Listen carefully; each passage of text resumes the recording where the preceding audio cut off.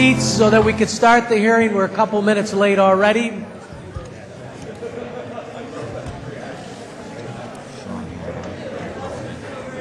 Could the young lady having her press conference do it outside, please? Thank you.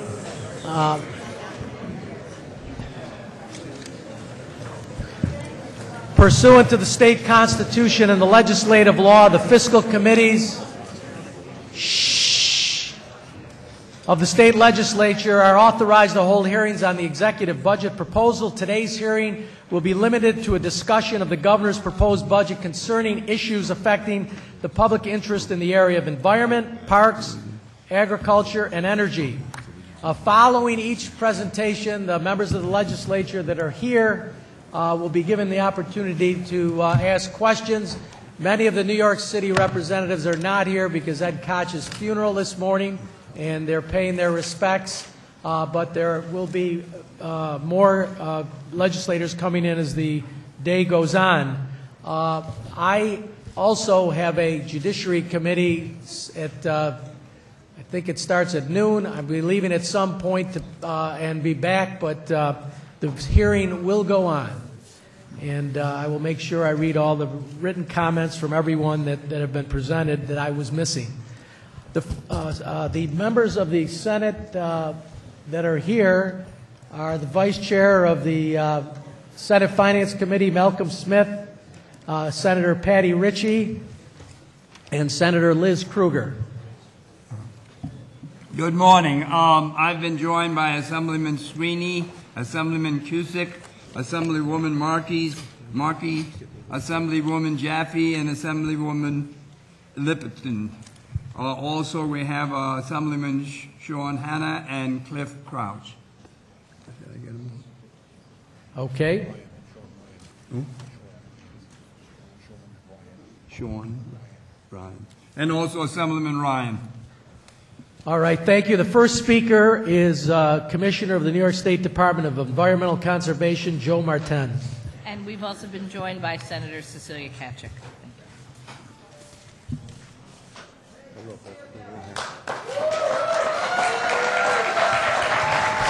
Excuse me. We have a hearing today. I think the issues that are going to be discussed are of importance to you as well as others. And I would suspect that the most prudent way to do this is to not clap or boo or hiss. Just allow us to ask intelligent questions of the speaker and ask the speaker to answer them. You'll get more information that way than a disruption that they'll bring us here till midnight. Disruptions that'll bring us here to midnight. So I really appreciate it. Thank you, Commissioner. Thank you, Chairman DeFrancisco, Chairman Farrell, Senator Grisanti when he arrives, Assemblyman Sweeney, members of the Legislative, Fiscal, and Environmental Conservation Committees. Thank you for this opportunity to discuss Governor Cuomo's budget recommendations for the Department of Environmental Conservation for state fiscal year 2013-14. The Governor's proposed budget represents a clear commitment to environmental progress. DEC, like many of our sister agencies, had a very busy year in 2012. We finalized regulations for the water withdrawal bill you passed in 2011, conducted Operation Eco Quality in environmental justice communities around the state, closed on the first phase of the historic acquisition of the Finch Prine property in the Adirondacks, completed upgrades at 3 DEC fish hatcheries, constructed several new boat launches, participated in an intensive program review of the regional greenhouse gas program with the 9 other RGGI states, discussed and drafted seeker reforms with stakeholders, and developed an environmental audit incentive program. And Superstorm Sandy required all hands on deck as our rangers and environmental conservation officers joined local responders in evacuations and rescues, and multiple DEC divisions assisted in response and cleanup efforts. I toured the affected areas of Staten Island, Queens, and Long Island several times and was awestruck by the devastation, loss, and human suffering. As soon as the storm subsided, DEC dispatched emergency contractors to remove oil from nearly 2,200 basements throughout the affected area. This was a critical activity because utilities would not restore electrical service to homes unless they had been pumped out. We even contracted for a barge in New York Harbor to be a central repository for the waste oil. We issued 57 emergency authorizations to ensure timely, safe, and efficient removal of the hundreds of thousands of cubic yards of storm-generated debris, provided waivers of certain air requirements to facilitate fuel distribution and resumption of power. And we issued 2 general permits which allowed homeowners and municipalities to undertake over 800 projects that were immediately necessary to protect local roads and homes. I'm very proud of DEC's storm response, from the sawyers that cleared down trees and crews that cleaned up oil spills to staff that made sure that solid waste was being transported, stored, and ultimately disposed of properly. New York's coastline was battered. Dunes were washed away, inlets silted in, and barrier islands breached. At DEC's request, the Army Corps has agreed to conduct $150 million in repairs to 7 existing coastal protection projects at full federal funding. For example, the beach west of Shinnecock Inlet has just been repaired to safeguard the local fishing fleet, and work is underway to protect the access road at Asheroken. DEC also identified new Army Corps projects that, if constructed, would provide additional shore protection, such as construction of a dune system to protect Long Beach. Thankfully, DEC got a jump start in 2012 on shoreline protection and flood control projects, thanks to the funds that you supported in the current fiscal year for the Governor's innovative New York Works program. The 2012-13 budget included just over $100 million for DEC to initiate shoreline protection projects and repairs and upgrades to state-owned flood control structures and dams. DEC has been aggressively implementing these projects during the last 10 months. 7 New York Works shore protection projects will repair and protect our coast areas from storm damage. Moriches Inlet has been completed, Shinnecock Inlet is underway, and the remaining 5 are in the design or contracting phase. In partnership with DASNY, DEC used these funds to contract for engineering analyses of all its high and medium hazard dams. The engineering reports have identified the repairs and improvements that will be required to bring these structures up to current safety standards. Next, we'll contract for the design and construction of these upgrades. DEC has also started work repairing 34 flood control structures, with nearly a dozen others in design. All in all, the New York Works Initiative has enabled DEC to tackle some important deferred maintenance for infrastructure that plays an important role in protecting both public and private property and public safety. Importantly, it has also put New Yorkers to work. In the 2013-14 executive budget, the Governor proposes to commit an additional $40 million in New York Works funds to be administered by DEC. The funds would be used to provide funding to clean up municipally owned contaminated sites, helping them to improve blighted neighborhoods and get properties back on the tax rolls, provide grants for municipal water quality projects to make needed investments to address aging infrastructure, such as outfall disinfection, sewage system upgrades, or asset management planning. They'd invest in DEC's recreational facilities, including campgrounds, environmental centers, trails, and fishing access sites. Address legacy orphaned abandoned oil and gas wells, and finally, to start an e-business initiative. The goal of this project is to bring DEC's regulatory programs into the 21st century by transitioning to a web-based system that allows the regulated community to apply for permits, submit reports, and make online payments. The goal is also to make DEC's transactions more transparent, reduce paperwork, and help DEC do its work more efficiently. These projects demonstrate the Governor's continued commitment to investing in environmental protection, outdoor recreation, and public environmental infrastructure. I'd like to highlight a few additional aspects of the Governor's 2013-14 executive budget as it affects DEC. DEC's state operations budget would essentially remain the same as last year. The executive budget includes nearly $452 million for DEC state operations and maintains our current staffing levels of 2,916. The staffing level reflects a transfer of 74 employees from DEC to the newly formed Office of Information Technology Services. These staff continue to provide DEC's IT support. Governor Cuomo has also proposed a significant increase in the EPF for state fiscal year 2013-14 from $134 million to $153 million. This is great news for New York's environment. The Bottle Bill Article 7 proposal would increase funding for the EPF by $19 million next fiscal year and $23 million the year after. The additional funds would be transferred from unredeemed deposit collections that currently flow into the general fund. As you know, the EPF supports a variety of environmental programs, many of which flow to municipalities. DEC uses funds to purchase land, build trails, parking lots, and other amenities to allow the public to access and enjoy these lands. The EPF also allows DEC to provide grants to municipalities for recycling and water quality improvement projects, to name a few. For example, this year, DEC entered into contracts with 78 municipalities for $12 million in recycling projects across the state.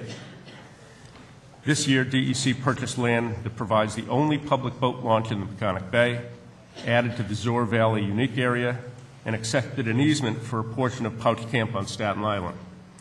As I mentioned earlier, DEC used EPF funds to begin the historic acquisition of 65,000 acres of former Finch Prine lands in the Adirondacks.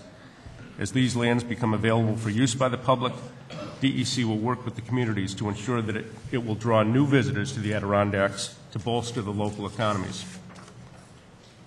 I'm committed to ensuring that the communities across the park benefit from the state's purchase of these crown jewels. The governor has also proposed to provide $5 million in EPF funds for flood resiliency projects to support natural infrastructure projects to mitigate the impacts of floods, storm surge, and the effects of climate change. We intend to use a portion of the funds to support a flood resiliency planting program to attenuate flood damage, and the remainder to provide grants to municipalities to invest in natural infrastructure in their communities to make them more resilient. This could include green roofs, pervious pavement, rain gardens, vegetated swales, and stream buffers. There are several Article 7 proposals included in the executive budget related to DEC. The first would make the waste tire fee permanent so that DEC can continue to clean up waste tire piles that are environmental hazards. Second, the executive budget once again proposes Article 7 language to explicitly exempt the Conservation Fund from any sweeps. Although the Conservation Fund has never been swept, including this language is important to ensure that DEC continues to receive federal funds for fish and wildlife activities.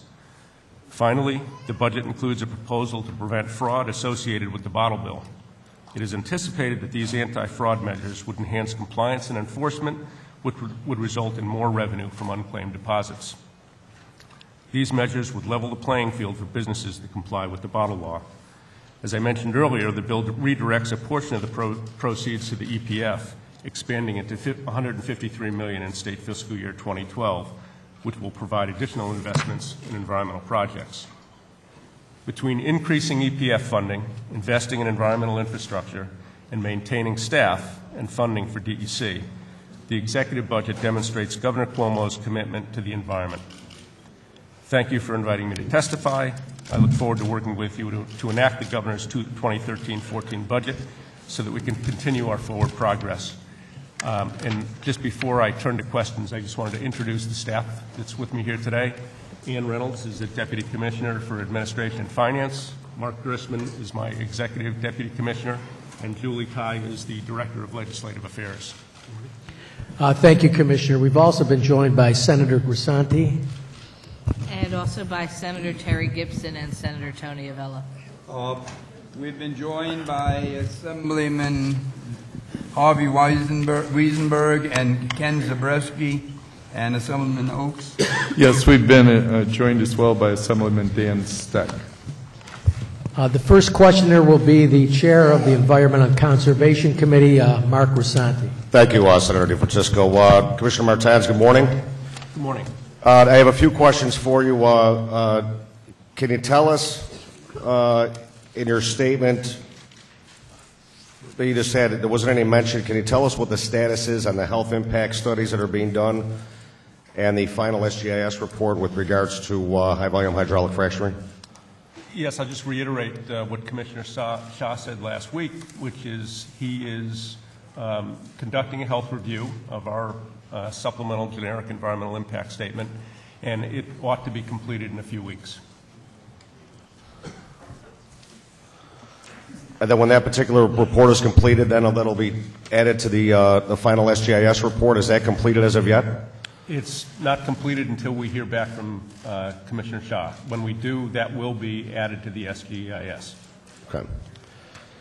Now, on another area, I'm concerned that the budget contains language that puts the state at jeopardy, and I think you know about this, of losing federal funds earmarked for the conservation fund. And this has been an ongoing issue for a few years. An audit by the U.S. Department of Interior found that it needs to be fixed or we're going to lose this federal aid. Naturally, I know you're aware of it. I mean, what are we going to do to correct this problem? Language is included in the budget that we believe corrects the problem, although I did hear recently that the Fish and Wildlife Service has some concerns about the language, which they had agreed to last year. So we're going to continue to work with Fish and Wildlife and sort that out as quickly as possible. Obviously, we all want to see that language included in the budget so we don't put any federal funds at risk. Okay. And I know that your office is going to work with my office as well as the Assembly to make sure that we get that done this session? Yes, absolutely. Okay. And we talked the other day, a concern regarding brownfield programs. What's your sense with regards to the brownfield programs? We have expiration dates that are coming and where we're going to move from there. Last year, Senator, I know you know that the legislature extended the deadline till the end of 2015. So that gives us about a 3-year window. It takes about 3 years from the time we get an application or once we get an application and put a project into the program to completion. So all the projects that are currently before DEC, we ought to be able to get through the pipeline by the end of 2015. Obviously, new projects going forward might not meet the deadline. So we've certainly been talking to a lot of stakeholders about the possibility of extending the program, but at this point, we've still got plenty of time before the deadline, but I think it's something we want to actively engage with the auditor. Do you have a concern that with this year, if individuals want to get into the program this year, they will not be able to meet the 3-year deadline? Will there have to be another extension then beyond 2015? Well, for anybody coming into the program at this point in time, it would be they may run out of time. I mean, the 3 years, it takes us about 3 years to get through the process to issue a certificate of completion. They need that certificate of completion from us in order to get the tax credits and the benefits under the Brownfields program. So projects that are in the pipeline now should be okay, but it does raise questions about new ones coming into the program. And I have another question, Commissioner, and then I'll turn it over because I may have some follow-up questions on the EPF itself. There is an increase in the EPF funds. Yes. Where do you see that funding going? And do you, in particular, I see a need for that to actually go to the ZBGAs with regards to some of that additional funding. Do you see it earmarked going to any specific place, or with regards to the extra money that's in the language itself? There was an increase of $250,000 this year for ZBGA. Several categories were enhanced because of the commitment from the governor to add 15. 5 million. I can't hear you. The overall increase, though, is $19 million. Right. And we expect that to be $23 million in the subsequent fiscal year, just based on increased compliance with the bottle law. So a variety of categories, do have enhancements this year because of the $19 million that the governor's added to the EPF. Okay. All right, I reserve questions, Senator DeFrancisco, for the future. Thank you. Thank you. We've been joined by Amy Pauling, Pat Fahey, and Steve Engelbright. The question now is Assemblyman Sweeney, Chair of the committee. Thank you, Mr. Chairman. A couple of follow-ups. Commissioner, thank you for being here this morning. You mentioned in your testimony the issue that has taken place with the federal government on language, and you indicated, I think, that it's addressed. Has the federal government signed off on whatever the language is now? We went back and forth last year, and I prefer not to do that this year. We did, and just this morning I learned that Fish and Wildlife may have concerns about the language that's been included in the budget. So obviously we want to get to the bottom of that as quickly as possible. We don't want to go through what we went through last year. Okay, so you would anticipate that that's going to be resolved in some form or fashion in the very near future, then? I do. Okay. Now, the Fish and Wildlife Service had agreed to this same language last year, so I'm not sure what the concern is this year. Yeah, but I think they indicated it was a 1 year and that they expected more this year. Okay. Well, we'll get to the bottom of that right away. Okay. Brownfields also, I think you made some mention of it, but does DEC plan to submit a program bill this year? We've been in discussions with lots of different stakeholders, Assemblyman, and haven't made a decision on whether a program bill is, whether we'll submit a program bill in this session. On a different subject, does the proposed budget include any funding related to the authorization of hydrofracking, such as increased permit revenue or increased staff levels? No, it does not. So does the absence of that funding mean that the department does not plan to finalize the SGICE and/or issue permits during the coming fiscal year? It is really up in the air. The Department of Health should be getting back to us shortly on its review of the SGICE. So it was premature in our judgment to include funds when we weren't at the end of the process. Well, you have a couple of deadlines coming up in February. Do you anticipate an ability to meet those deadlines if the health department hasn't submitted its study? It all depends on what the health review says. If it recommends additional measures, then it would be difficult to finalize and get the regulations finalized. So it really depends on what Commissioner Shah recommends to the department. Do you, given that fact, I'm wondering if you are willing then to consider the results of a new University of Pennsylvania study on the issue, which is going to investigate and analyze reports of health problems near fracking operations in Pennsylvania. Is that something that, or let me ask, is that not information that we should have before things are finalized?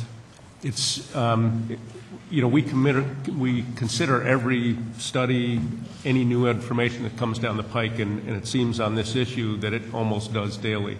I think the University of Pennsylvania study is not fully funded yet, so I'm not sure what the timetable is for that. I know a lot of universities have agreed to participate, but I think there is still an open issue about timing and funding. But it's certainly one we're going to watch carefully. Okay, well, I understand and appreciate that comment, but and I mentioned that one in particular only because it is taking place. It's an independent study that's taking place in a state that has experience with hydrofracking, and therefore it seems to me that having the information from that study would be a valuable thing before we make any decisions on what we want to do. Would it not? It's, as I said, we watch these studies very carefully regardless. I mean, the EPA study is still coming forward. We hope that you know, we get some interim information back from EPA on that study as well, and we actually have 2 DEC staff that are participating in that as designees for the agency.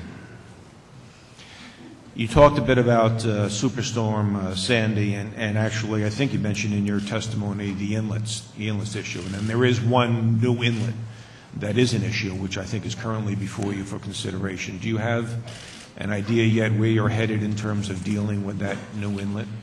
We just continue to watch it very closely, along with the National Park Service and the Corps of Engineers. I'm struggling with the name.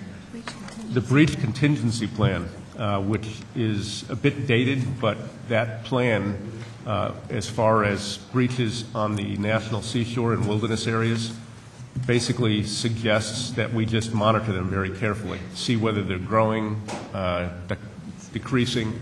This one has remained relatively stable. So we don't plan to act until, there's an indication one way or another. It could fill in on its own. It could get larger, and we obviously just want to watch it very, very carefully. Okay. Is filling in, though, the desired result? Have you made a decision on whether it should remain an inlet, or, I mean, there were people advocating on both sides. Yes, there is. As you certainly know. So let me ask then, has the department made a decision on which way you would prefer that it go? No. Haven't made a decision. It obviously, that breach does have, considerable ecological benefits. It provides additional flushing to Great South Bay. So we'd like to, if it stays open, that's great. The concern, of course, is if it starts to grow dramatically and whether or not that might endanger and exacerbate flooding on the mainland. So it's something we're watching, obviously, very closely. Meet every week with all the interested stakeholders down on the island, but we have not committed one way or another. I think we're doing exactly what the breach contingency plan called for. Can you, on the same subject, can you tell me what the DEC's priorities are for the federal money that the state is going to be receiving? We have a list of projects which are way too small. Okay. Well, if you could just get those yes. to me, you don't have to be happy to. But, yeah. Okay. On the bottle bill, I have to ask you, and you mentioned the increased funding, which is great, but it's tied into these other changes, some of which, as you know from past experience, we have concerns about. And one in particular is that it certainly appears to reduce has the effect of reducing the number of stores that would be taking bottles back, which in turn, it seems to me, reduces the effectiveness of the bigger, better bottle bill. And I'm curious what your thoughts on that subject are. Well, we'd be happy to discuss your concerns. There's a long list of reforms in there that we hope will actually increase compliance and obviously add to the revenue the state gets from the bottle bill. We know that there is a lot of fraud out there. We know there's problems with transshipping. There's problems with reverse vending machines. And cumulatively, they cost the state a lot of money, and that's unfair for the entities that comply with the bottle law. So the goal here is just increased compliance, increased return rates. But if there are specific concerns that you think are counterproductive in our proposal, we're obviously happy to talk about them. Okay, great. We'd be happy to have that discussion with you. Great. And I have to ask you, because I get a lot of environmental groups that come into my office and they say that they're told that the department's computers are the reason why they're having trouble properly monitoring speedies permits and implementing the new Sewage Pollution Right to Know Act. So I guess I have to ask you, does the department have adequate computer resources in administration of existing programs, including speedies and the Sewage Pollution Right to Know Act? The short answer is no, but the good news is there are increased funds in this budget for IT at the department. There's actually a total of $6 million between the New York Works program and our capital budget for IT. I have been saying very frequently in talks that I give that the department is in the 20th century. Stuck in the 20th century as far as technology is concerned. You can't get a permit online, you can't submit reports online, you can't pay the department online except for fishing and hunting licenses.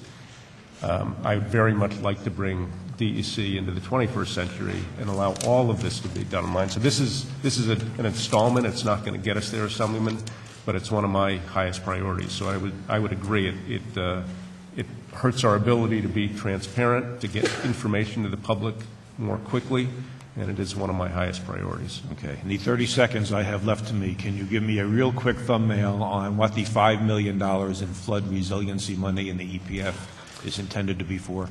It is for, the soft solutions. It is green infrastructure. It is wetland mitigation, stream corridor protection, all of the things that can be done to lessen flood impacts, but not hard engineering. It's not for hardening structures. It's soft engineering solutions to flooding. Since I'm out of time, can you get to me information on how you intend, whether you're going to solicit RFPs or Yes. exactly how you anticipate the money would be allocated? And also reminds me that a half $500,000 out of the $5 million would be used for plantings. We obviously lost a lot of trees and vegetation from Hurricane Sandy. $500,000 would be provided directly for stream plantings along stream corridors, shorelines, etc. But we'll get you a list. Thank you. Yep. Thank you. Senator Smith. Before that, I'd like to say that we've been joined by Assemblyman Otis, Assemblyman Scarborough, and Assemblywoman Gunther. Thank you. Senator. And we've been joined by Senator Little. Thank you, Mr. Chairman. Good morning, Commissioner Martins. In your testimony this morning, I guess it's your fourth paragraph, you talked about the request by the Army Corps of Engineers to repair 7 existing coastal protection projects. And then you also further down talked about DEC has also identified new Army Corps projects that, if constructed, would provide additional shorefront protection. My question is, what are those projects? And 2, the governor's New York State 2100 Commission, a section on land use,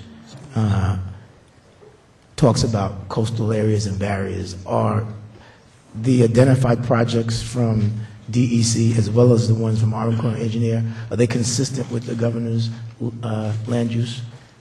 Yes, I'm going to ask Ann Reynolds to give you the list because it's too small for me to read, Senator, but Okay. the short answer to the second part of that question is yes, they are consistent with the governor's policy. There's 7 projects that were constructed by the Army Corps. And Excuse me, could you move the mic a little closer? how's this? There's 7 projects that are constructed by the Army Corps in the past with DEC as the sponsor. Those are Coney Island Public Beach, Rockaway Beach, Oakwood Beach, west of Shinnecock Inlet, Asheroken Seawall, West Hampton Interim Project, and Fire Island Inlet. And those are ones that the state has been supporting for years with the federal government and will be paying for repairs there. The federal government will be. Then there's others that have been discussed for many years, but never, those investments never made, that we believe would provide additional protection. Do you want me to list all these? It's Fire Island breaches, Lake Montauk Harbor, Hashemomic Cove, Asheroken Shore Protection, the Seagate portion of Coney Island, Long Beach, South Shore of Staten Island, Rockaway Beach storm damage, and a large project to address issues from Fire Island to Montauk Point. And we can provide this list. Okay, if you can provide those, both may be fine. And what would be the cost of those projects? The latter ones? Not the ones that you've already identified. The total cost of all those new projects is in the neighborhood of $1.5 billion. Okay. Can you get me the number that, or you may have it at hand, that DEC generates from all of its fines that it places on businesses that cross the environmental line? And I don't necessarily need an analysis of how you appropriate those fines, but I'd like to know what that total revenue is. I don't have the number, but we can certainly get you the number. Okay. But the fines don't come back to DEC. Fines No, you're presuming my question. I have another reason for it. So if you just get me that number, that would be helpful to me. Thank you. You bet. Last question on Sandy, and I commend you for the work that you did on Sandy. There's no question about it. Thank you. The Senate has a bipartisan task force. We've traveled all around the city from Rockland County to the boroughs in New York City. We have quite very good response and very good compliments to DEC. Thank you. I don't know if you did an analysis of what occurred with Sandy in terms of, from DEC's perspective, what you can do going forward better, or any suggestions. Could you just enunciate a few of them, if you have some of that, some of the glaring things that you saw DEC could do better, or perhaps going forward? We actually have a group within DEC that is analyzing our response to the storm, and I don't have the results of that yet, but I was down in the storm-impacted area for quite a while, and spent a lot of time in Staten Island, Queens, and Long Island. And I have to say, Senator, I thought that the coordination among state agencies and federal agencies and local agencies was terrific. We obviously had an extraordinary problem dealing with solid waste, and we're still dealing with solid waste, both woody debris and solid waste. We had to extend hours for facilities upstate to take the waste. But I have to say, I thought it was very well coordinated. The problems we dealt with very quickly. The breaches on the outer end of Long Island we dealt with very rapidly and had them filled in before they grew. So I can't point to I'm sure there's things we could have done better, but the staff was extraordinary. We had staff down there that were literally sleeping in trucks because they couldn't find housing in the city. We sent dozens of crews down there just to help clear debris. And as I said in my testimony, we went around to 2,200 different homes to pump out oil out of basements that was necessary in order to get the heat and power back on in homes. So I didn't hear an awful lot of complaints in the aftermath. Again, when I hear directly from staff and get their report, I'm happy to share it with you. But all in all, I think DEC, as did all of the agencies that were involved, did a terrific job. Okay. Thank you very much, Commissioner. Thank you, sir. If you can get me that follow-up information, that would be helpful. Thank you, Mr. Chairman. Thank you. Assemblyman Cusick. Thank you, Mr. Chairman. Thank you, Commissioner. Commissioner, I'm going to continue on the Superstorm Sandy questions. First, I want to thank you. You mentioned a couple of times you being down in Staten Island during the storm. I can attest firsthand the good work that DEC has done and continues to do for the people down in Staten Island and the rest of New York that was hit by the storm. I want to thank DEC for that. I want to ask a question. Today in the New York Times, there's an article about a possible plan that the governor has proposed to buy out some of the folks that were affected. The price tag was $400 million.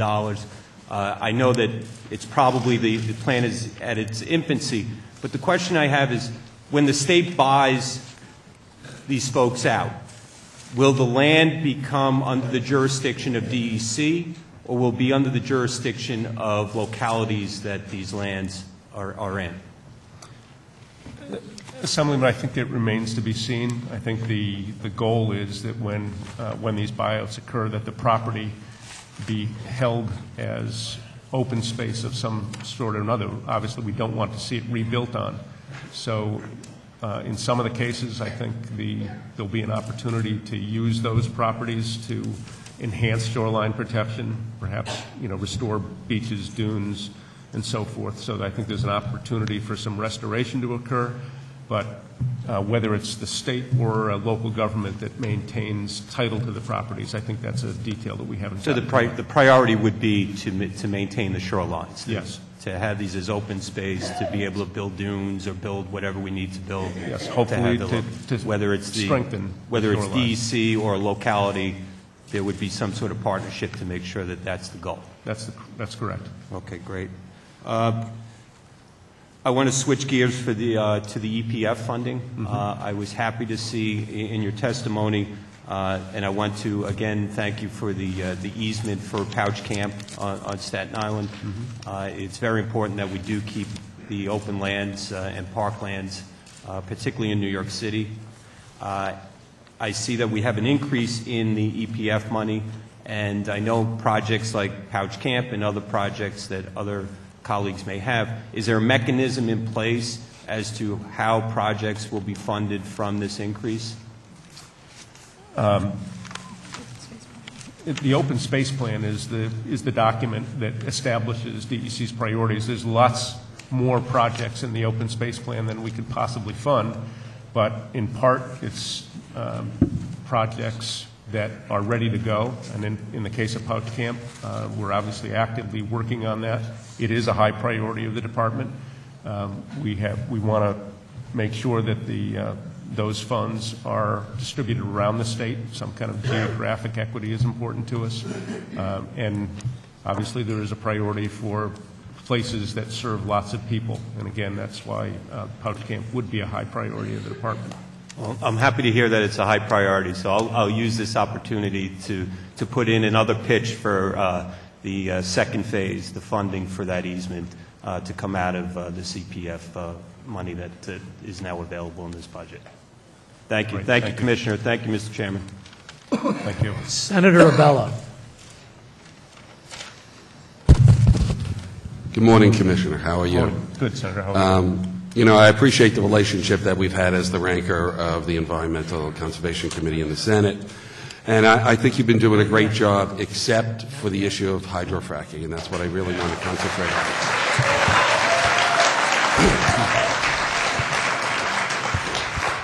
Excuse me, just for the record, I think everybody sitting in this room knows where you stand on this issue.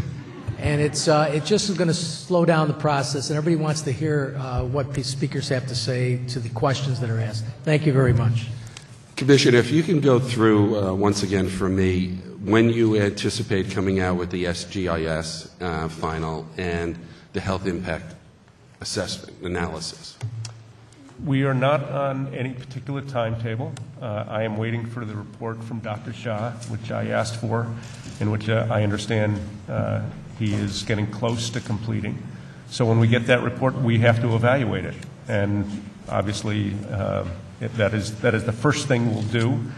The potential health impacts and Dr. Shah and the Department of Health's opinion about what we've done in the SGIS is critical, or I wouldn't have asked Dr. Shah to do this separate review. We worked very closely with the Department of Health throughout the process, so it's not as if this was the first time they've done a review, but lots of people, needless to say, around the state, health professionals raised concerns about the adequacy of the SGIS, so they've taken a closer look. They turned to 3 outside experts in the field from 3 prestigious universities. So I'm looking forward to Dr. Shah's report. We should have it in a few weeks, and then we'll decide where we go from there. I want to get back to that, but first I want to ask a related question. So everybody was under the understanding that the SGIS would be done in February. So you're saying that is not happening? I have to wait until I get the health report before we make any decisions about whether we move forward or not. Okay. So let's go back to the health impact assessment. What exactly are these 3 scientists looking at? They looked at the SGEIS, the entire document. Everything was available to them. We had summarized for them the parts of the SGIS that applied to public health issues. So we summarized that for them, but they basically looked at the entire SGIS. How many pages in the SGIS actually relate to health impacts? I don't know off the top of my head. I mean, the document is several thousand pages, but the whole document is. Right. But I mean, some of us feel that there was actually no health impact assessment in the SGIS, so that in effect, Excuse me, I just want you to know that the time you're clapping is eliminated from the time the good senator asks questions. So what I said was, if you didn't hear it, the time in which you're clapping takes time away from the questioner, who obviously you want to have ask questions. Thank you. Thank you, Senator. So my concern is that you've asked the Department of Health to look at those components of the SGIS which related to health, which was nothing, and you've asked the scientists to look at that as well, and they're reviewing nothing. I think there's probably many members of the Senate and the Assembly who have been asking for a health impact assessment, an independent health impact assessment that would really, truly look at this issue. My concern is, and you can respond, that these three scientists who are well-known and qualified are looking at nothing. So they're going to come back with a report saying there's no problem because there's no data, there's no scientific evidence in the SGIS for them to look at. I would, I disagree with your characterization that there's no health impact review in the SGIS. I would argue that most of the SGIS is a health impact review and addresses health impacts, the potential health impacts to both health and the environment. We identified, if you read the document in Chapter 6, I believe it is, we identified all the potential impacts, adverse impacts, and it was not exclusive to the environment. It included public health impacts. We listed all the potential chemicals that could be used in the process. And then the approach was to see if we could identify specific mitigation measures, which is in Chapter 7, that would prevent public exposure, human exposure, to the chemicals that are used in the process. And not just chemicals, but there was lots of other impacts associated with HVHF, clearing land, runoff. We address it from beginning to end. So the SGIS was very comprehensive. It did look at health impacts. And we asked the experts, these three experts from the outside, not just to look at the SGIS, but tell us if there were things we missed. So if they think we missed things, I'm sure they'll be included in Dr. Shah's report. I'm glad you said that, but I wasn't here for Dr. Shah's testimony, but I don't think that's what he indicated, that they had the opportunity to suggest things that were missed. So, it seems that DEC is punting back to health, and health is punting back to DEC. So I think there needs to be a little clarification as to, and I'd like something in writing following up this meeting, if that is in fact the case, that the three scientists and the review can actually suggest things that were missed. And I just wanted to pick up also on your comment about mitigation. I would think when you do a health impact study, you would look at, is this the proper way to go to begin with, and then if it is, what mitigation is necessary. It's sort of like you put the cart before the horse, saying, you're already going to go ahead with this, and now you're going to look at how you can mitigate the possible health impacts. I would think that's the wrong way to go. I'm not sure I follow you. In other words, you've already made a decision.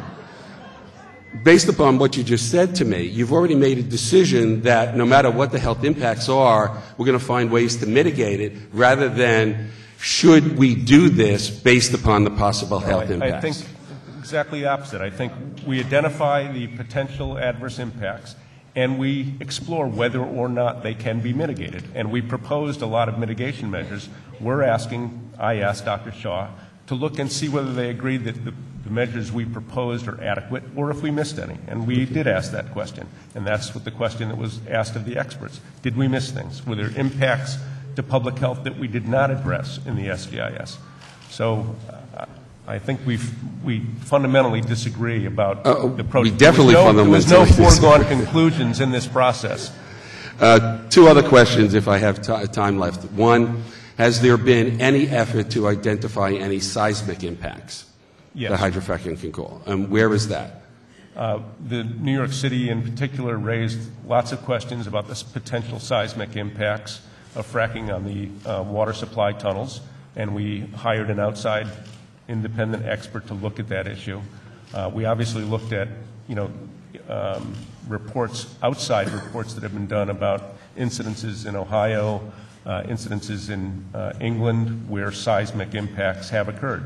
So we've looked at them, and we've had an outside consultant look at them as well. Is that coming out? I haven't seen anything like that. I'd like to see a copy of what you've been able to ascertain. It's in the next draft that we've been working on. In the next draft. Mm-hmm. Now, the updated SGIS was released in December, if I remember correctly. Prior to that, you had received about 80,000 comments, and it took you a year to analyze those 80,000 comments. And I understand there's about 200,000 comments that have come in since December. Right. How are you handling reviewing those 200,000 comments? It's kept people very busy. Well, if it took you, what's your time frame? I mean, again, going back to that February deadline, which apparently is not a deadline, but it took you a year to do 80,000 comments, and now there are 200,000 comments. So, there's 200,000 comments. I don't know how many of them are both germane to the what we were seeking comments on was just the regulations that we proposed. Some of them obviously are just repetitive comments. So there's lots of comments, and staff is literally working on responding to those comments right now, and lots of staff are working on them. last question, absolutely. Will the health impact assessment that you're doing or analysis be open to the public, and will it be the public have an opportunity to comment? When it's released, I'm sure it will be made available to the public. And an opportunity for the public to comment? We'll have to see when we get it. But it will be made available to the public, and I'm sure that people will comment on it, whether there's a formal comment period or not. Thank you, Commissioner. Yep. Thank you. We've been joined by Assemblyman Bill McGee. Next to testify, Assemblyman Wiesenberg.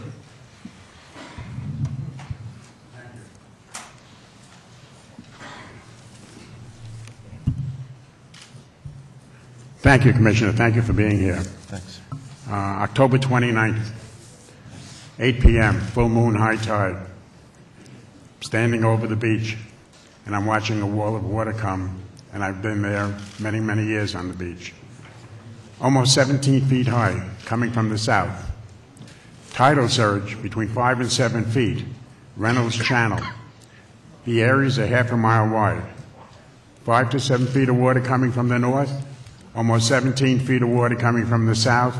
Every home in a community with 35,000 people was impacted by what took place. It was the perfect storm. It's interesting, isn't it, how God works, because 4 days later we had 4 to 6 inches of snow. Meanwhile, we have people that were out of their homes, displaced, if you will. Mm-hmm. The most important thing that took place, and the most important thing that we had to restore, was provided by Governor Cuomo and Senator Schumer. They brought generators so we could do something with the water and sewer plants that were totally devastated. Right. That means there is no potable water, no electricity, no heat,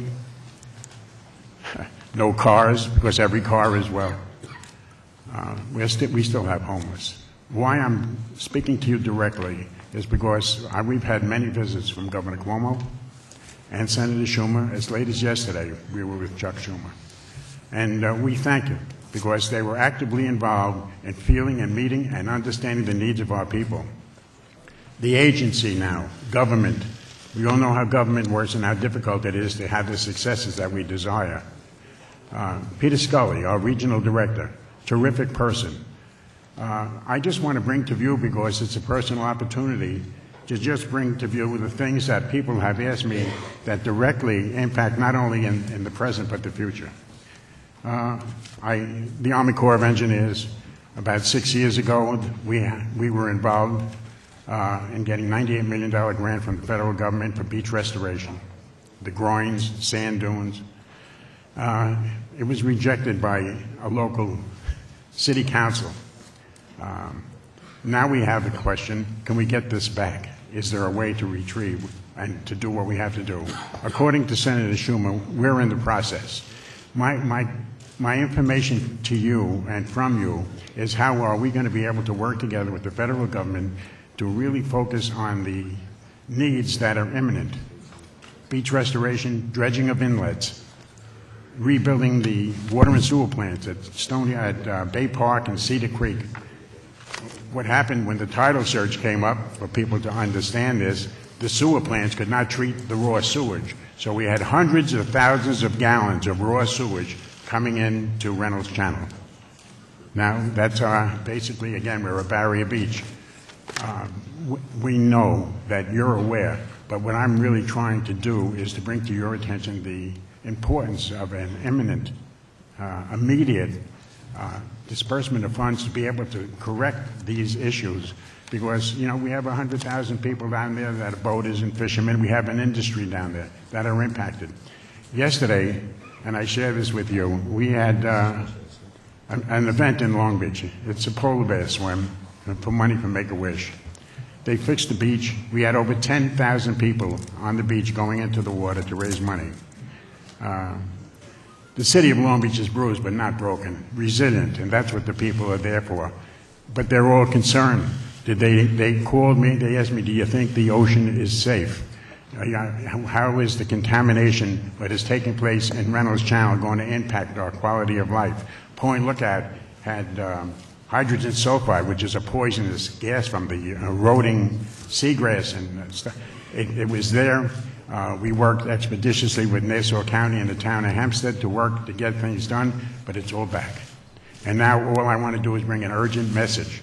You know, we say thank you for everybody's participation, but right now what we really need is the ability to get things done. We have a difficult time for everybody who is not directly impacted, but the people in Queens and Long Island are really aware that we have a threat to health and safety from so many different angles that we really want somebody to really focus, and I again thank our governor and our U.S. Senator to be able to bring to view, but we need now the ability to get the resources necessary to be able to provide the safest environment. You know, there was a saying many years ago that was told to me, and I never forgot. They said we should have learned from the Indians. They went on to Barrier Beach and they fished and hunted and then they went back. But you know how important it is for our environment to be successful, to have that Barrier Beach there, because we're protecting the mainland and all of our natural resources. So I just wanted to say thank you. There's an opportunity, Commissioner, to say thank you to you and your staff for what you're doing, but all I want to do is make you focus on the eminent needs of the people who need it the most. Thank you. Thank you, Assemblyman. I don't think there was a question, but go ahead. I agree with everything you said. I think we've certainly been very, very focused on the coastal areas, and the governor's obviously been very focused on the coastal areas. Long Beach, in particular, I spent a fair amount of time in Long Beach when I was down there, and it was, you know, remarkable on multiple levels. Just how, you know, what a blow that community took. It was worse than Katrina. It was. But I want to make you smile because we raised over $600,000 yesterday for Make-A-Wish. That's fantastic. Well, we're very focused on it. We're going to work very closely with you. You obviously understand the situation very well, and we look forward to working with you very quickly. Thank you. Thank you, Senator Kachik. Hi, Senator. Welcome. You have to put it on. Mic on? Okay. No, it gets loud. I was very happy to see the increase in the environmental protection funds, and that there's $2 million for the Ulster County Rail Trail. I think that's going to be very helpful to the area to encourage tourism activities and economic development. You also mentioned, and my colleague mentioned it as well, $5 million for a flood resiliency program. And I know you mentioned the types of programs that would support. Could you explain how those funds will be distributed and where you expect those funds to go? We will be putting together an RFP of sorts just to solicit proposals on the $4.5 million and the $500,000 that's specifically for replantings along sensitive areas. So we will put out proposals and solicit. These will all be in the form of grants to municipalities. Okay, thank you. With regard to fracking, I mean, agriculture is the largest industry in this state, and the dairy industry is a big component of that. Have you considered doing a socioeconomic impact study on the impact fracking will have on the dairy industry, especially in light of our efforts to increase the important yogurt industry that we have in the state? Because I'm very concerned about how we support agriculture, and there's going to be an impact on the dairy industry. Mm-hmm. Have you explored that? We certainly looked at it in the generic environmental impact statement. You know, one of the obviously a generic environmental impact statement looks at things generally. It's common, conditions, common impacts, and in this case, it's the appropriate mechanism. But we looked at things like agriculture and the potential impact to agriculture, and in fact, there are a handful of very specific mitigation measures that are directed specifically at agriculture to minimize the impacts. It's the limitation of a generic environmental impact statement is that we don't know what sites will actually be developed and where. So when and if this ever goes forward, you have to continue to look at those impacts. One of the things you want to do is make sure that the communities are actually involved, the communities that will know if a well is proposed in a specific place, what those site-specific impacts will be. So this is only, the first stage in the process, if it goes forward. But agriculture is one of the concerns, and Ag and Markets was obviously involved with us from the beginning of the process as well, to try to anticipate and once again mitigate the impacts. But you could decide to do a socioeconomic impact study. Well, we did in a generic, at a generic level for a statewide activity. There is a socioeconomic component, a very significant one to the SGIS. You could be more specific and look at the impact on the agricultural industry or the dairy industry. We did. Okay. And when you looked at that, did you take into account there was a study in Pennsylvania that showed that where there was active wells, there was a reduction in the number of cows producing milk? We did look at that. Once again, we hope it's a little bit like comparing apples to oranges. When there's impacts in Pennsylvania are under a very specific regulatory regime. We're proposed things that are very different than what has been done. For example, open impoundments are used for flowback water in places. We're not proposing the use of open impoundments. Open impoundments are a problem, and that is one specific possibility for a connection between agricultural impacts. That again in New York we wouldn't allow them to be used. In the health review study that Dr. Shah is looking at, are they looking at the potential negative impact that fracking could have on the food production? Like if there are cows that are near a gas well, if there is a breaker, if there is a tanker that has an accident and fluid from the fracking process or materials that are used in the fracking process are spilled on land and the cows have access to it. Is anyone looking at how those chemicals that are used could potentially be involved in the process of milk production? And is the health impact looking at the impact in that area? As I said, the emphasis and the approach that we proposed in the SGIS is to prevent exposure. It's to prevent spills. It's secondary containment systems. It's a whole series of things to prevent exposure in the first place. Can you eliminate them? No.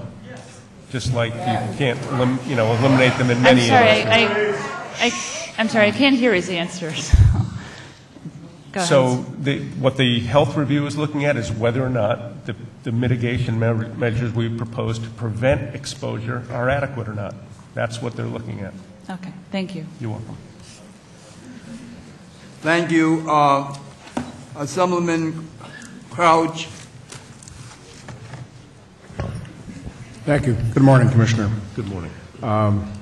Last year I asked you a question on for our state forest. We've got a lot of resource out there that I keep hearing from loggers that's not being utilized. Have we made any progress on marketing some of that asset and marketing trees to move ahead with some of it, rather than have it, decay and dying in our forest? We might better move it to market.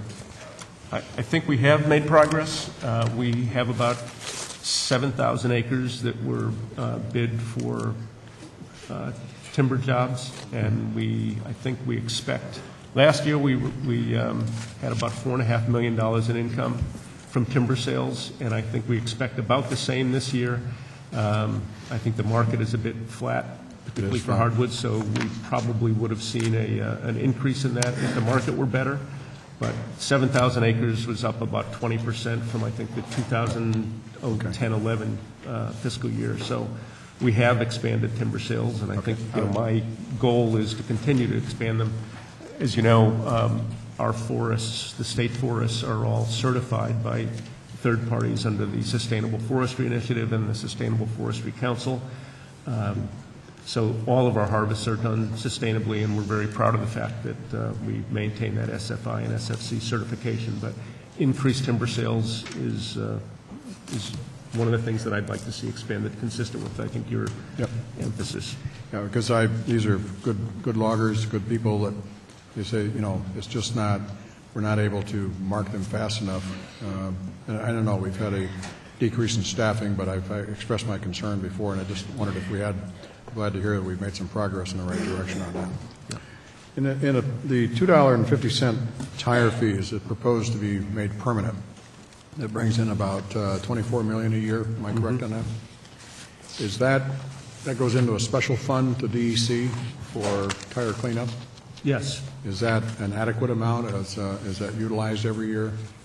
Yes, it is. It has been adequate. We've made great progress cleaning up waste tire dumps. I think about 27.5 million tires have been collected since we started the fee on the tires, and I think about 30 million tires collectively, because not only do we go in directly and clean up tire dumps, but we also, when we know that there is a owner or operator of a facility that has a tire problem, we can compel them to clean up. So another 2.5 million tires have been cleaned up just because of our compliance efforts. So about 30 million tires have been cleaned up since the beginning of this program, and I forget the total dollar figure, but it's been an enormous commitment of resources. But we continue to find new tire dumps all the time, so we want to keep on top of this. But $110 million has been dedicated so far. Okay. But we're finding new tire dumps, so our total number of tire dumps hasn't necessarily decreased. We've maybe taken care of the largest, most egregious matters? Yes. Okay. What happens to the tires when it's mitigated? You clean up it. Where do they go? Some of them are used for road jobs. They're ground up and used by DOT and others to repair roads. I think some of it's shredded and can be used as landfill cover. Those are the two primary uses of those tires that I'm aware of. All right, thank you. You're welcome. Senator Ritchie. Morning, Commissioner. Morning, Senator. I was pleased to see that the governor has increased the EPF funding by $19 million. Can you tell me how much of that will be set aside for farmland protection programs? I will in a second. You got to add them up.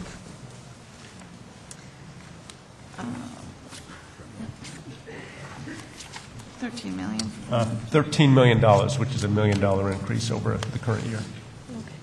And as you're aware, there's been a significant decrease in the funds for snowmobile trail maintenance, and that is something that has a huge impact in my district for tourism and the economy.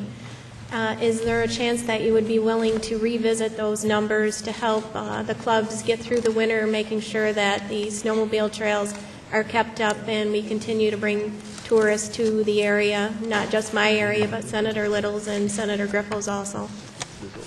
Be happy to work with you on it, Senator. I'm not aware off the top of my head what the status of the expenditures are out of the snowmobile fund, but I'd be happy to talk to you about that. Okay, that's great. And then lastly, we had a discussion last year about UTVs and expanding recreational opportunities for them, and that's something else that I think would be a big boom to the area that I represent because it's rural and we have a lot of people there who have already invested a huge amount of money purchasing these UTVs and aren't able to ride them anywhere at this time. And besides the fact that we would be increasing tourism opportunities, this would be a revenue source that the state right now doesn't actually get any money from. And from those that I represent, I hear on a daily basis that they're pretty much willing to pay anything so that they can be legal and ride trails. So I would certainly like to continue the discussion and hope that, you know, we can find some kind of solution to that. Good. We have been working on an ATV policy. There's been an absence of one for years, and I will be talking to you about that soon. Thank you, Commissioner. You're welcome. We've been joined by Assemblyman Brian Kavanaugh. Next to testify, Bill Scarborough. Assemblyman Scarborough.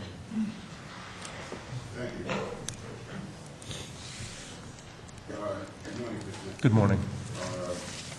I'm from the Jamaica St. Albans area, southeast Queens, and yeah. No.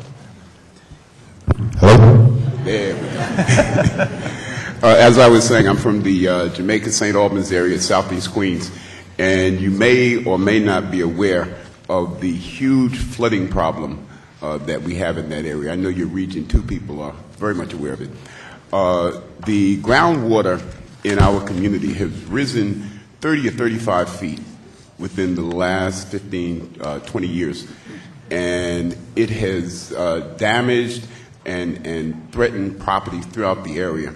Our college, York College, is pumping hundreds of thousands of gallons of water per day and storing it out of their basement levels. We have churches, senior citizen complex, bus depot, our subways have been flooded by this water. We have hundreds of homes and businesses whose basements have been rendered unusable simply by this rising water that is pouring into their properties.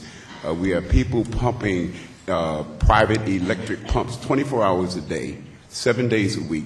They can never get their basements dry because the water just continues to pump in. We have people who have mold spores on their wall the size of golf balls because of this constant water. A big cause of this is the fact that up until 1996, we were the last area to have private water. We had a company called Jamaica Water Supply. Right. They were pumping roughly 60 million gallons of water per day for distribution. It had a secondary effect of keeping the water level low. In 1996, New York City purchased Jamaica Water Supply. They stopped using those wells and began to bring water down from upstate. That has allowed this water to rise and to recharge, and so now it's a constant threat throughout our community. We have been meeting with New York City DEP and with New York State DEC, Senator Smith, myself, the elected officials, civics, clergy in the community, to try to find a solution to this. In our view, the most immediate solution is to begin to repump those wells. That water has to be extracted out of the ground. It has to, the level has to be lowered so it stops threatening the properties. There has been a refusal to begin to repump those wells, even though there is a plan to start to repump them in 2018 when the Delaware Water Tunnel is shut down, and this then becomes an alternative water supply. Right. In the meanwhile, the people and businesses and institutions in our community are being flooded out. A couple of questions. One, is there any funding in the budget that would assist us with either pumping these wells or somehow extracting this water out of the ground? Secondly, there has been a joint DEP-DEC pumping project called Station 24, known as the West Side Corporation, where DEC has been pumping water for 3 months, from August up until about November. During that time, the people in the surrounding area saw notable relief. Just that 3 months of pumping, the water in their basement started to go down. They saw relief for the first time in years. For some reason, DEP stopped pumping in November. We have no indication as to whether or not that's going to be continued. My question is, does DEC intend to continue the pumping? And my last question is, will DEC use its oversight abilities and responsibility to push New York City Department of Environmental Protection to provide relief for our community? Thank you. Thanks, Assemblyman. I am aware of the situation. Carter Strickland has brought this up with me several times. I know it's very much a concern of city DEP. I'm not aware of specific funds in the budget that would address the situation in Southeast Queens. I just learned about Pump 24, and we are going to look into that. I know we stopped pumping in part because pumping is very expensive, and I think we were pumping because of contamination issues, not because we were intentionally trying to bring down the water table, although that was clearly a side benefit of the pumping. So I think I will follow up with the city and see whether or not one of us, either DEC or DEP, could continue to employ that pump to help relieve the water problem. All right. Is there anybody in your office that I can follow up with in regard to this? You can follow up with me. Okay. Because, and there'll be other people from the community who are going to testify later. But, I mean, this amounts to, because the relevant governmental agencies have not resolved the problem, this amounts to a tax on the people of Southeast Queens. You have people who are running electricity bills up because they have to run pumps 24 hours a day. You have a college that had to purchase huge storage tanks in order to store hundreds of gallons of water per day. You have senior citizen facilities that have been ruined. They can't use their recreation rooms. They can't go in their basements. You have home owners who are living in unhealthful conditions. You have one lady who has not gone in her basement for a year because of the mold spores. This has to be resolved. Yeah, it sounds like an awful situation. I agree. Thank you. Yep. Well, we'll gladly work with DEP, and we'll follow up with you and see what we can do.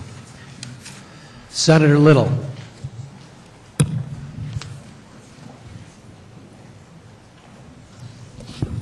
Thank you very much, and thank you, Commissioner, for being here, but I'd also like to take this opportunity to thank you for the accessibility of your staff and your regional directors. There are so many issues that affect the Adirondacks and the North Country, as you well know, but I appreciate that accessibility.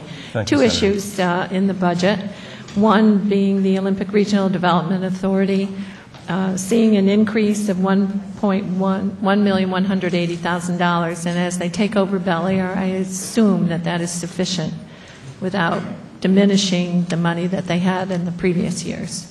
Certainly not diminishing the money. I think they're getting some enhancements money, some through the New York Works. New York Works, I see where there's $2.5 million there for capital projects, I assume for all the venues that are involved with them. Thank you very much. Yep.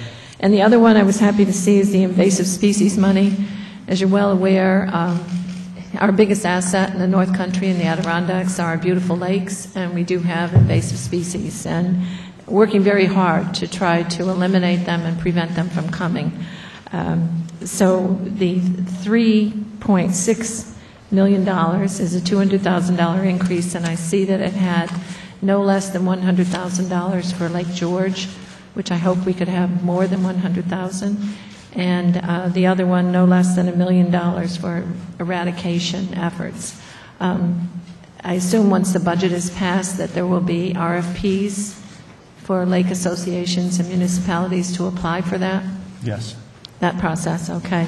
And the second thing is I'd just like to see if, as part of this prevention program, Lake George, because they have several groups working on it, has developed a clean, drain, and dry program, trying to make boaters aware and be responsible to take, when they move a boat from one lake to another, that it is clean, drain, and dry, and they're not taking invasives in and not taking them out of a lake as well. Right. And hopefully there's some way that some of this money could go into a statewide promotion and awareness and education program to see if we can't help all of the lakes, because I know in the Finger Lakes, Hydrilla, and so many other things that we in the North Country are petrified of getting. And hopefully that's something that you could consider. Well, in fact, Senator, we've been working with the Department of Motor Vehicles because we have the registrations for trailers going out very shortly, so all boat owners will receive information about clean, drain, and dry statewide as a result of an effort on the department, or by the Department of Motor Vehicles. Thank you, and that's just my budget questions, and I will continue working on all kinds of things, including our constitutional amendments. You bet. Thank you. Thank you.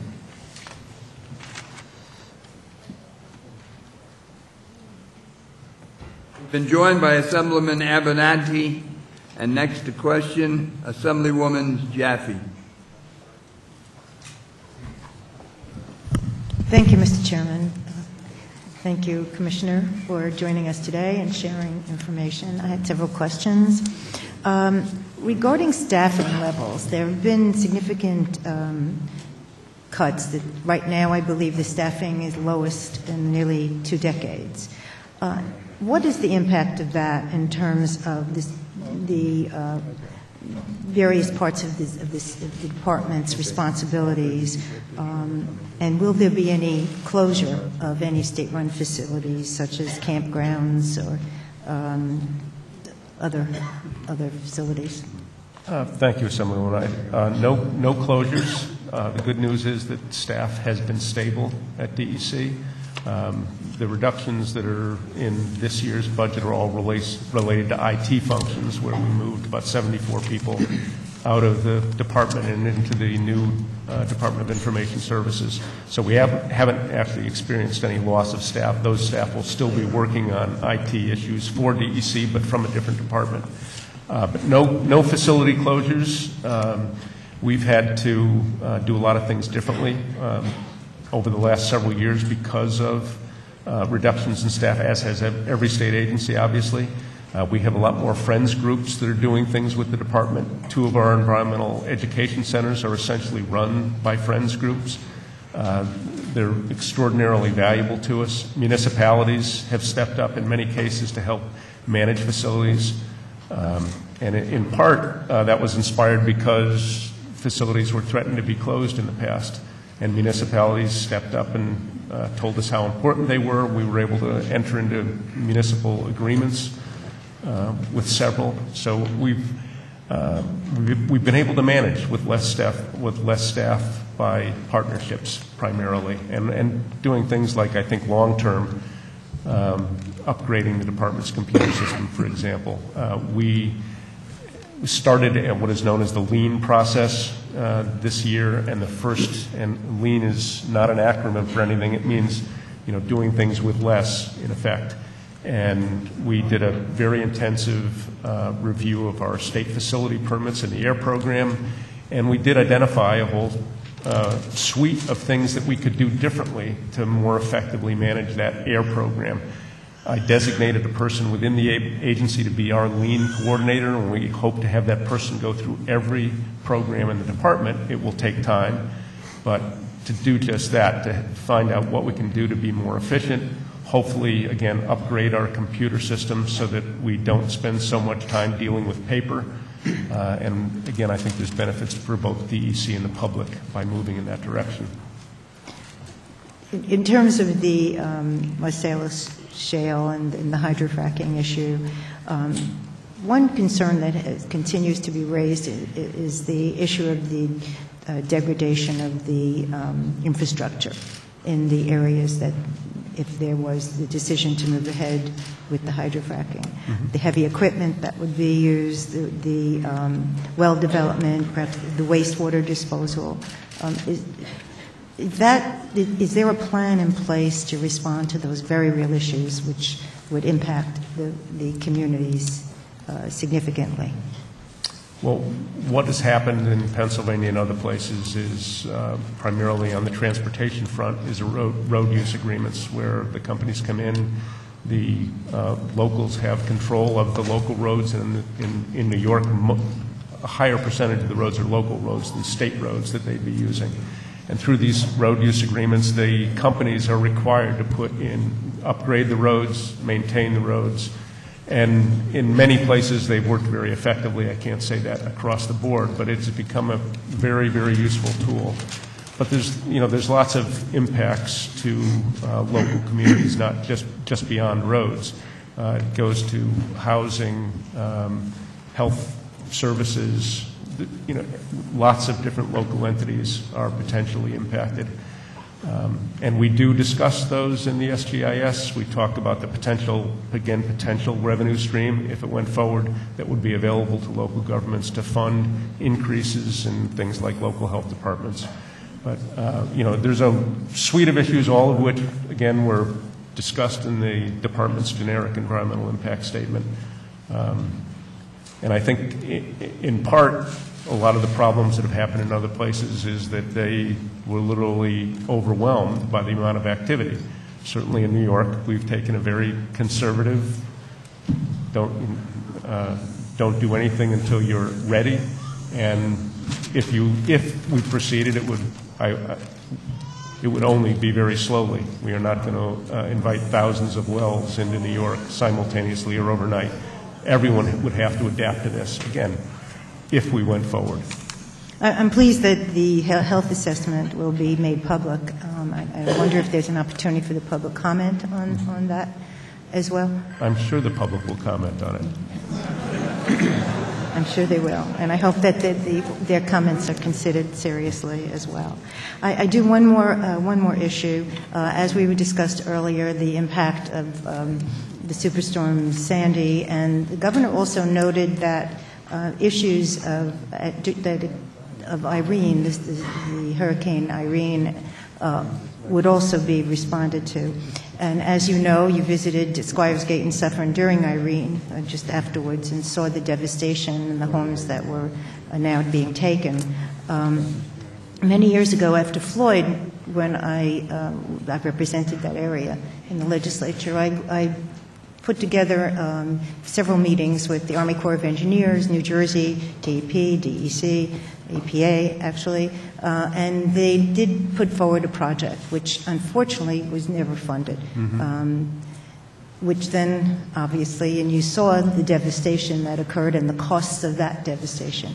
I am hopeful, and we'll discuss this further, that some of the funding will be provided for the project. Again, I'm sure that the Army Corps will have to revisit some of it given the impact of the storm on the streams and what may have occurred, but I'm hopeful that will not be ignored once again, and that this will be a project that will be considered.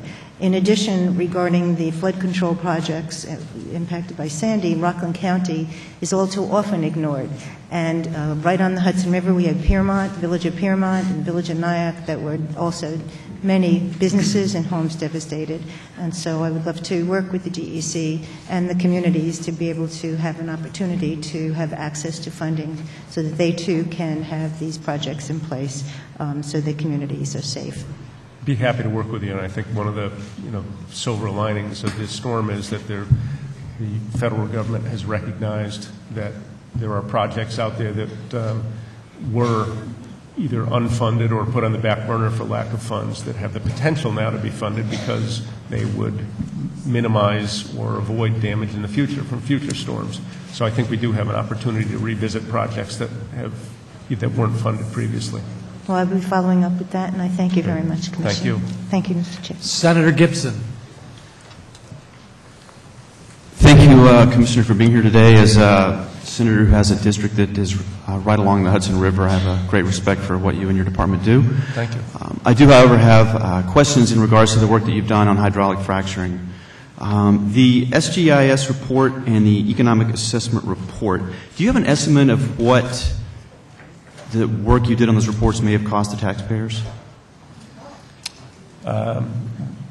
It's in the millions of dollars. I don't have the precise number, but I'm happy to get it for you. But it's in the high millions of dollars, I would guess. It would be in the high millions, I would guess. What's high millions? Well, over 50. No, I don't think so. No. I think it's millions of dollars. I think it's several $1 million. Okay. Well, I would think that it would be reasonable to think that for several $1 million, we would be able to have an accurate assessment of what the impacts, the negative impacts of hydraulic fracturing would be on our tourism industry. Mm-hmm. Do you believe that we have that information? The SGIS did look at impacts on tourism, mostly from anecdotal evidence in Pennsylvania and other places.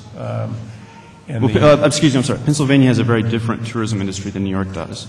I mean, as you know, it's one of our biggest industries. Right. I would expect, for the amount of money that we've spent so far, it would be realistic to think that I could go back to my constituents and my tourism organizations and say, this is what the cost of hydrofracking will be on your industry.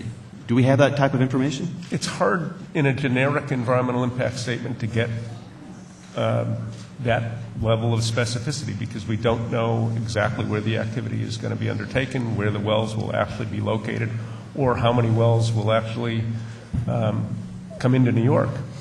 Well, tourism is just one example. What about for our police and fire departments? Do I have information within this study that allows me to go back to my police and fire departments and educate them on what the cost will be to their budgets with the negative impacts of hydraulic fracturing? Again, it's mostly anecdotal because the activity hasn't happened in this state. So we do know what's happened in other states, and it's not perfectly analogous because we have a very different, or proposed a very different set of regulations than have happened in other states. Excuse me, with all due respect, I'm confused. I would think that the purpose of the report would be to try to estimate what the impacts of the costs on our economy would be.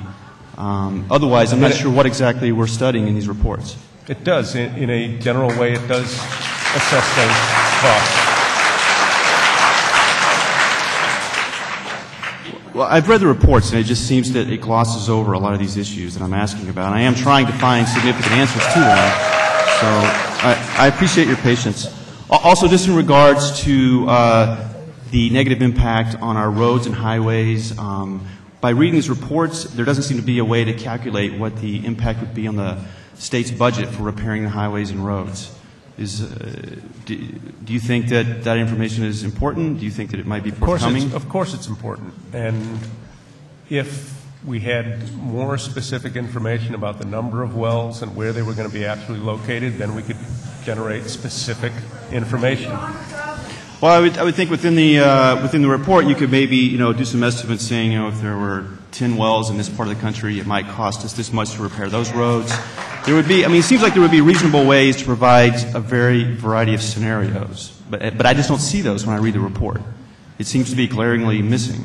It is a generic environmental impact statement. It is not intended to generate specific activity because, once again, we don't know the specifics about how it will or if it will develop in New York. But there is a 251-page economic assessment report as a part of that, and only 7 pages of that really address any of the issues that I'm talking about right now. The previous draft. I appreciate your patience in answering these questions. I just have one more question. Are we clear on exactly what chemicals are in the fracking water? There is a list, an exhaustive list in the SGIS of the potential chemicals that could be used. I think we list up to 350 chemicals very specifically. Since we haven't fracked a high volume well in New York, we don't know what they would use specifically in New York, but we'd require them to give us that both before and after a frack job. So if we don't know exactly what chemicals would be used to frack a well in New York, do the scientists that are doing the current health study know what the chemicals are that would be used to frack a well in New York?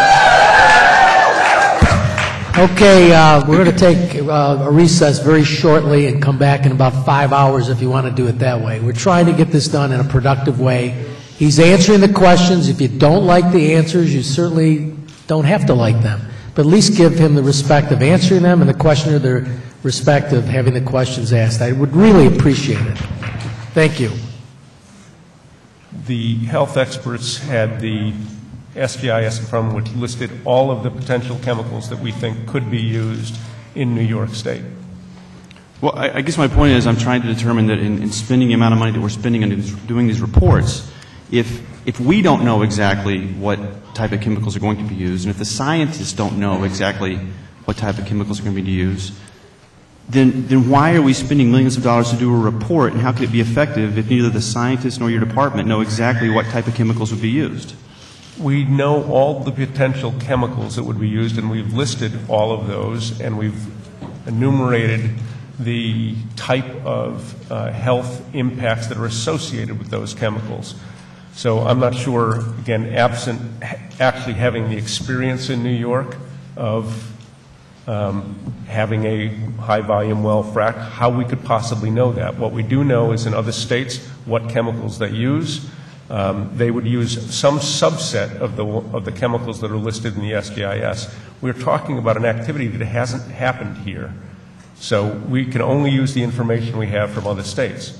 So I'm not sure what you're trying to get at. I'm just trying to get at how to justify spending this amount of money on a report that isn't actually delivering the results that we need. And don't agree with that.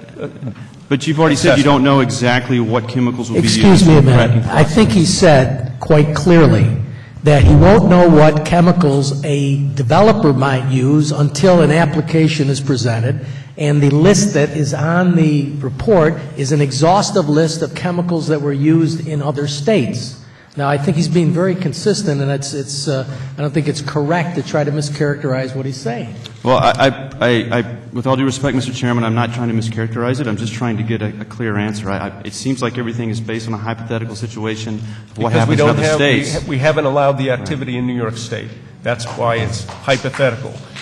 The activity has happened in a dozen other states, and we use information from those states to anticipate what might happen or be used in New York State. That's about as good as we can do in New York.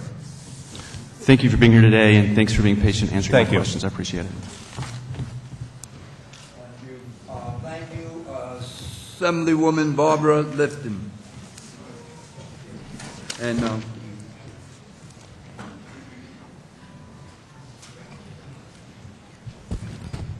good morning, Commissioner. Good morning. Fracking, right?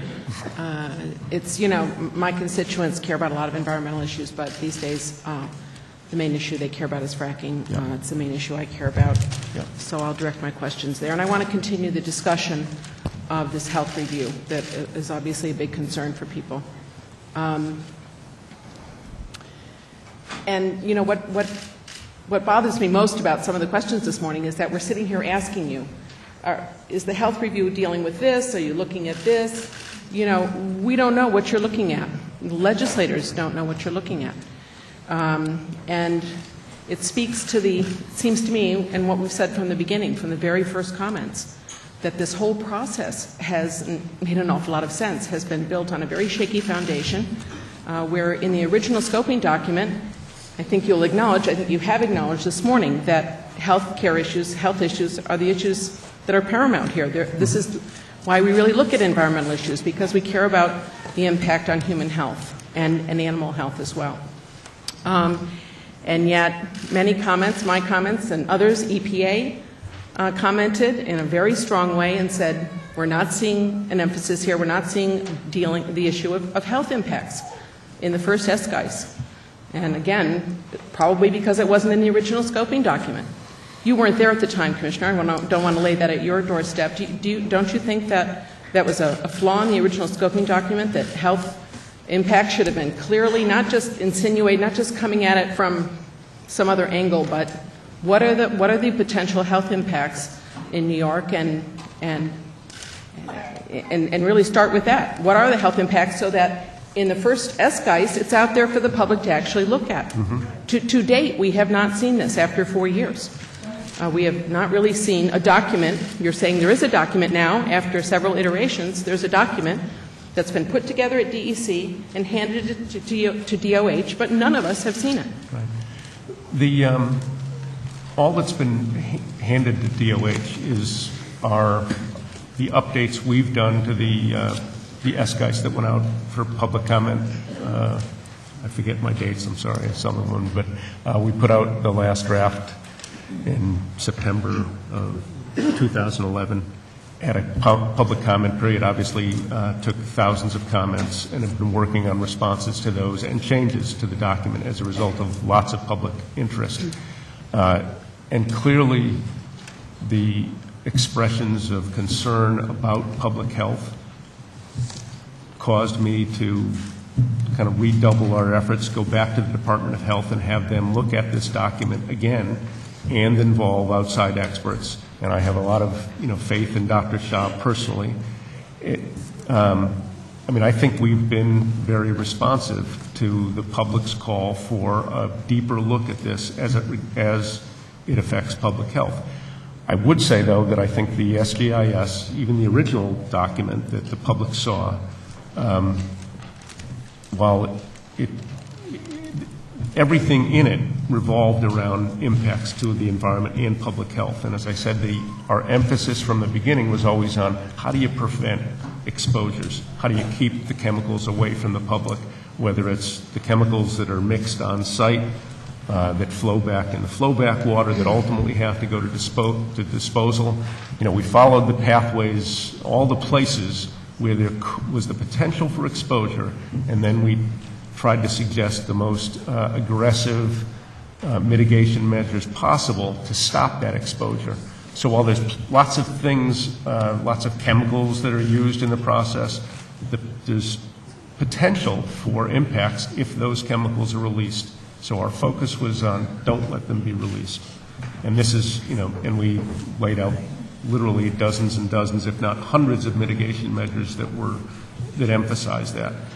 But clearly, after that whole process, the public health community was not satisfied with what we had in the document. They called for a health impact assessment. We feel that the SGIS has been the rough equivalent of a health impact assessment because it involved lots of public input at a variety of stages. We've had 14 public hearings of one sort or another, 4 on scoping, 4 on the draft, 4 on the 2009 draft, 4 more on the 2011 draft. So we've gotten a mountain of public comments, and we've been trying to be responsive to those. We've been working on the responses to comments, and now the Department of Health is reviewing everything we've done, and that will ultimately become a public document that the public can look at again. So I'd rather that the Department of Health, take a look at this, and Dr. Shah take a look at this and say, have you done enough? Does more need to be done? Are there gaps? And that's what I expect Dr. Shah to report back to me shortly. So I think we have been responsive, Assemblywoman. I know that, obviously there's plenty of critics, many of them in this room. True. And with all due respect, Commissioner, you say it was in from the beginning, but EPA came out hitting the DEC very hard on their first comment, saying it's not there. It wasn't there at the beginning. And many comments, and the second round of comments, still people, a great deal of concern, and again, from the EPA, not satisfied either on the health impacts. We obviously took those comments to heart. And now, at the end, in the last 4 months, to say we're going to tag something on, a health review, not a real health impact assessment, but a health review done apparently by DEC, who the DEC had done. You said we put together, I guess you put more stuff in the last document, again, stuff we haven't seen. You put together, because there was still criticism, you put together yet another, or somehow coalesced, took things out and took all this stuff out of the whole document, put it in one other document, 8 pages, as I understand it. And that's the health review. That was sort of the health review done by DEC. But that's not the health review. The entire SGIS was the health review. But in order to get a focus on health issues, right? This is what's happened in the last few months. To get a focus on this, here's what we've done. Mm-hmm. This is what we're going to ask DOH and the outside experts from outside of our state, not the health experts inside New York State, but the health experts that have been brought in from outside to look at. I'm losing my train of thought, but happens to me frequently. So my question to you is, I've regained it. My question to you is, so if DEC did that, who is the health expert at DEC? I thought our health experts in doing health assessments or reviews are at DOH, and yet DEC did that. Who is it at DEC that basically put that document together, made the decisions about what it was you had done on health, on mitigating health impacts? First of all, starting from when I started here, and I can't obviously speak to prior to 2011, so put aside the 2009 draft, but since I've been here, DOH has been at our side. They've reviewed what we've reviewed. They helped draft parts of the SGIS. So it's not, that DEC has the independent health, we're not writing the health part of this. We wrote it in concert with DOH. So they're reviewing their own review? I thought you were saying DEC we put it asked together them- and handed it to DOH to look at. I asked them to go back and look at it again and involve outside experts, which is exactly what they've done. They went to 3 very good outside experts, and that's who's looking at it. So we did ask DOH to go back and say, take another look at this because of all the concerns that were raised in the response to comments at public hearings. We heard it loud and clear. And that's why I went back to DOH and asked them to do this and asked them to engage outside experts. Again, with all due respect, Commissioner, it seems like a backwards process, a convoluted process, and it's certainly not a transparent process. It's a process that's been put on at the tail end to avoid some sort of criticism, and it hasn't gone out to full public comment or review. I don't know what you're looking at. I'm a state legislator that's been following this issue for 4 years. But you will. As my colleagues. But for comment, it's one thing to look at it. Sure, I understand it's going to be released at the end. Of course it's going to be released at the end. Is the public going to have an opportunity for public comment and review of this? I'm sure the public will comment on it. No, I mean formal public comment. I'm asking a serious question. Of course they're going to comment. We know they're deeply concerned about this, as are many of us. Is there going to be legal, public, formal comment on this document, on this health review? I don't know at this stage. I haven't seen the report yet. The report could include a full range of things. It could, from one end of the spectrum, that no, we're not convinced you've done enough. They could be convinced you've done enough and conclude that it shouldn't happen in New York. That's one possibility. So until I see that, as Assemblywoman, I'm not drawing any conclusions about the need. There may be no need for public comment, depending on what Dr. Shah says. Well, I don't think it's our state law in terms of scoping documents, critical issues, and the necessity of public involvement in that. We have experts all over the state, doctors, researchers, medical people, nurses, who've been looking at this stuff, and they don't get an opportunity to comment specifically on what you're doing. And that doesn't seem good. I think it's a very flawed process that's, to me, unacceptable, and I think unacceptable to the majority of New Yorkers that have been looking at this issue. Okay. My time has run up. Commissioner, I'm sorry. I don't have more time. Thank you very much. Senator Kruger. Good morning. Good morning, Senator. You have a tough job. I'm not sure I'd want your job. So when I look at the budget, is your budget going up or down? Because from your testimony, you list out all this new money you're going to use, but I think you're actually taking a significant reduction in your budget. Could you confirm for me that your budget is approximately $187 million less than it was in 2012-13? I haven't done that math, Senator, but what I can tell you is that the budget is flat. Discounting the new capital money, the New York Works money, particularly there's $40 million in New York Works funds. But on the state operating side, remember that 74 employees were transferred to information services, new department. So that money gets backed out. Last year, there was also some lump sums for collective bargaining agreements that came into place. So those were basically one-time payments. But all of those, the increases that was part of those that is recurring is in our base budget. So I think when you net it all out, it may look like there's a reduction, but only because we've lost 74 employees to information services. And then there was some one-time expenditures last year that didn't carry forward because of the collective bargaining agreements that were settled. So, and I'm happy to, run through the numbers on this. Okay, so I will follow up with you later. Yeah. But you are decreasing or zeroing out the invasive species pest management program, and is that not correct? No. No? No. Okay, so the ads for the Cornell Integrated Pest Management and Invasive Species has not been removed from the budget? No. No, okay. They're drawing blanks because that program is carried forward. I'm getting Yeah. wrong information. Apparently, the federal government has pointed out we don't have adequate staffing for our shellfish inspection program. Can you tell me about that situation? I don't think they've said, I think they've raised concerns about the level of staffing. They haven't said that it's inadequate. I think they said, you're right on the line.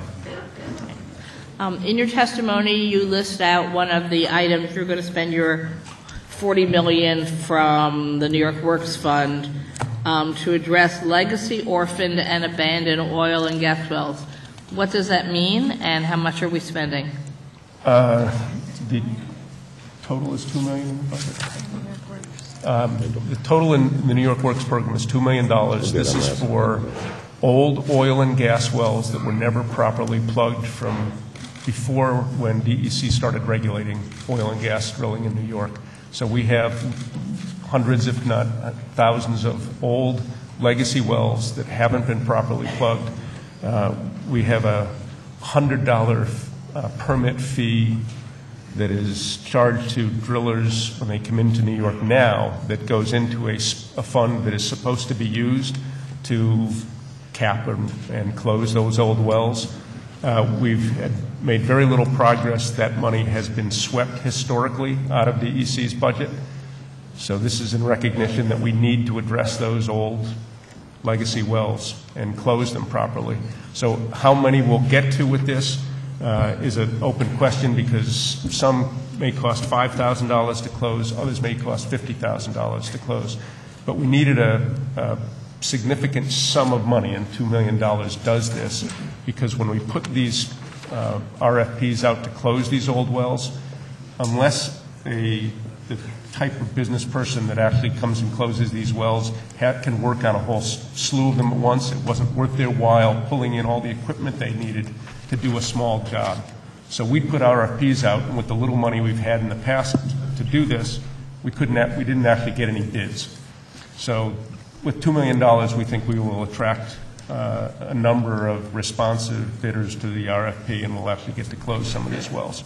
And if the state were to go forward with hydrofracking, resulting in a large number of wells being drilled, and the research shows that the rate of failure on those wells within a 5-10 year period is pretty high, who would have responsibility for dealing with those wells? Would your agency be responsible for taking care of them under a system like this? The driller would be responsible for those wells. So, under state law, those drillers would be responsible? We think they would, yes. Okay, if you could get me the statute that you're referencing to ensure that that's the case, because apparently that's not the case for the existing legacy wells. The existing legacy wells were wells that were drilled before DEC had a regulatory program in place. And drilling has been going on in New York since the late 1800s. Okay, so you're going to get back to me that there's actually state law and or regulation that it is not the state's we could require responsibility. Things like liability insurance. We can require things through the permitting process that would address any problems at the well. We don't have a permitting process yet, so I guess my question is, do we have state law that requires that it would be the obligation of the drillers to... Yes, the state law does require wells to be plugged. And would it there be their responsibility to do environmental cleanup caused by problems with their wells under existing law or statute or regulation? We could compel them to clean up. We could, but it's not... We would compel them to clean up. We would, but it's not existing law yet.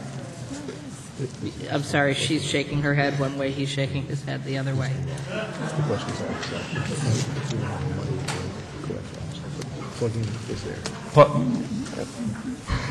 My executive deputy just confirmed that plugging wells is a requirement under existing law. I'm sorry, could you say it a little louder? Plugging an existing well is required. A closure of a well is required under existing law. And mediation of environmental damage from a well is covered under existing law? Go ahead, Mark. You jump in. Thank you very much. Yes, the plugging requirements in the existing law also have a financial security component, a bonding component, so each well is required to have adequate resources to require the operator to plug, and if the operator doesn't plug, the DEC gets to do that. In terms of any other violations of the Environmental Conservation Law, including Clean Water Act or Clean Air Act, the department has the authority to enforce those provisions. Quiet, everyone. I'm trying to listen. Sorry. And so the department has broad authority to enforce each of those laws as it relates to oil and gas activities, whether it's high volume or the traditional historic approach. When Dr. Shaw was here last week, he was referencing that there's an intention to have some kind of public health surveillance system in place that is some kind of, well, I want to be careful because he said it would be more the responsibility of DEC, but I'm not sure he said it would be totally DEC. Can you tell me what kind of public health surveillance system you have planned if we go forward with hydrofracturing and what we're surveilling? It really is the Department of Health's surveillance system. They have an existing surveillance system that monitors hospital data, emergency room data, and it's what I've learned recently is it's very extensive. So they would apply that surveillance program if fracking were to go forward in a specific area. Then they would just use the existing system but focus it on that area to establish whatever the baseline is prior to HV activity, and then see if there's any change in that data as if HVF went forward. So it is a Department of Health surveillance program, and that is not my area of expertise, but Dr. But what is your area of expertise would be environmental problems growing. Right. So I'm very concerned in my 37 seconds left. What's, for example, your model, your surveillance model for ensuring there are not alarmingly high methane emissions? Because there was a recent study done by the National Oceanic and Atmospheric Administration talking about alarmingly high methane emissions from natural gas extraction. Do you have a system in place for measuring that and the staff to do so? We would have, we proposed a very extensive monitoring program for emissions generally around a well site so that we can monitor existing conditions and conditions while a job is in progress. Where have you proposed that? In our SGIS. And have you estimated the cost for that and how much staffing is required for that? We have. And is there any funding for any of those functions in the proposed state budget this year? There is not. So we can assume that either nothing will be going forward or you won't be prepared to do that function in the coming 12 months? As I've said over and over again, we are not going to permit anything we don't have funds to properly monitor and enforce. My time is up. Thank you very much. Thank you, Senator. Thank you. We've been joined by Assemblyman Chris Friend. Next to question, Assemblyman Ryan. Thank you, Mr. Chairman. Thank you, Commissioner. You'll probably be pleased to hear that I'm not going to ask you questions about the last few subjects. I've changed the subject here. As you know, Commissioner, last winter myself and Senator Grisanti wrote to your office concerning some air quality problems on the west side of Buffalo.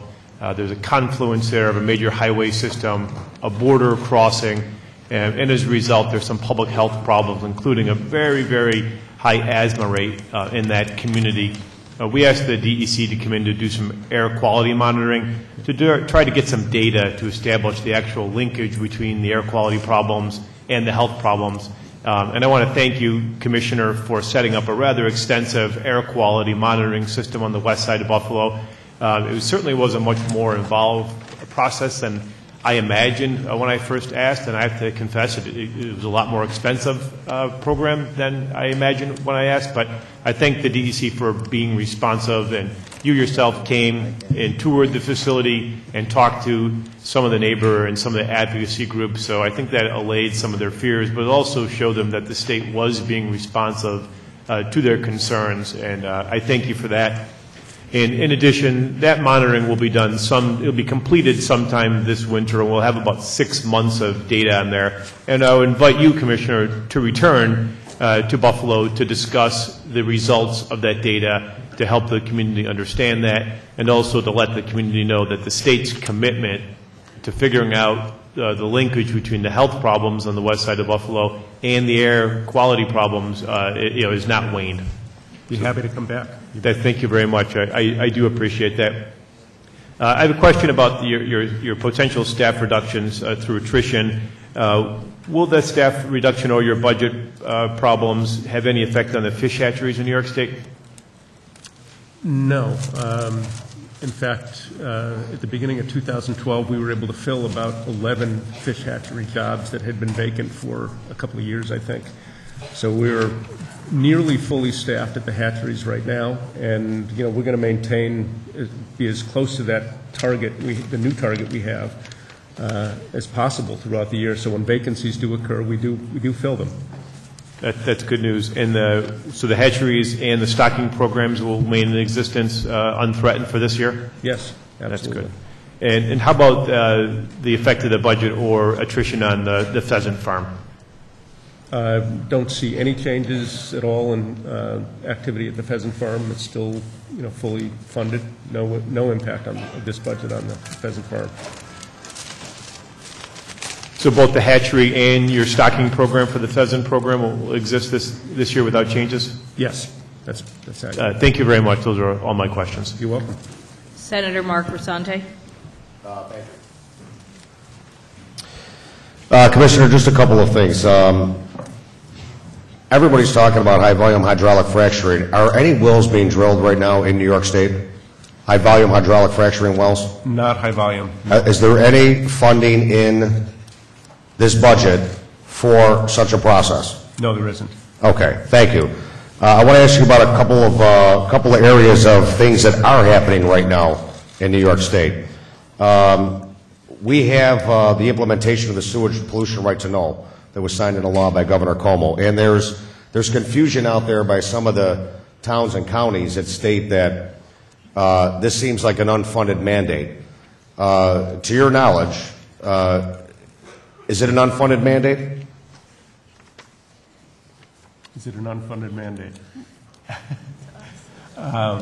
It was an unfunded mandate to DEC, but one we willingly assumed. I mean, we are going to have to put out the regulations.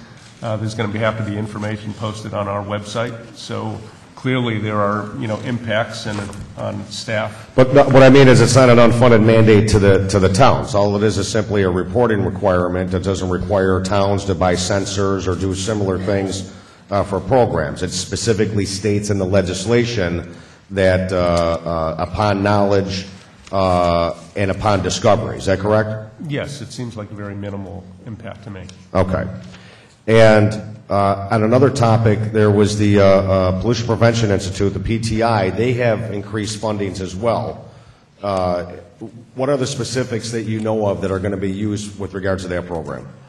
It's basically an expansion of the existing program, Senator, which has been extraordinarily successful. They assist businesses in identifying ways to reduce their footprint from an energy standpoint, from a production of harmful byproducts. So it is the P2 program has been terrific in assisting specific sectors also. It's worked with dry cleaners, it's worked with the food processing sectors. We hope that they can expand some of the sectors of the business community that they can work with in the upcoming fiscal year. Okay, I appreciate that. And Senator O'Mara, and it's something that was touched on by Senator Little, and I'll expand on a little bit more regarding the invasive species, both, as you know, aquatic and on land with the hydrilla. Cayuga Inlet has, and talking to Senator O'Mara, there was money, both federal and state, for the eradication of that in the inlet. But he doesn't seem to see it in this year's budget. I mean, this is a program that has to go out a number of years. Is in fact that eradication process going to continue in that inlet? Yes, it is. The funding that was provided last year has been fully dedicated, and it is expected to be a 5-year program before hydrilla is eradicated. It's that persistent. It's tough to deal with, but basically a task force involving local community, Finger Lakes.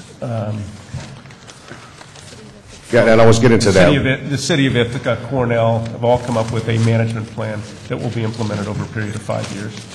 Okay, so the funding is there, so that's taken care of. And likewise, I think that there was programs, Senator Little talked about in Lake George and Finger Lakes, programs for boat owners to have knowledge not to transport unintentionally this particular hydrilla from one part of a lake to possibly somewhere else. And that really just started last year. Right. Okay. That's correct.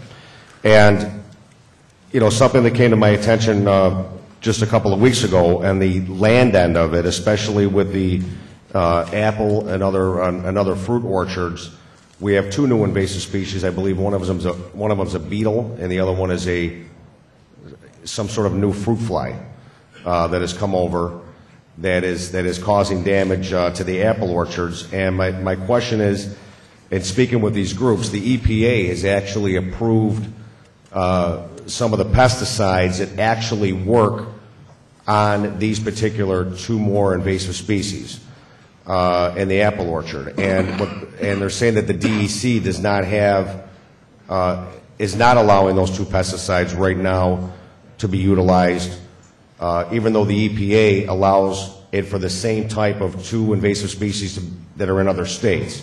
Is that something that you and your staff could take a look at, like ASAP, to see if since those pesticides are being used in other states, if they could be used here? Because apparently it's those pesticides are the only ones that actually work and destroy those type of invasive species in the apple and the fruit orchards. It's the first time I've heard about these 2 new pests, but you know, any pesticide that is used in New York has to be registered by New York and by DEC. So we do have to go through a process here in New York to register the pesticides. So it's possible that they've gotten their federal registration but don't have the state registration yet. But I will certainly look into it and find out if we even... I'll provide you some more information on that, because I know that that's something that just came to me recently. And, you know, I'll get that to you as early as today as well, because it's something I know that it's important for the next growing season. The last question I have is with regards to the conservation fund. I know that there's a surplus in there. It's quite a big surplus. And I know we talked about this. Is there any possibility with regards to that fund if we could look at possibly decreasing the fees to the sportsmen that are actually paid because of the increase that was put on them, but yet there's been some funding, and I'm glad as Assemblyman Ryan pointed out, the fish hatcheries are being protected. There was, I know, staff actually implemented for the fish hatchery moving forward to get them up to par. But is that something we could take a look at as far as the sportsmen and decreasing the fees that they have? Well, I'd be happy to talk about it. There is a significant balance in the conservation fund, but we have also been very aggressively trying to fill positions as we did with the fish hatcheries. I met with a group of sportsmen last week. Several of them were representatives of the Conservation Fund Advisory Board, and public access is a big issue for them, and we're trying to accelerate our programs to provide additional public access. So I think, you know, we need to make sure that we responsibly spend those conservation fund dollars. But as far as a reduction in the fees, I think, you know, we'll be happy to discuss it, but at the current burn rate for the conservation fund, it will be solvent for another 5 years, which would mean we wouldn't have to raise fees. So we'd like to talk to you about the details of that. Okay, I appreciate that. I look forward to working with you throughout the rest of the legislative session. Thanks a lot, Commissioner, for being here today. Thanks, Senator. Thank you. Our next person to question, Assemblyman Stick.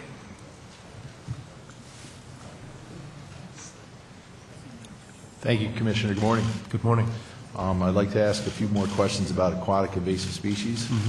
As you know, I represent the Lake George area, and I've been in local government for many years. And certainly not only is this a Lake George issue, but it's also a statewide issue. And I certainly appreciate the spot that the Lake George Park Commission and DEC are both in. They each have their charges, and they're each trying to get their hands around the problem. And that also, as you know, certainly, Commissioner, it is both an environmental issue and it's an economic issue, certainly not only to the local economies, but also to the state economy. By purpose of background, in Lake George is owned by the state of New York, and but in the last few years, local government has invested hundreds of thousands of dollars of local taxpayer money in an eradication effort on Asian clam. And certainly I've put that up against the backdrop in the post-tax cap era and the unfunded mandates era, that local governments have been struggling with both of those issues, and yet in the Warren County area, a lot of local dollars have been put into fighting invasive species on the state's lake. Now, with that said, I noticed that there's an increase in the EPF funding, and I believe that of the $19 million increase, is it correct to say that $12 million is geared towards future land acquisition? Or how much land acquisition? The land acquisition line goes up by $2.5 million. $2.5 million. Yep. Does that include the funding that's needed for the process or the program that's in place for the current and future Finch land acquisition? Is that funded in the budget? Well, that's a 5-year acquisition. So if the EPF were kept at these relative levels for 5 years, then we would have enough funding to complete that. I know it's been in the press a lot, at least in my part of the state, but can you give us an idea on a timeline, both perhaps from a Lake George perspective or more importantly on a statewide perspective of what we're looking at for not only eradication in certain areas like the Asian clam in Lake George, but the prevention and where we are with the process of where to go long term here with a prevention plan? Well, I'll start with the short term, if I could, have someone. There's been a lot of concern on Lake George, rightly so. 5 different invasive species in the lake now, Asian clam and the spiny water flea being the 2 most recent.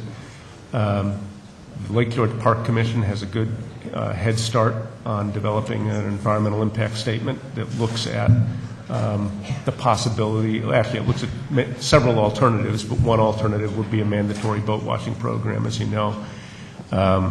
They are going through a scoping process right now and should have that out on the street soon, and then they'll move forward with the EIS.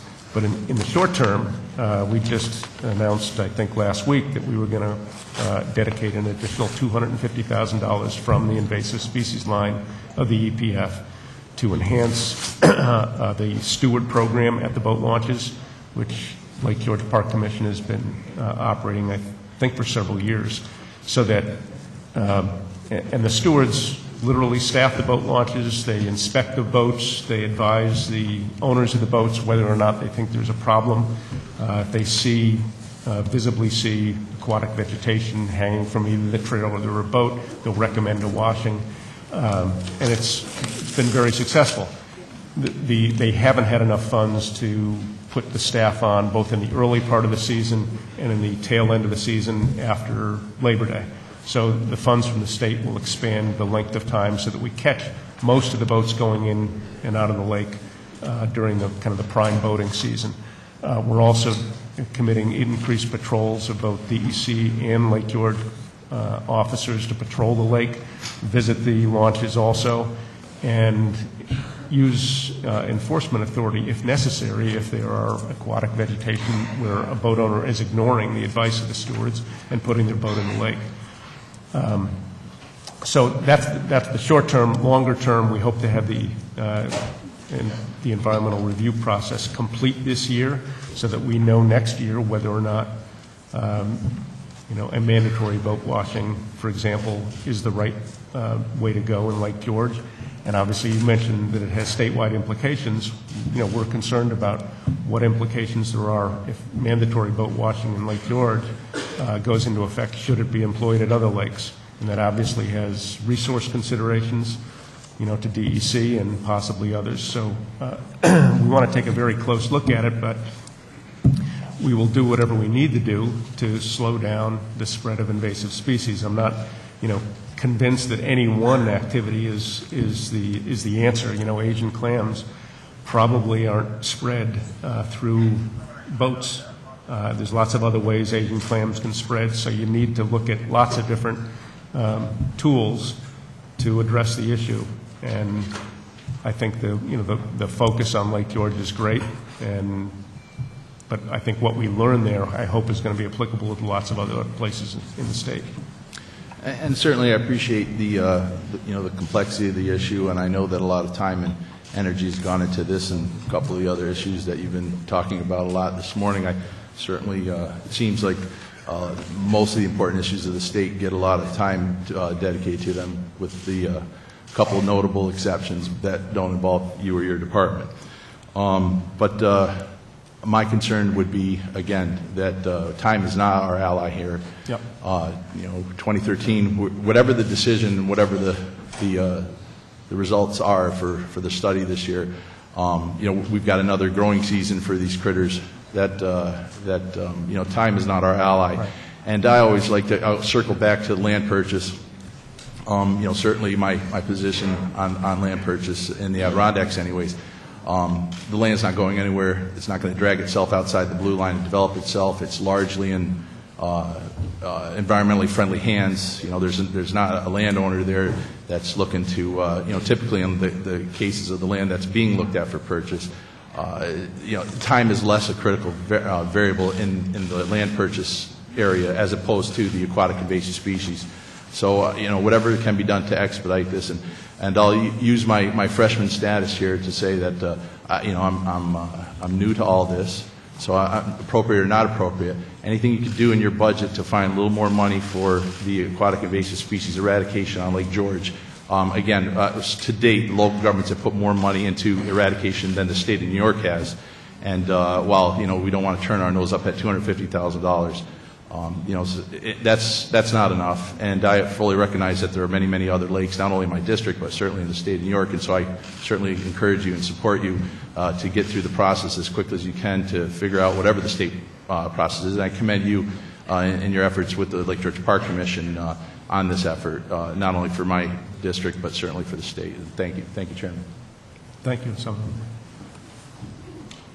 Thank you. Next, we have Assemblyman Otis.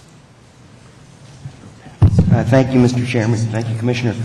I wanted to go back to flood mitigation and flood resiliency, and I'm pleased to see the $5 million in the budget, and also applaud the administration for earlier funding. I'm glad to see in the last 2 years the state is playing a bigger financial role in terms of flood mitigation, which is desperately needed. I represent the Sound Shore area of Westchester County. We've been hit by bad flood incidents over the last 10 years, including the hurricanes and including storms that aren't hurricanes. On the issue of the $5 million, what I'm hearing is that that's going to go to soft kinds of projects, and I would just note that flood mitigation projects, as you know, are often not solely hard or solely soft. They're usually a hybrid of both. Yep. And so to ask when you're administering that money to consider hybrid kinds of applications, and hopefully that they would, be eligible in terms of the mix of funding streams that come forward. So I think there will be other sources of monies. Certainly, we're not putting, all of our eggs in the soft engineering solution basket. There's other money in the budget and lots of potentially significant federal funds. So all the approaches are certainly going to be considered and part of the process. That is great to hear. Appreciate that. There really is a special need from the municipal perspective. Municipalities have flood projects that they're looking at. They cannot afford to do them on their own, so they need help from federal funds, state funds, county funds, and so expanded help along those lines is really essential. Could we get, because as you alluded, there are a variety of places in state government where there's money for flood mitigation, flood resiliency, can we get a breakdown from either DEC or DOB of all the different places money exists and what the process is for those, so that we could look at that as one. That would be very helpful to understanding what the opportunities are. The picture continues to unfold. The $51 billion Sandy Aid package. We still don't know the precise splits between New York, New Jersey, and the Office of Management budget is very involved also. So it's as it continues to unfold, we'll certainly give you the best direction we can about where the various sources of funds will be for these types of projects. That would be great. In December 2011, there was the tax and economic development package that was passed and signed by the governor, included, I think, $20 million for flood projects. Can we get a breakdown of the status of whether those funds have been assigned, spent, or still eligible for people to compete for? Because that was a great step and a great step forward, but curious to see whether that money is out the door. Mm-hmm. Sure. The last different topic, Senator Grisanti alluded to it briefly. Another funding problem for municipalities in the environmental area is complying with the continued upgrade of requirements for municipalities for the Federal Clean Water Act requirements that DEC is involved in sort of helping to administer.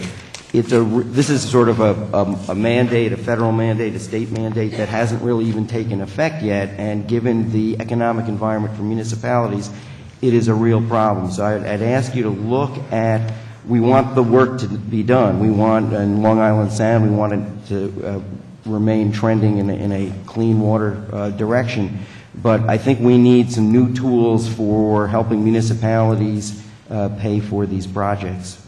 So. There is, in the New York Works, in the $40 million for the New York Works program, there is specifically $12 million for water quality improvement projects, which are specifically aimed at things like wastewater treatment facilities, getting engineering plans and designs done. So that is a specific pot of money that's administered by DEC that would go precisely for that purpose.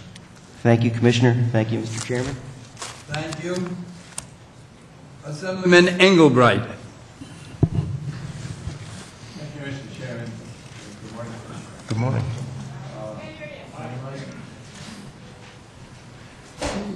I have a couple of questions. In the DGIS, there is reference to the possibility of bringing hydrofracking wastewater to wastewater treatment sites on Long Island. I just wonder whether this practice, how this is viewed by yourself. I'm imagining that a truck with wastewater going through the Bronx or Manhattan might fall over, spill its radioactive contents into the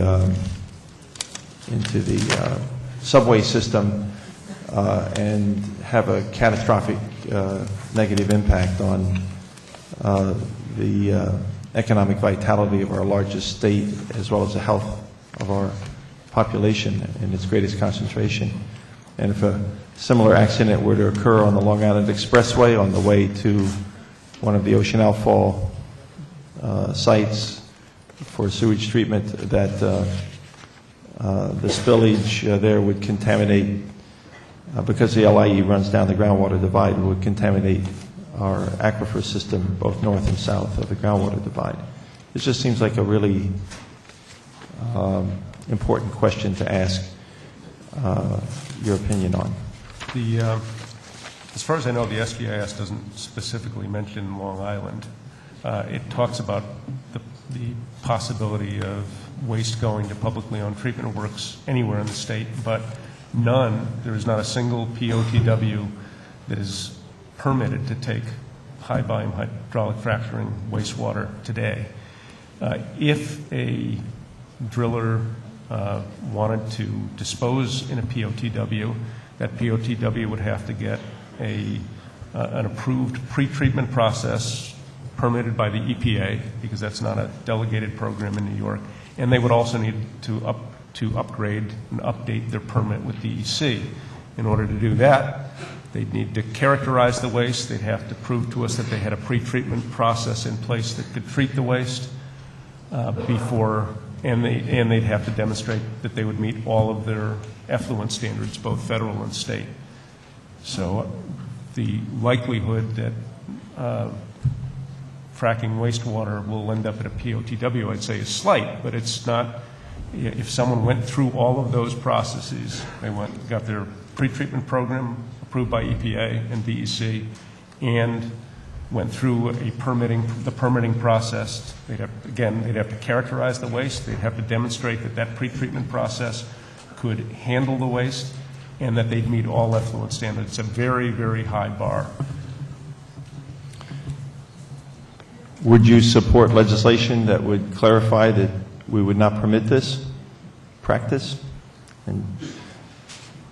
I don't take positions on legislation. All I can tell you, though, if today someone wanted to dispose of it at a POTW, they would have a extraordinarily high bar to get to in order to demonstrate that they could stay in compliance with applicable federal and state permits. We had recent testimony from the U.S. Geological Survey from a groundwater specialist by the name of John H. Williams, quite an authoritative source. He spoke to the issue of valley fill aquifers in upstate New York. As you probably know, a valley fill aquifer is unconsolidated sediment sitting on bedrock left by glacial processes of the past. And some of these aquifers are quite expansive, very deep. Some of the bedrock has been scoured to great depth. And the valley fill, in many cases, is very deep and full of fresh water. Mr. Williams' testimony said that the valley fill aquifers, I'm quoting now, valley fill aquifers found in upstate New York are the most important aquifers in the state. If we look at the southern tier where shale gas development would be most likely to start, there are approximately 375 linear miles of valley fill aquifers that have not been mapped at a working scale. Thus, a substantial portion of the area where the highest potential for shale gas development exists, there is a lack of basic hydrogeology. That's one of the issues that he raised. He also raised an issue on faults. He said that, quote, faults are of critical importance and may cause the most abrupt changes in formation properties, distribution, and potential effect for fracking. He indicated that Dr. Jacoby, who's a noted professor of structural geology at the University of Buffalo, has studied faults in New York's Appalachian Basin and concluded that they're much more problematic than previously suspected. And so my question to you, we don't have adequate mapping of faults. We don't have adequate mapping, according to the USGS, on a working scale of valley fill aquifers in the most likely area for hydrofracking. And so I ask you, how do you reconcile this with the almost complete absence of addressing these issues in the DGIS? In the SGIS, the regulatory name of those valley flow aquifers are principal and primary aquifers, which I know you're familiar with. And we, at least in the draft, had proposed a ban on drilling in primary aquifers, which are used by municipalities around the state as their primary water supply. And that for principal aquifers, a driller would have to do a site-specific environmental impact statement if they wanted to drill in a principal aquifer, which is used by many fewer people than primary aquifers are. And those aquifers are well mapped I think you can probably see where they are if you go to our website, but I can be happy to share the data we have on where they're located. Industry has, just to give you the other side, their perspective is we ought to allow drilling within both primary and principal aquifers. They've done it in other places. So I hear obviously both sides of that equation, but we've taken a very aggressive posture as it applies to principal and primary aquifers. And on faults, I can't cite you chapter and verse, but where there's any evidence of faults, that there are seismic tools that could be applied for drilling in areas which do indicate where faults are. And I think, again,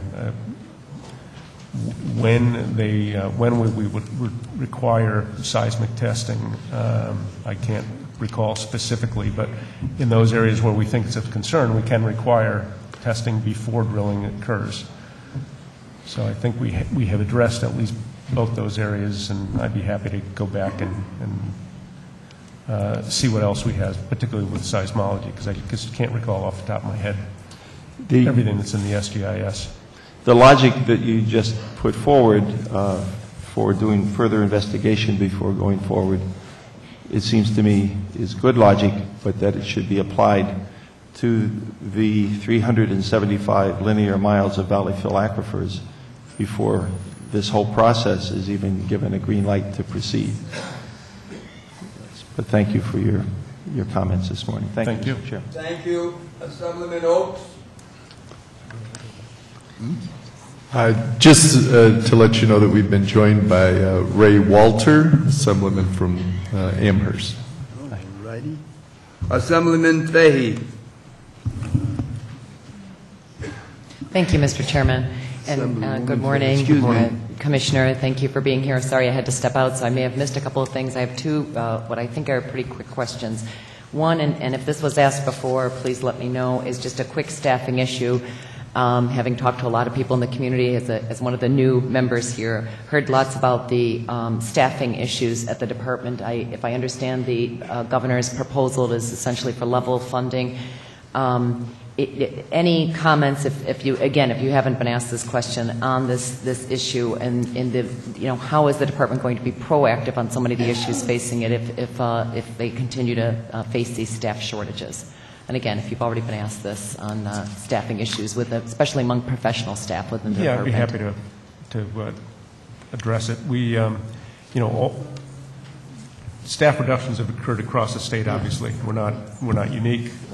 We are down probably 20% from where the department was several years ago, and we've had to adjust in a lot of different ways. One of the big initiatives that I have is to move to e-business, and we have a significant commitment from the governor in the budget to bring us into at least the modern era of the computer age, so that we don't have air engineers inputting data from applicants by hand, which happens today. If it came in electronically and can be managed electronically, then they can turn to higher tasks and not waste a lot of time doing stuff manually. Likewise, we've instituted this lean process where we now have a dedicated person going through each division of the agency looking for ways that we can simplify, use staff more efficiently. Not that I think all of the divisions have been very creative about how they do things, and they have adjusted. A lot of how I gauge the department is doing is on how many complaints we get from the regulated community, from the not-for-profit community about where we're falling short. And I think, in general, we've been doing pretty well. We get our permits out on time. We cover inspections, and thankfully, the department saw this steep decline in staff since Governor Cuomo took office. It has been maintained. We have not suffered staff cuts for the last several years, which is good news. We've stabilized. We're getting accustomed to doing things more efficiently, and we're constantly striving to improve our performance. Thank you. You're welcome. The next question is, I come off of a school board, so schools are of particular interest to me. My understanding is that 68 of our public schools across the state have either active or abandoned oil or natural gas wells on the school property. And I understand that New York allows the gas wells on the property. However, there is some understanding that the invasive, the practice of high-volume hydraulic fracking would not be allowed on school grounds. If that's true, though, can you just comment for me, if you will, or give us a little more on the proposed buffer zones on those schools in particular, and what you propose to do and how you would distance that ability from our school property, especially with those good few dozen schools? Thank you. Our current setback? The current setback from structures like schools and public buildings is 500 feet. And that's the existing setback, and we don't allow high-volume hydraulic fracturing to occur yet in New York, so that activity, hasn't happened on school grounds or elsewhere. We are, I think, proposing an increase to 1,000 feet in the current draft of the SGIS from schools. Okay. This is one I'm sure I'd welcome another conversation as I begin to learn these issues. Really appreciate your comments. Yep, thank you. Thank you. Thank you, Mr. Chairman. Thank you. Next is Assemblywoman Lifton to close, actually. And we have with us, join us, Assemblywoman Hooper. Yes. Yes. Did you say to close? Yes. Mr. Chair? Just two quick questions, Commissioner. I don't know, I've lost track. We've been in a number of hearings together. One hearing a year or so ago, I asked if there was a demonstration project. I said there were rumors of a demonstration project in the southern tier. And I said, is there a plan? Are you aware of a plan to roll out gas drilling in the southern tier with some sort of smaller project? You said no, you were not aware of such a plan. Next day, there was a press report. There was indeed such a plan being put forward, I think, by Shenango County that went to the hydrofracking panel, which you chair. No? But I recall the press announcement, but it was just that. I read it in the press. You were not, a year ago, that plan wasn't presented to the hydrofracking panel for possible review by that panel a year ago? For a few test wells and representative from Shenango may have suggested it at an advisory committee meeting. I'm not. They did a whole assessment of what potentially Mark just reminded me that we had the county came in and made a presentation about all the things that the county were doing to prepare for high-volume hydraulic fracturing. We spent most of the session on the things that they had done on the county level to prepare a plan to anticipate the activity. Commissioner, is there now a plan to roll out 10 to 40 wells? We keep hearing again a lot of discussion about that. Is there a current plan at DEC or somewhere else on the local level anything that you're aware of to begin to roll out drilling in the southern tier? A demonstration project is one of the alternatives that's considered in the alternatives chapter of the SGIS, along with 6 other alternatives, I think. And let me, if I could just finish with this. You say you've been looking at other states. We have too, of course, looking especially closely at Pennsylvania. And I don't know if you're aware, but I'm told, and from pretty reliable sources and up-close sources, that there are 400 families in one county alone that have been had water delivered to them for the last 2 years. They've been living on delivered water for 2 years. 400 families in one county, Washington County, Pennsylvania. That's just one huge concern that I have out of Pennsylvania. There are lots of concerns, of course, and there are people all over Pennsylvania with water hurt. We don't have good data because they're all signing non-disclosure agreements, of course, in order to get that water. Also, Pennsylvania, as you may know, passed Act 13. Pennsylvania law that put a part of which put a gag on doctors to talk about health concerns, to talk about people's symptoms, to share information with other doctors, and to try to get a better handle on what's happening with their patients. I'm greatly concerned when I hear that kind of thing. To me, this industry has a record of incompetence, malfeasance, and in the case of Pennsylvania Law 13, where they put a gag order on doctors, which of course doctors are in court fighting, it's against their Hippocratic oath to not try to do the best they can by their patients. So to me that's a corruption, and I assume it's the industry, not the citizens of the state of Pennsylvania who lobbied their legislature to say doctors can't talk to each other and they can't share information. I assume that push came from the industry. And that makes me extremely uncomfortable in terms of inviting this industry into New York State. Do you feel uncomfortable, Commissioner, when you hear that kind of thing out of Pennsylvania, to say we ought to allow this industry into the state of New York? That level of corruption that we've seen there, and that's just one instance, Commissioner, I'm very uncomfortable. Does it make you uncomfortable to hear these kind of things out of Pennsylvania? I'm uncomfortable anytime I hear about corporate irresponsibility, whether it's with regards to this industry or any other. To me, these are disqualifiers. To say doctors can't talk to each other. This is just unheard of, isn't it, in our state, in our country? To me, it says these people don't want us to know what's really going on with this industry and what impact it has on real people in their real lives every day, and especially on water and human health. The industry isn't safe, in my view, Commissioner. Where are you on your overall thinking about that? When you look at Pennsylvania and everything we're hearing, how do you feel about it? You say you're uncomfortable. What do you think about doctor's gag order in Pennsylvania? Why are they doing that? Why do you, when you I hear feel that, the same have way you heard about that, doctors' Commissioner? gag orders as you do, Assemblywoman.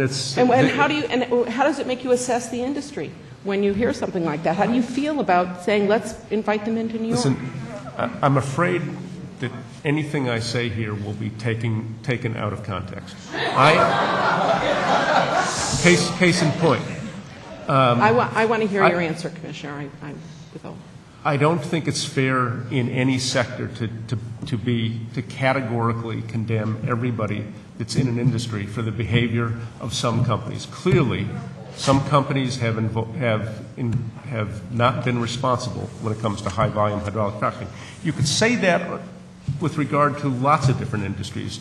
There's charlatans in the healthcare industry. There's charlatans in the petroleum industry generally. Well, if the question is, can you properly regulate them? Can you force responsible companies to operate in New York? And that's an open question. What I'm concerned about is whether or not someone could operate in New York in a way that protects public health and the environment. That's my concern. And again, Commissioner, with all due respect, I don't think the state of Pennsylvania, as corrupt as it clearly is around this industry, is responding to one rogue company. They are responding, I believe, to the industry as a whole that wants to put a kibosh on real information getting out to people. I can't believe the state of Pennsylvania listened to one or two businesses, one or two mom and pop operations, and said, sure, we'll agree to a gag order on doctors. That doesn't seem credible to me. Thank you, Commissioner, very much. You're welcome.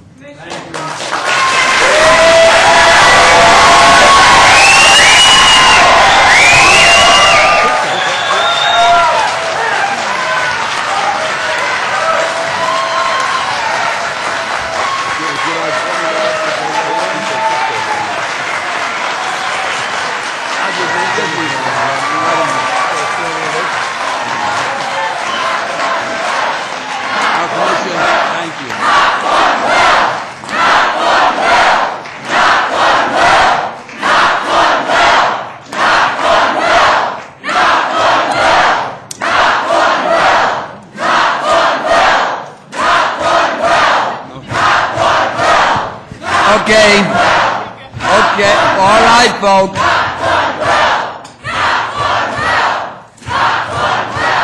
Are you going to stay here till 5 o'clock tonight with us? Not tonight. Thank you, Commissioner.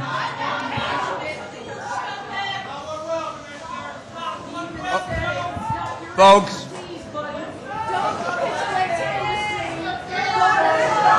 Hold it. All right.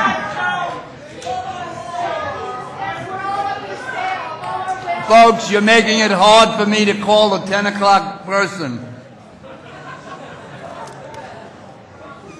If you want to come back at 6, you can continue what you're doing. Okay, good. Rose Harvey, Commissioner, New York State Office of Parks, Recreation, and Historic Preservation. Ms. Harvey? Where'd Ms. Harvey go?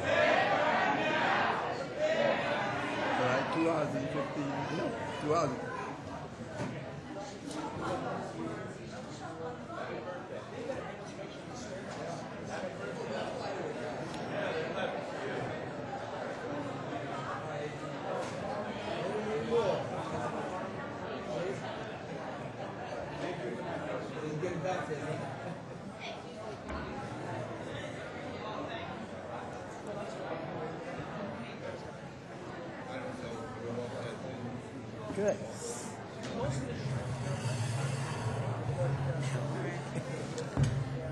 We're being joined by Rose Harvey, the Commissioner of Parks, Recreation, and Historic Preservation. And if people, as you're leaving, would just quiet it down until you get out of the hearing so that Commissioner Harvey can testify. Thank you very much. Thank you, Commissioner. And I'm ready to begin. Thank you.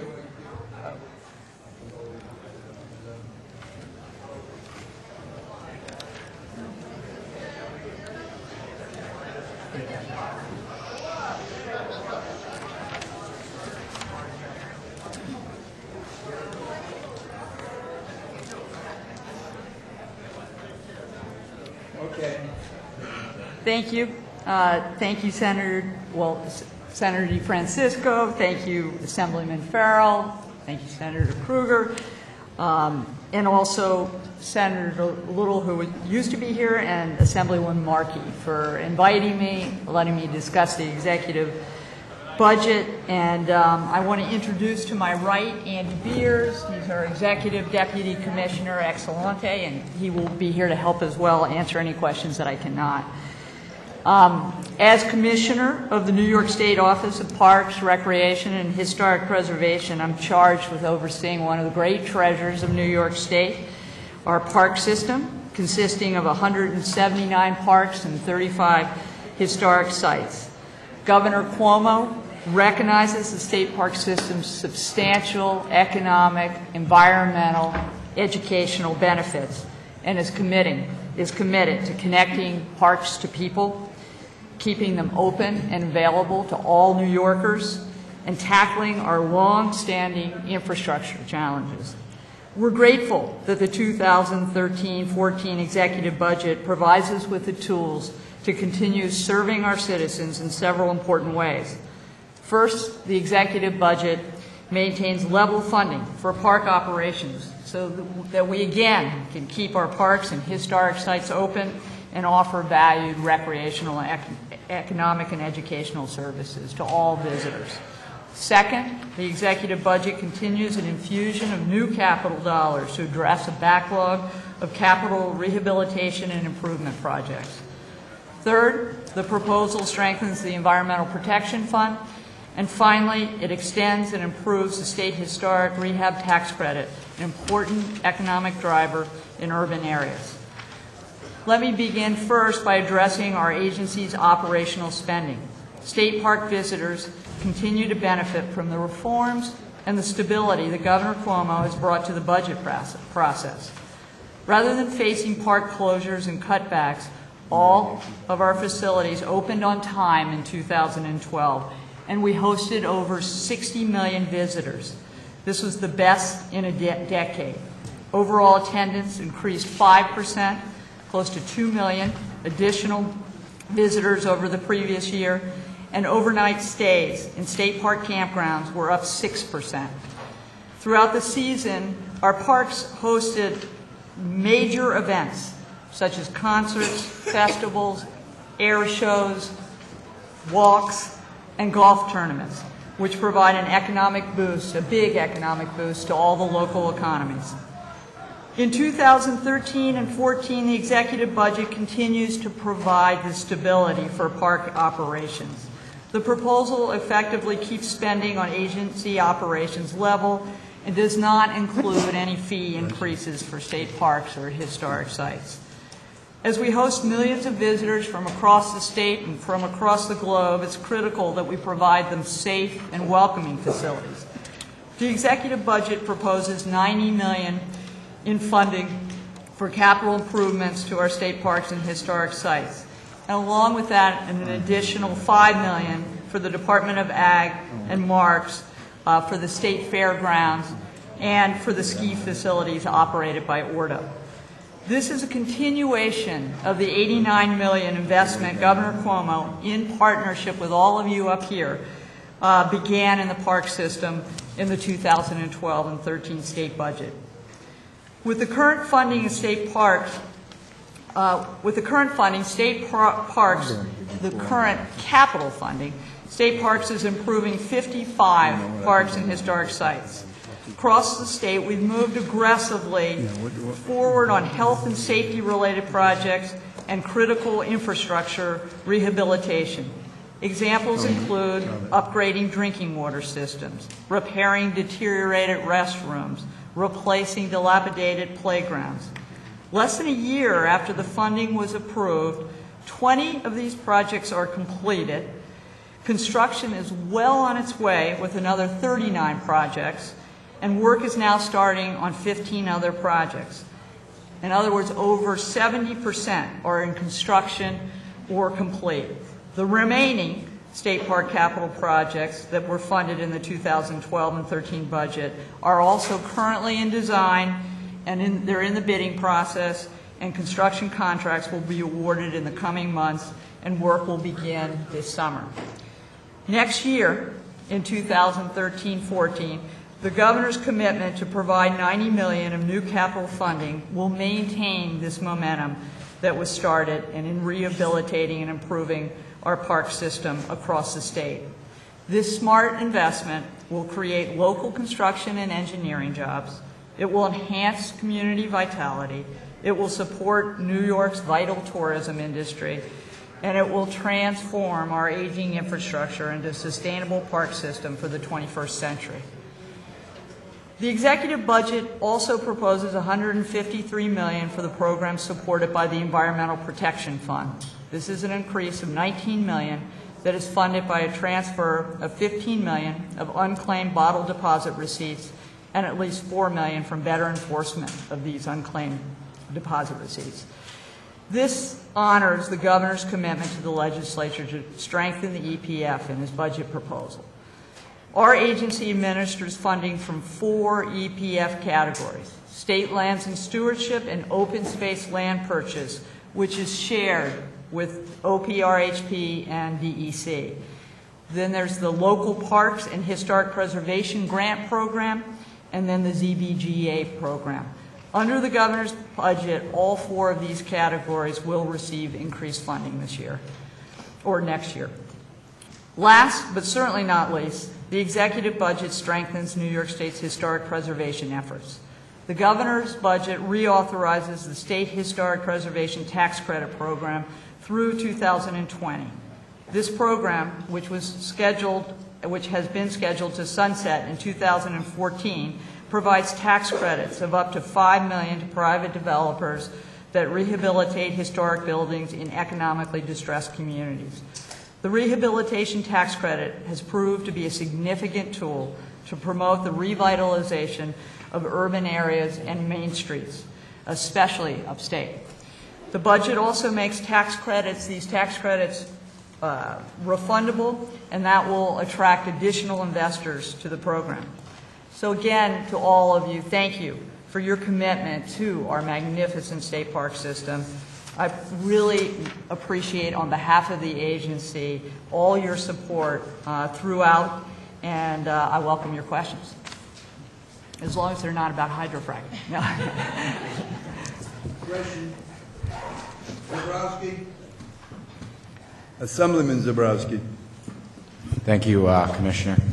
I represent Rockland County, which has multiple state parks, and I thank you for all your good work. I just have a brief question. We talk a lot about rebuilding, and in my district along the Hudson River, there was a lot of damage from the storm, and specifically Nag Beach State Park and things like that. What is your office's plan in terms of rebuilding those type of infrastructure in the next year? Is there money in the budget? How's that going to work? We are. As the governor says, we're looking at rebuilding and rebuilding better. And we have all of the state parks open, with the exception of one in your district, I think, which is the Nyack Trail along the Hudson River. We're looking to rebuild that, and we're also looking at how we can better protect it. And we do believe that trail along the Hudson, which is vulnerable, will be open by Memorial Day. Senator Cecilia Catrick. Thank you, Chairwoman. Thank you, Commissioner, for being here. I just had a general question to follow up that was just asked. In general, what was the impact of the hurricanes Irene, Lee, and Sandy on the park system? And do you have the resources you need to cover those damages? It was significant. If I recall, I think it was close to 40 parks were flooded and taken out of commission. However, our very able and competent staff put them back into commission before the holiday weekend when they were flooded. But, there's still long-term repair, and again, there's a long-term look at flooding and how we can be more resilient. In some of the federal monies, it's been made clear that some of those monies will be made available to areas that were flooded by Irene and Lee, and so we will look to the extent they're in our parks to using those dollars. Thank you. And in general, do you feel the budget provides you enough money to staff all of the parks? I know a couple of years ago, when we had to face budget cuts, some parks were closed for a period of time.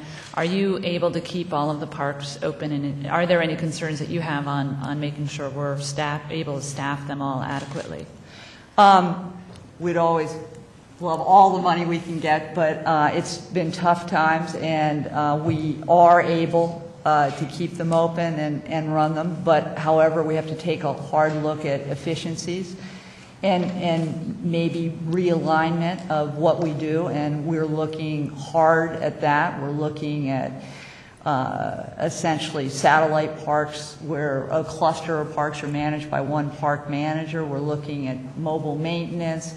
We're looking at energy efficiency, and in fact have partnered with NYPA, who's now doing an energy audit, and the energy costs are a huge part of our budget. So we can do it. It's not easy. It hasn't been easy for anybody in this economy, and we're just going to have to be smarter and more efficient about it. Thank you, and I appreciate the work the staff do to make it all work together. They're incredible. They're really great. Thank you. Assemblyman Walter. Thank you, Chairman. Thank you, Commissioner. Just a quick question on the commercial, the historic property rehabilitation tax credit. It's been an important tool in Western New York, revitalizing some of our historic treasures, the buildings that we have there, and really couldn't be done without that tax credit. Last year, both the Assembly and the Senate passed a bill to not only extend but expand that tax credit to $12 million. But here we're only extending it at the $5 million level. Can you discuss some of the thought process that went in behind not expanding it as the Senate and the Assembly worked to do last year? I think there were a lot of input on it, and I think that we felt the expansion and the refundability was the best way to go with respect to the bill. And we think it's great. It will have a big impact, positive impact.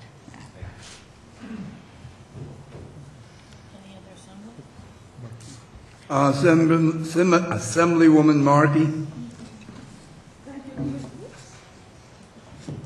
Thank you, Commissioner. The Natural Heritage Trust Program has funded millions of dollars worth of projects across the state since 1968. What, if any, would be the consequences if the state eliminates funding for this program? The NHT is a not-for-profit public benefit, and its funding it's through donations and contributions, and also then some federal dollars. And I think that we're hopeful that it's strong, alive. It's got a lot of programs, and we don't worry about that. Good. The governor has spoken about bringing tourism to upstate New York. How does Parks feel that they can be incorporated into the marketing of our state parks? We have a strong partnership with ESD, and I love New York, and I think we're really looking at even making it more strong and using our fabulous park system as an attraction for upstate.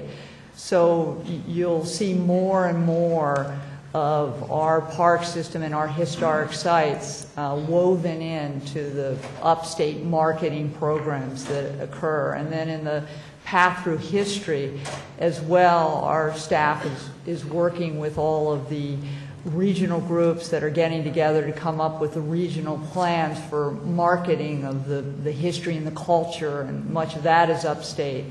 And each group will get a $100,000 award, and I think there'll be much coming from that as well. $100,000. Terrific. For each regional area. Yeah. Thank you. Thank you. Assemblywoman Fahey. Hello. Thank you, Mr. Chairman. Thank you, Commissioner, for joining us today. Just a couple of quick comments. A couple of questions have already been answered on the historic preservation. I just want to associate myself with those comments because that is such an important issue and something I care a lot about. As somebody who lives in an urban area, I know how critical those are, and the more we can do there, the better. I'm also a new member of the Tourism Committee and recognize how critically important that is to the upstate region. So I look forward to those promotional efforts. Just a question or comment, if you will. As you know, I recently left the New York Department of Labor, and there we had a terrific opportunity a few years ago to work with the Department on Parks to promote youth jobs. And wondered if you could comment any more about that. I saw the benefit there on multiple levels, but primarily the fact that youth would get internships, youth employment. Youth unemployment is at an all-time high in this state, record highs every year for the last 5 years or so, especially under this economy, but also the fact that youth, especially when they are coming from higher poverty areas, get tremendous exposure to our parks. So it's just a win-win on multiple levels.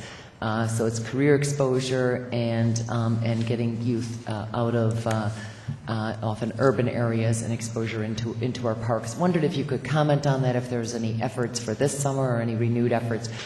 Some of these were as a result of stimulus monies from a few years ago. I know those stimulus dollars have dried up, so didn't know if there were anything new on that front. I'd welcome hearing about it. We're very big proponents of bringing youth into the system, and as well, because we employ a large seasonal force, we can start, offering regular every year jobs. So in the past, we did have, through the stimulus, larger chunks of dollars, but we are forging, for instance, a partnership with the Student Conservation Association for them to provide internships. And we've worked with the Department of Labor as well in terms of they do get some federal dollars for youth employment or also just regular employment, but we're linking up with them to link those opportunities into our park system. And we welcome, any ideas as well. We have a pretty robust internship program too. So we encourage it, and we'd love to build it and go forward with both partnerships with not-for-profits and then to the extent that we can find dollars. Thank you, Commissioner. Look forward to an opportunity to work with you on that. Thank you, Mr. Chairman. Thank you. Assemblyman Engelbright.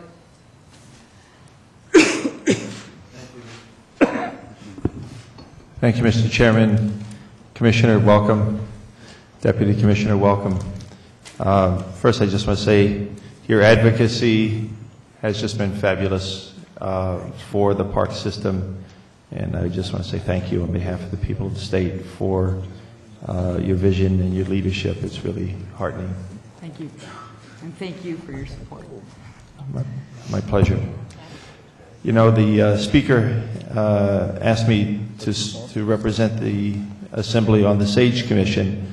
The final report was issued this week, making a number of recommendations. One of those recommendations was to clarify that the Office of Parks, Recreation, and Historic Preservation should remain as a separate agency and not be merged with the DEC. That was a great apprehension that seems to be clarified. Again, I would point to your leadership and the credibility of your opinion on that helped lead to that decision. So congratulations. Efficiencies have been gained, though. Wisely, the governor has brought the two agencies next door to one another in terms of physical proximity, and that is useful. So I strongly support the recommendation that your agency remain a separate agency going forward. It's the oldest state park system in the nation, more highly evolved than any other state, but that has been a disadvantage. During the stimulus construction funding that was put forward within the last few years, the design for how to get the money out of Washington did not favor standalone park agencies, and instead favored what is more commonly seen in states, which is that funding for capital went to environmental agencies that might also have a parks function, and that created problems.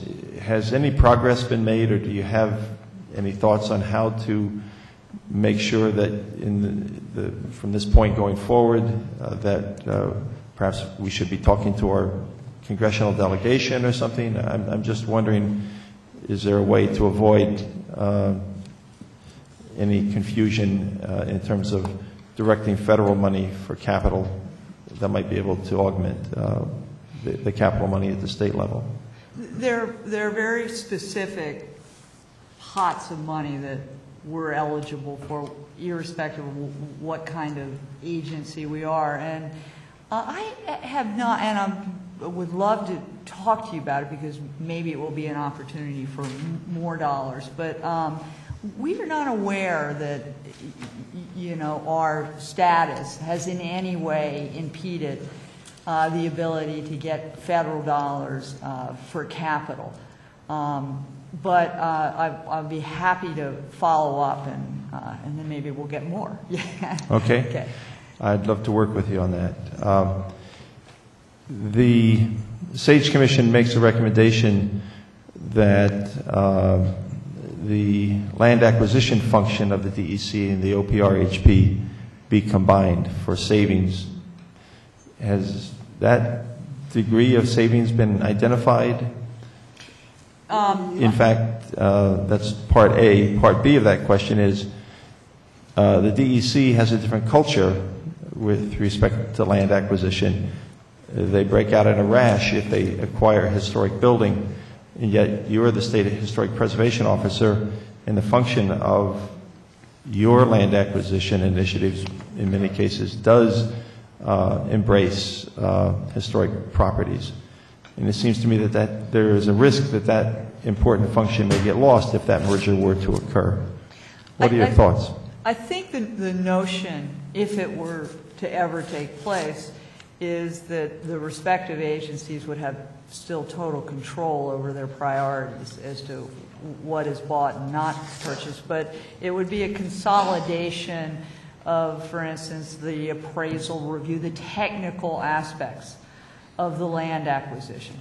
So my understanding of the proposal, would be similar to the, IT agency, that on the technical side of the acquisitions, that they would be consolidated, but that each of the respective agencies would have total and complete control over their priorities as they need to have given.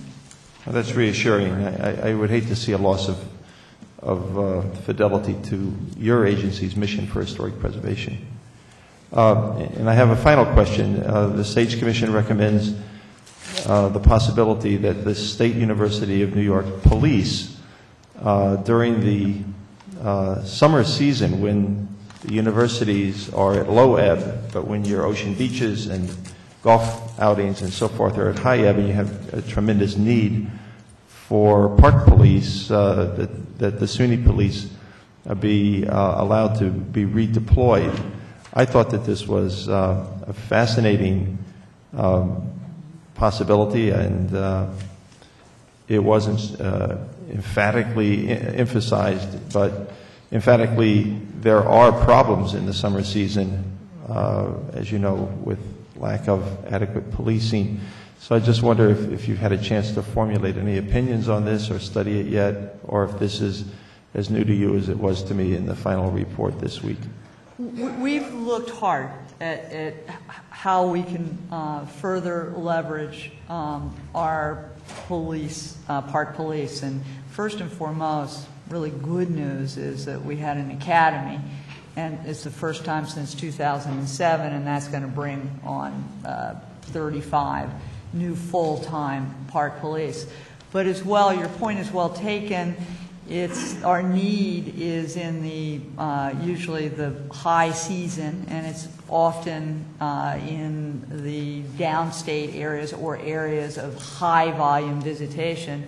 And so we have been working with our police chief to introduce a larger seasonal force, but also a park forest ranger, maybe up to 40 of them, who will get more training and maybe have more background experience to supplement on a seasonal basis our full-time. And we've always had essentially rangers and seasonal force to help the full-time. And we're just making it a little bit stronger and then focusing it on the areas of highest need. And we did look into SUNY and did have some preliminary conversations, but it seemed that this was going to be the best way to go. Commissioner, keep up the good work. Thank you very, very much. Thank you. Gentleman Oaks. Thank you, Commissioner. Just a quick question about private partnerships or cooperation. I know that in the last few years you've done some sort of business entities, golf course, whatever that private entity might operate, and I know we've looked at other ways of trying to enhance dollars that might come in to support the overall system. Just how's that working? Any new initiatives in that area? It's a very strong priority for parks is to create partnerships, whether not-for-profit, for-profit, to better offer programming and services to our visitors.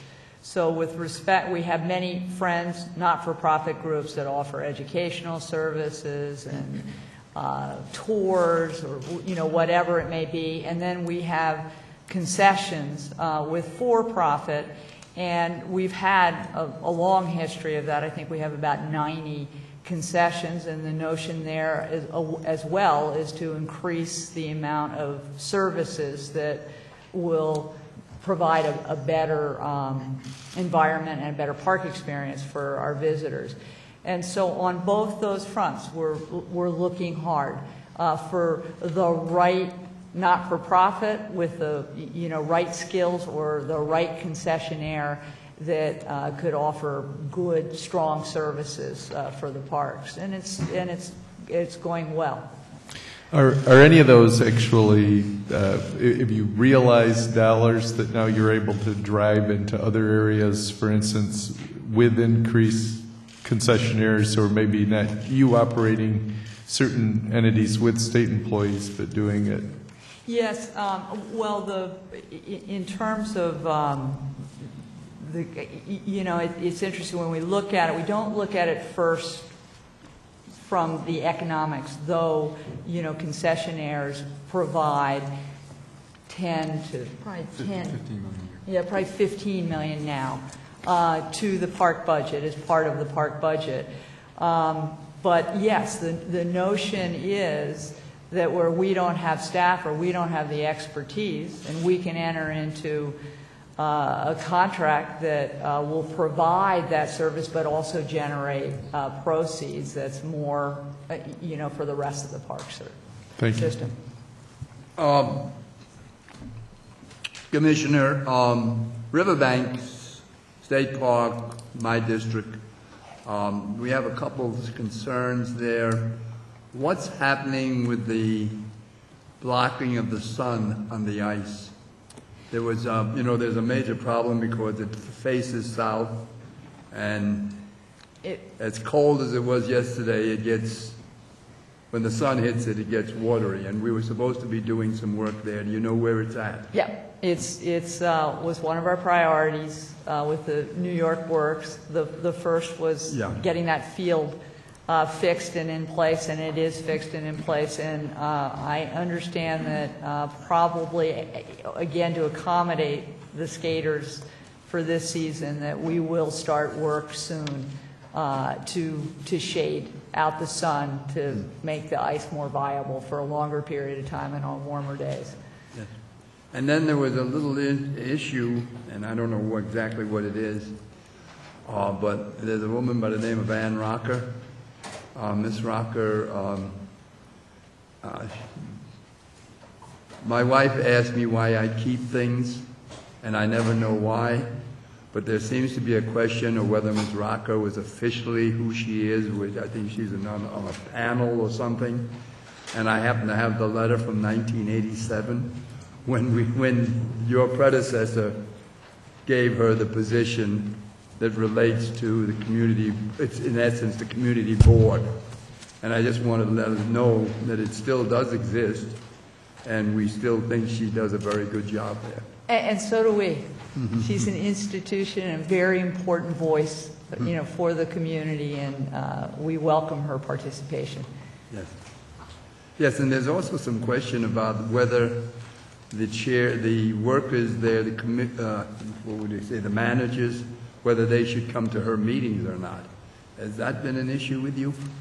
Whether Reggie should come to the meeting or not? Come to the meetings that they hold once every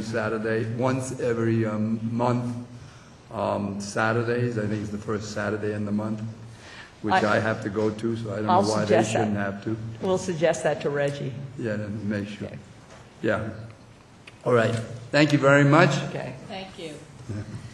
And I think that's you're free to go. And our next testifier is James Bays, New York State Department of Agriculture and Markets.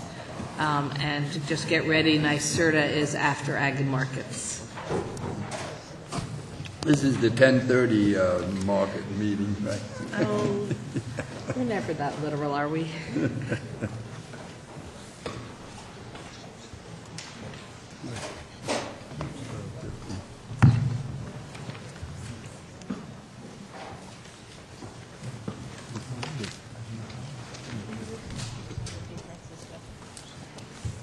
While we're getting settled, we're joined by Assemblyman Joe Saladino.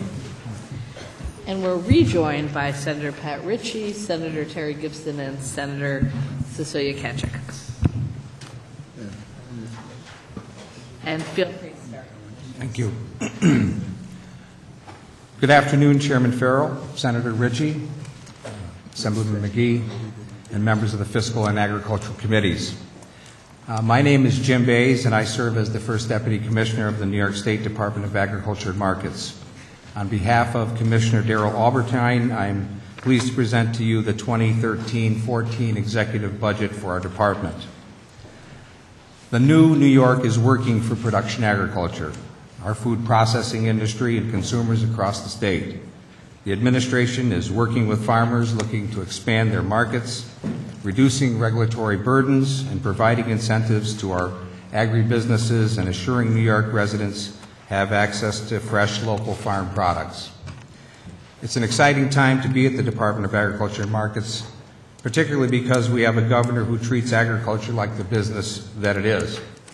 Commissioner Albertine believes, and I fully agree, that in this administration, agriculture has a prominent seat at the table in state government. It is reflected in the executive budget and helps to ensure that agriculture remains a key economic driver here in the Empire State. The all-funds budget for the department is $159.4 million. This funding allows us to fully maintain our wide-ranging responsibilities, including food safety and inspection, agricultural economic development, and animal and plant health surveillance. It includes continued strong support for the New York State Veterinary Diagnostic Laboratory located at Cornell, farm family assistance, pro-dairy, local fairs, the New York State Wine and Grape Foundation, and a variety of other programs important to New York agriculture. This year's budget focuses on agriculture as an economic driver and encouraging and supporting the use of New York State products. For example, the executive budget includes $2 million for Taste New York, which combines tax-free sales at retail venues with aggressive branding and marketing. In high-traffic rest areas, train stations, and airports across New York, the state will establish these Taste New York branded retail stores, carts, and next-generation luxury vending machines to sell predominantly New York State products free of all sales tax to the consumer. In addition, the executive budget includes a new competitive grant program for regional tourism marketing, a direct outcome of the yogurt and dairy and wine and beer summits hosted by the governor this past year. These summits provided an opportunity to listen to industry as I have never seen before.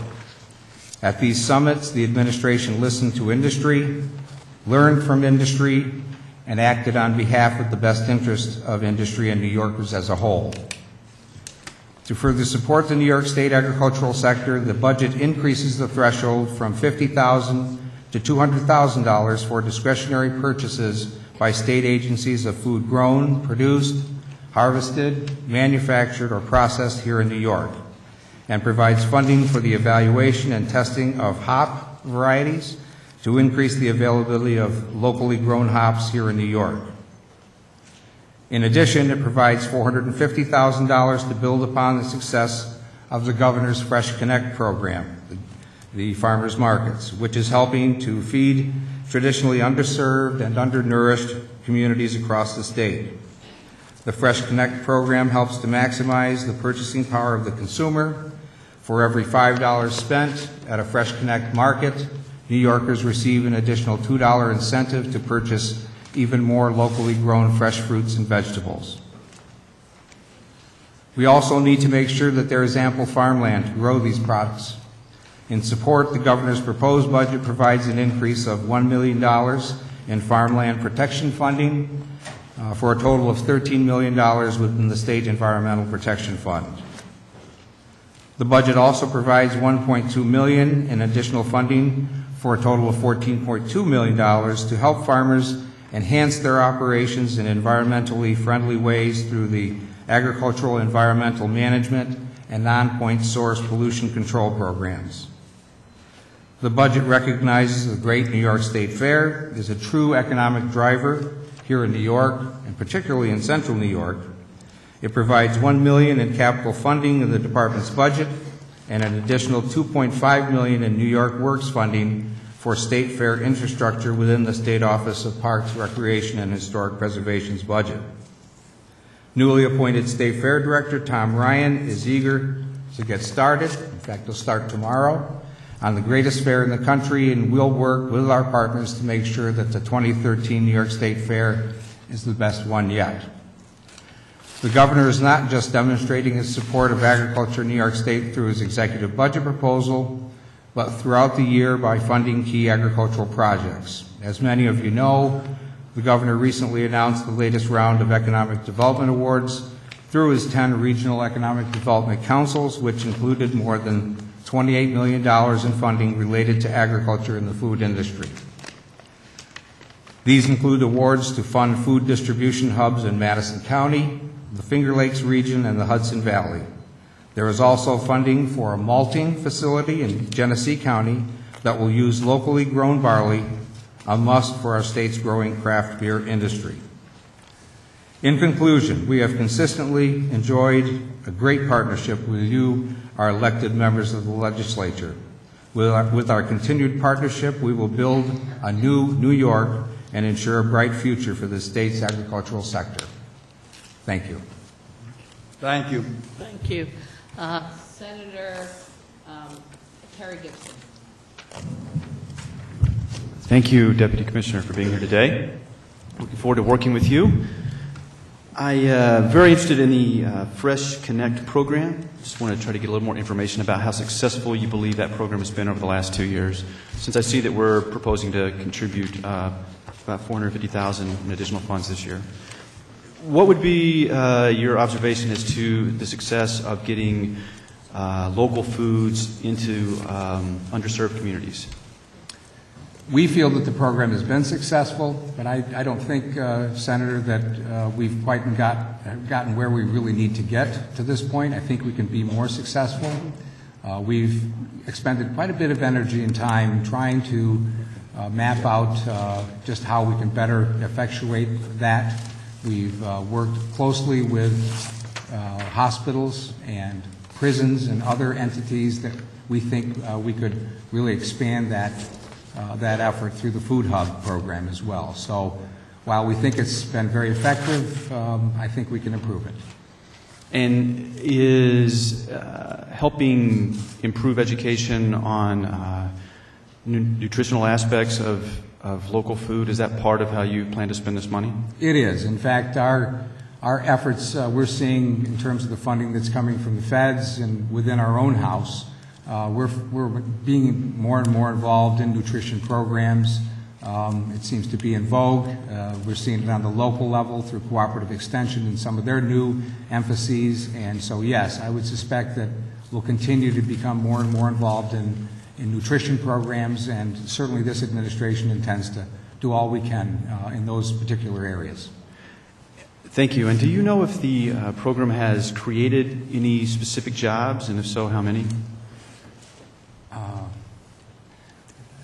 Yeah, I'm not really sure. We'd have to get back to you on that, but I would suspect there have been some spin-off job creation, yes. Okay. I would hope that as we move forward with this program that we also try to create local jobs in the process. Very good. Thank you very much for being here today. Thanks. Look forward to working with you. You bet. Thank you. Assemblyman McGee. I guess that's working now. Is it working now? Yeah, okay. A question about the apple industry in New York. They're the leader in the country. New York was, and they had a devastating thing happen last spring with the weather that significantly hit them. Is there any concern that maybe there is an appropriation that we've had for the apple producers to do whatever they have to do, promote their products, and they almost have to start over again after last year when they were unable to provide the apples to the people that wanted them? Do you think there would be a need perhaps for a little more money for them? Certainly last year was a very difficult year for the apple industry, particularly in some areas. We recognize that well. We'll continue to work Chairman McGee with the vital agricultural industry leadership to see what we can do there.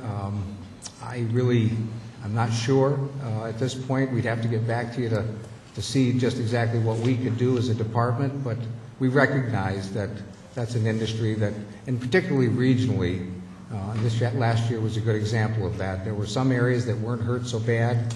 There were other areas that were devastated. So clearly we share your concern. Okay, and then one other question about the dollars that are available for local fairs. That is included in the budget? It is. Okay, because of the numbers I had on age of localities, the list is not there, so maybe we overlooked it. We'll but double it is check. in there. We'll double. It's in there, I believe. Do you have It's level funding. How much was it? $340,000. Level funding, Mr. Chairman. What? $340,000. 340. Okay. Good. Thank you. You're welcome. Senator Pat Ritchie, Chair of the Agriculture Committee. Good afternoon. Good afternoon. Just to follow up on the Assemblyman's question, the apple growers lost 70% of their crop, and with that, part of their assessment for advertising. So my question would be, because we want to make sure that New York State farmers do not lose any of their market share, is there a way to address that between the legislature and possibly the Department of Ag and Markets to make sure that that doesn't happen? Well, certainly I think we can enhance our promotional efforts.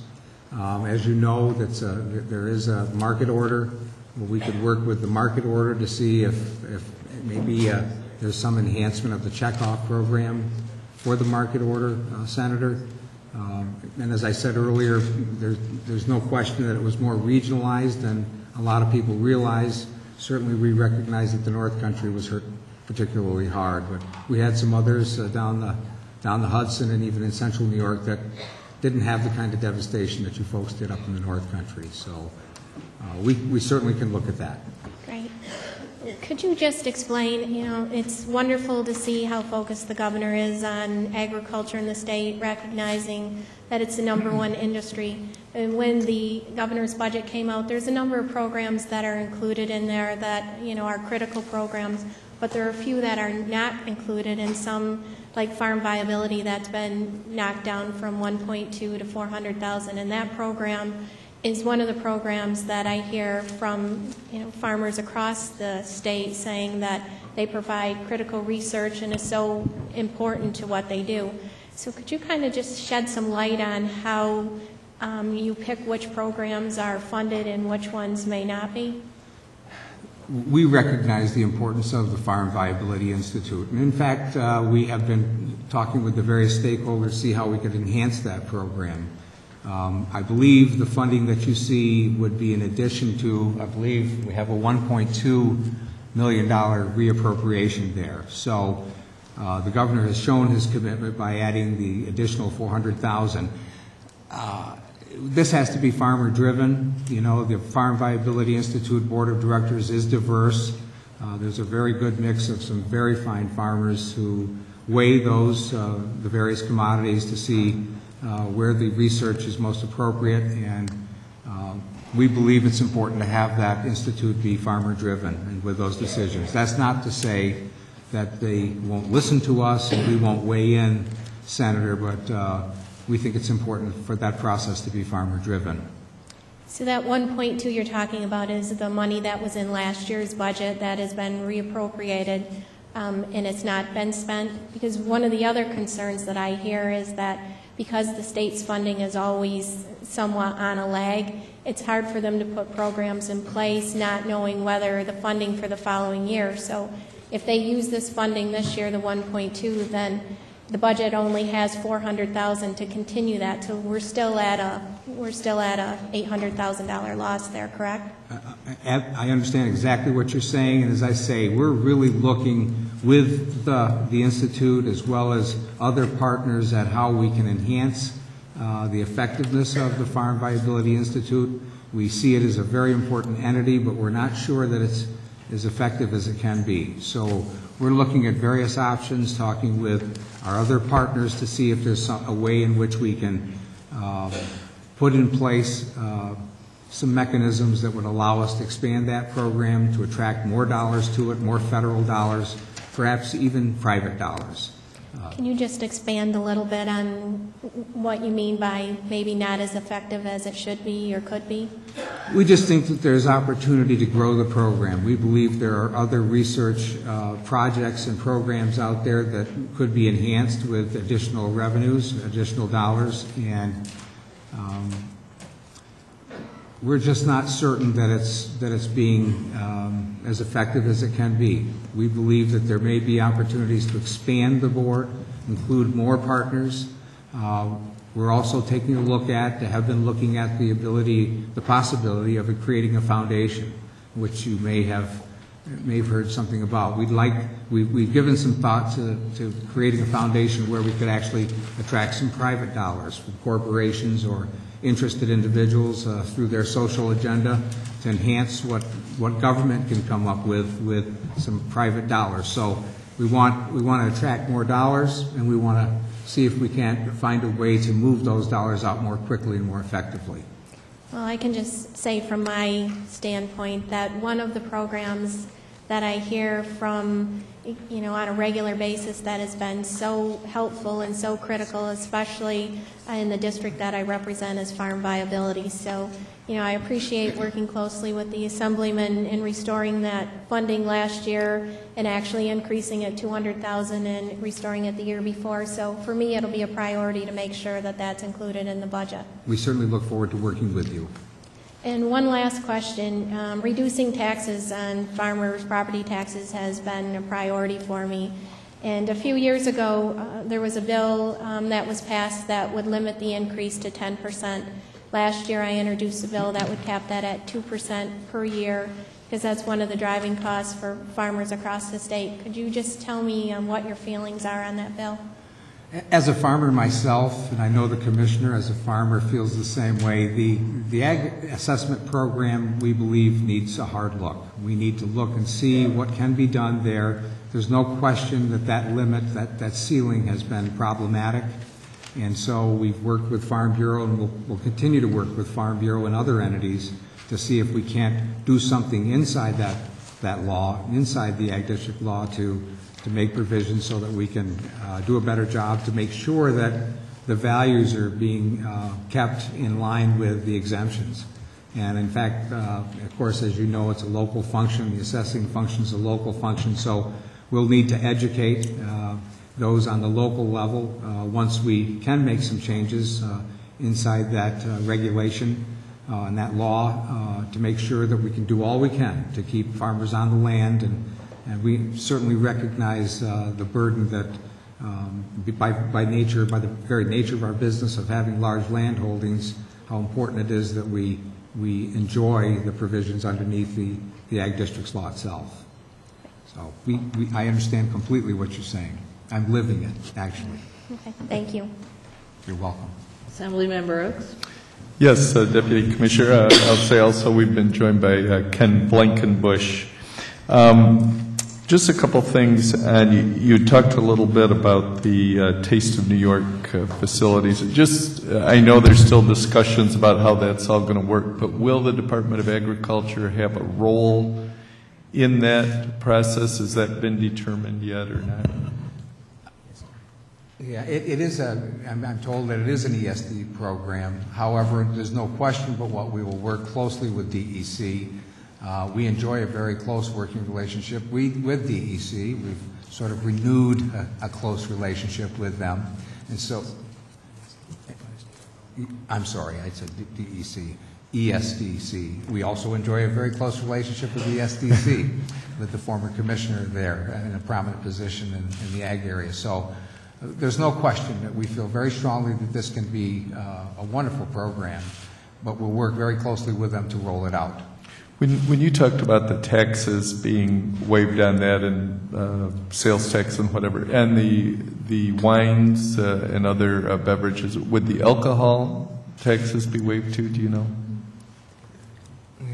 not certain. We'd have to get back to you. Or we can ask the tax people when they come before us later.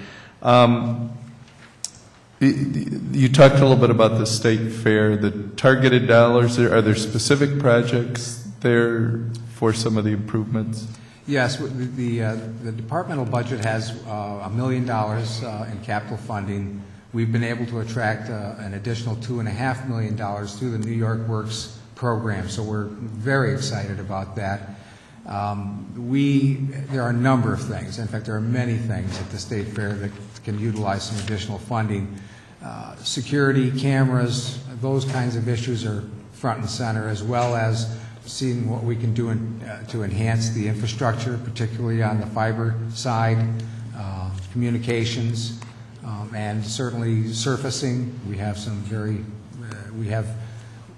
the highways, the roads through the fair are in need of regrinding and repaving. So frankly, there are far more needs there than we'll be able to deal with $2.5 million. But it's a tremendous facility. We think it's it's something that, as I mentioned in the testimony, it's an economic driver.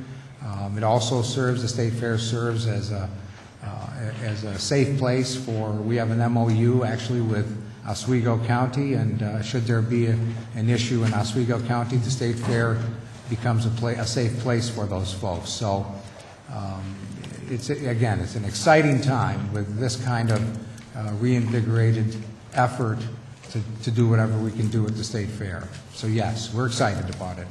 Thank you. Just one last question. I know within the governor's budget, there's a proposal on increasing the minimum wage from $7.25 to $8.75. Has the department been able to do analysis at all on the impact on agriculture and farming? Should that be increased, what that increase might mean or not? No, I don't believe we have. In fact, this is something that we do need to zero in on. We would work very closely with all the various entities, and should the minimum wage come into effect, we'd work with all the stakeholders and all of our partners in terms of educating and helping them make the necessary changes with their operations, should they need to comply and to, we believe that it would be more in line with the cost of living. We think it would create spending and more consumer demand.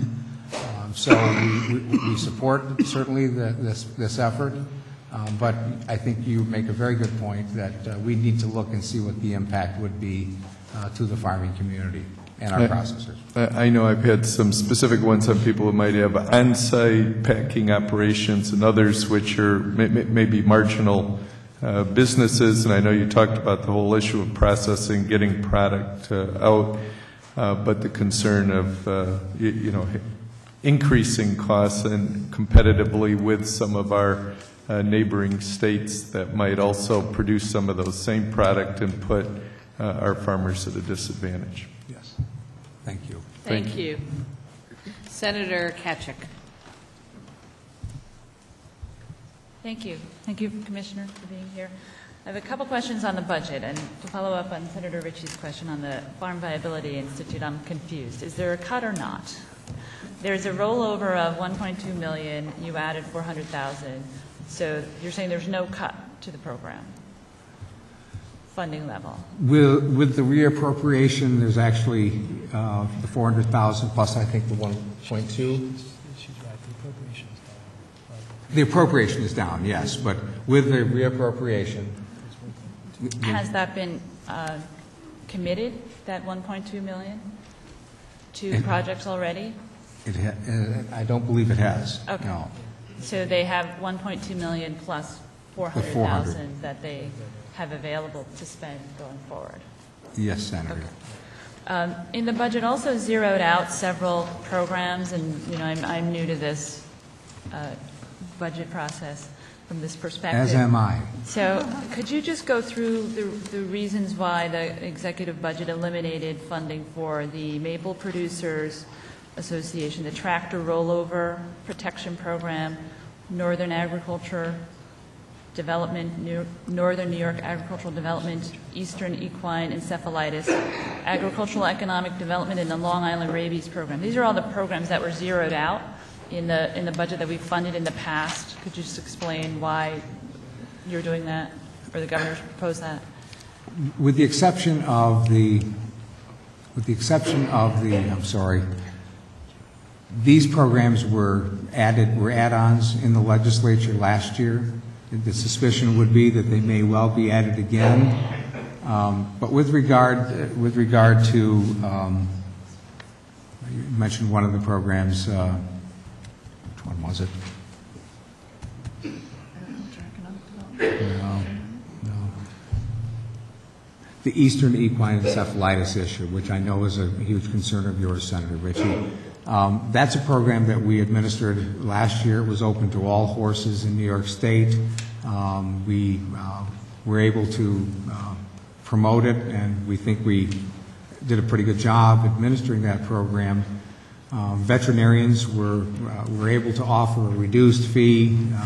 We were able to reimburse those veterinarians. So with the exception of that program, these are programs that were add-ins by the legislature a year ago, and we would suspect that they may well be again. And you would welcome that restoration if it...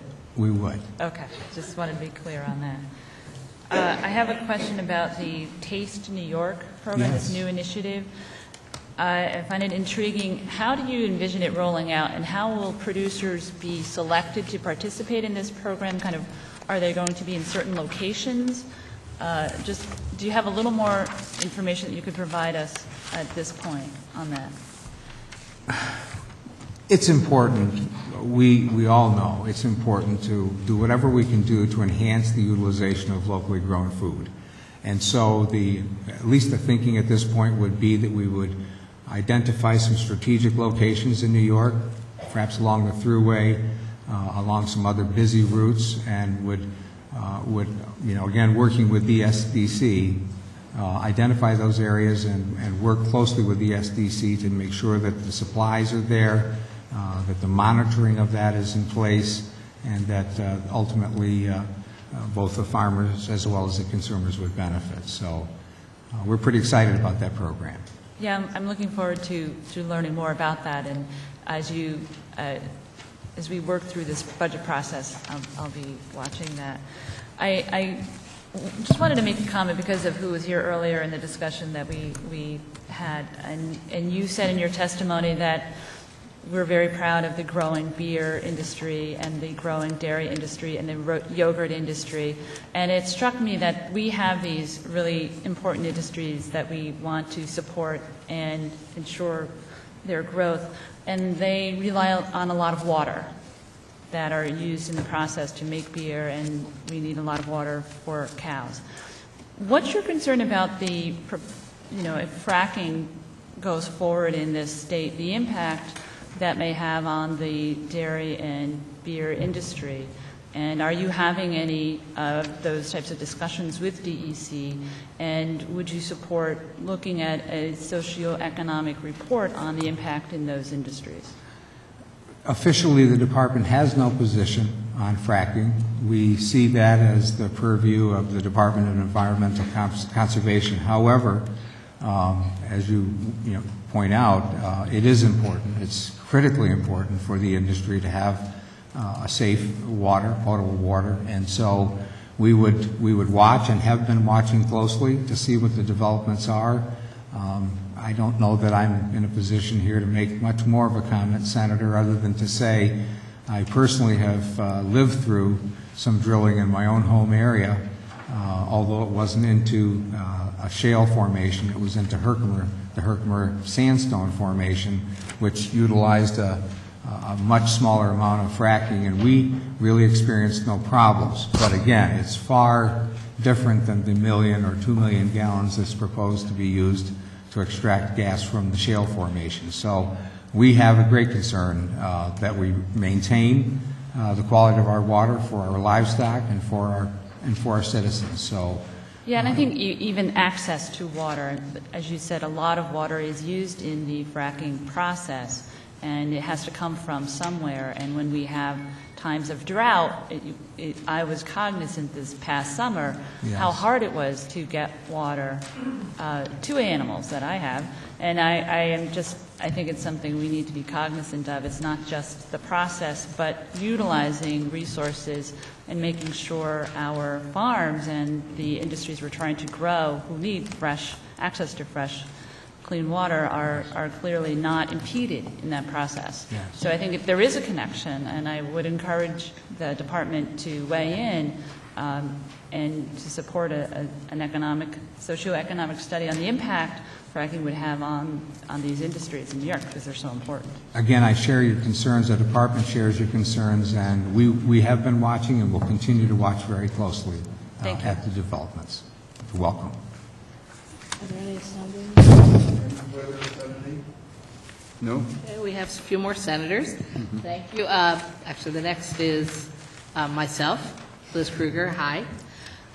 Following up on Senator Kachik's last question, I sent Commissioner Albertine a letter back in December raising concerns about the impact of fracking on water causing health concerns for livestock. And in fact, I cited to him, I'm just pulling open the letter, I thought it was open, I'm sorry, a study that was done by, a peer-reviewed study done by a professor at Cornell University and a veterinarian out of Ithaca. And they were citing actual research showing that there are real concerns for livestock who are exposed to contamination from hydrofracturing.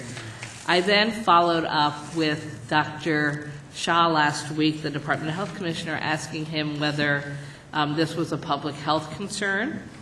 He agreed that contamination of our food supply is a public health concern, but said that surveillance role would actually be through your agency, not his agency. I then earlier today followed up with Commissioner Martins on whether health and public health concerns were a responsibility of DEC.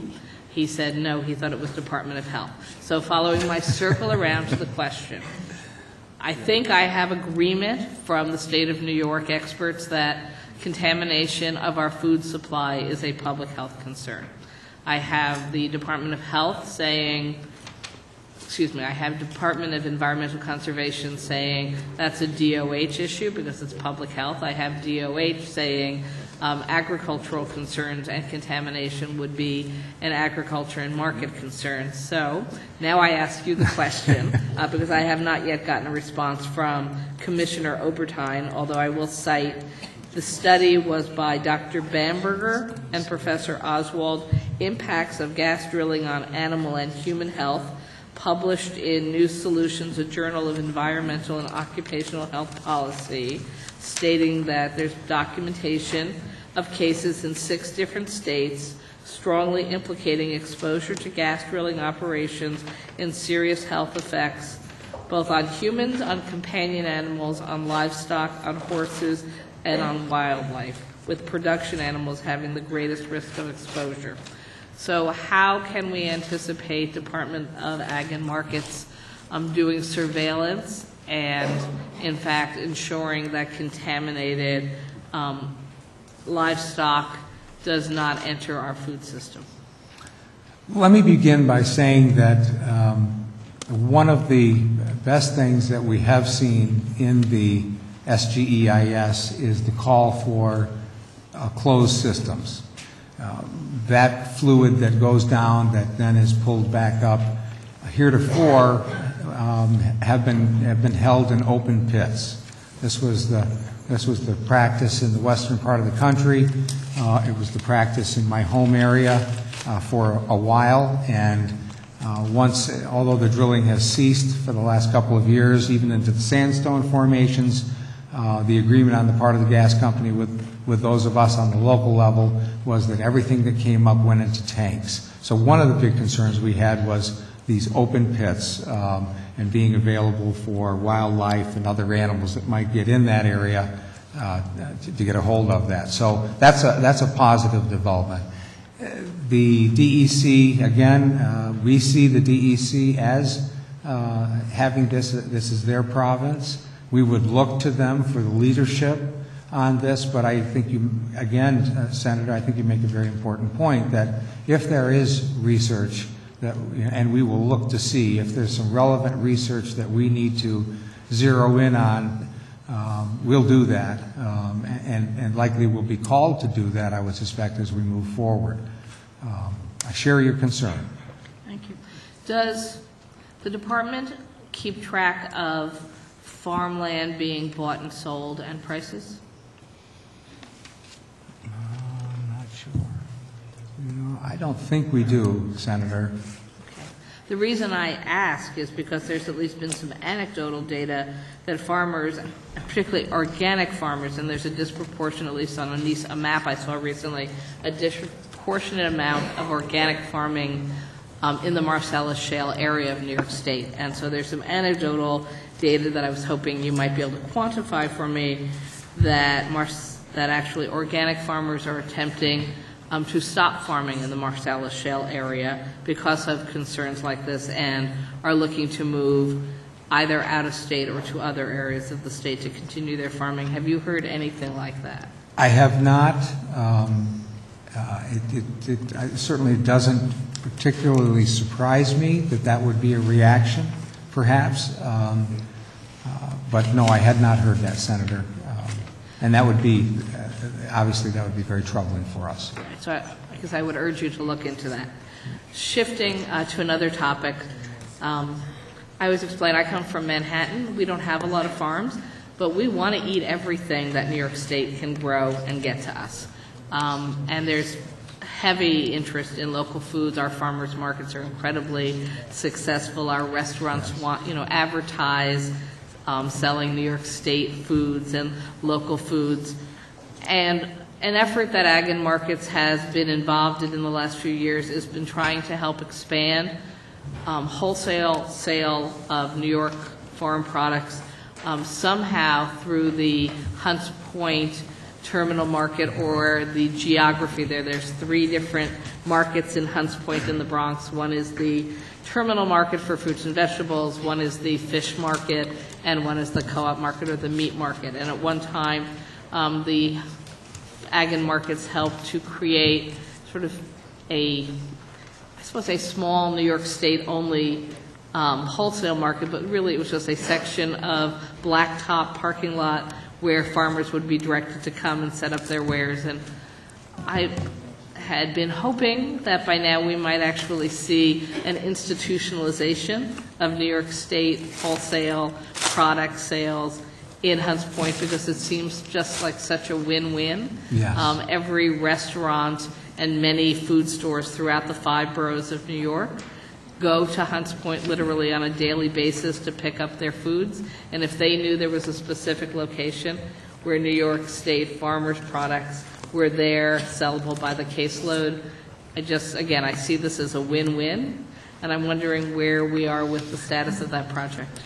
We have had some spurts of success, and we've fallen back a couple of times.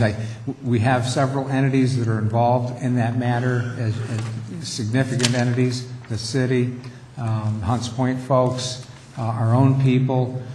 You may have been referring to the Fulton Fish Market. We've been trying to see if we can't get them rolled over to Hunts Point. We've made some progress. Obviously, ESDC is involved extensively, Senator, in that effort. We've made some progress. We have a ways to go. I don't have the details on the most recent word that came through last week that we may be finding our way, and I can't provide that. I don't know if many of my staff can, but we'd heard some encouraging news that maybe we were finally breaking through a little bit with finding some way to move that up into the Hunts Point area. But you're absolutely right. I mean, to the extent that we can bring food down there, fresh food, in a safe way, in a safe place, and get the various parties to agree, we'll all benefit. So we share your concern, and it's something that we're going to continue to work on and work on very hard. I I would love to be kept informed, and I feel very confidently that my colleagues from the agricultural sections of New York State, they may not know the details, but there's no way you don't want more product, Senator Ritchie and Senator Gibson, coming into New York City to be sold. Because again, we're sort of 9 million mouths interested in being fed New York State products. We see that as well. Thank you very much. Thank you. Thank you. No. Oh, Senator Ritchie to close. Denny. Just a follow-up question, maybe a point of clarification to Senator Kachik's question about farm viability and the 1.2 reappropriate and the 400,000. That 1.2, which is a reappropriate from last year, always carries over. So in the governor's proposal, that 400,000 is actually a $800,000 cut to the program, correct? $800,000 cut to the appropriation. Okay, to the program itself, since it always follows over. So next year, even if the 1.2 is carrying over next year, it's going to be $800,000 short from the 1.2 if, in fact, it's not restored again by the legislature. Yeah, I mean, I think the reality, Senator, is that the Farm Viability Institute, in spite of their best efforts, were not able to move the amount of money that they wanted to move, and so you're right.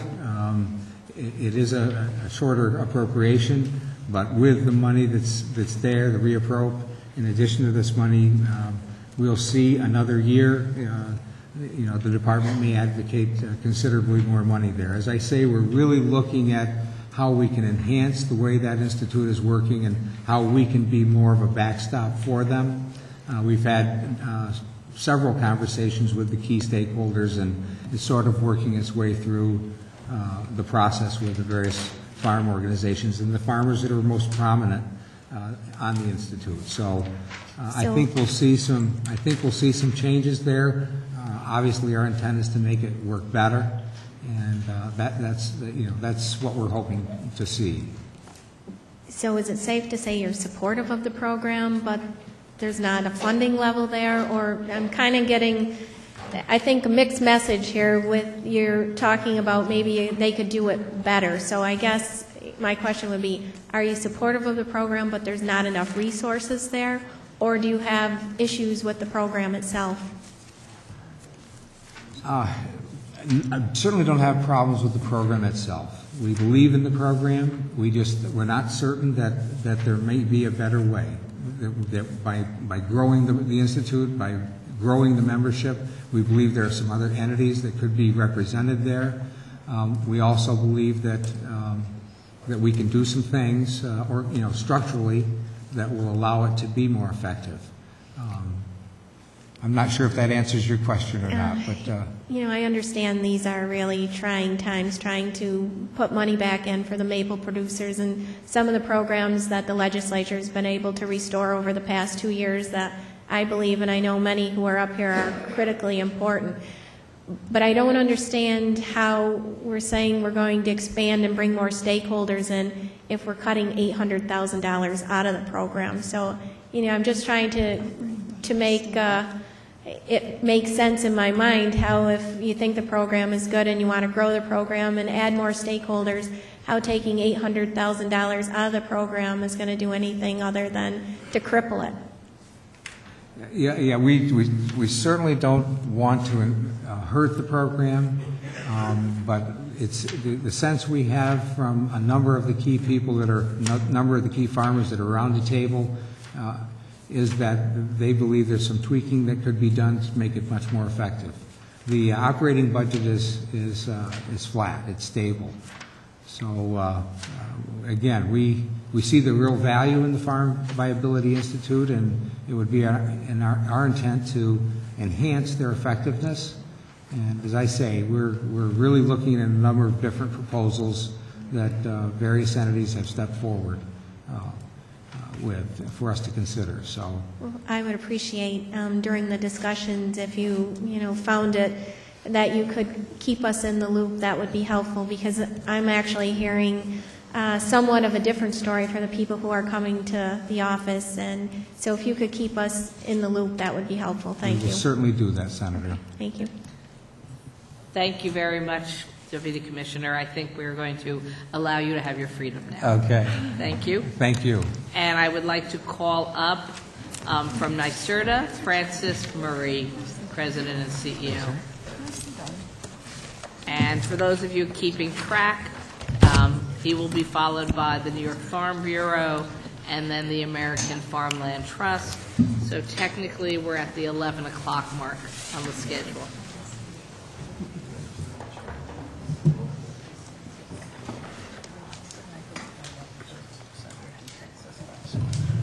Thank you.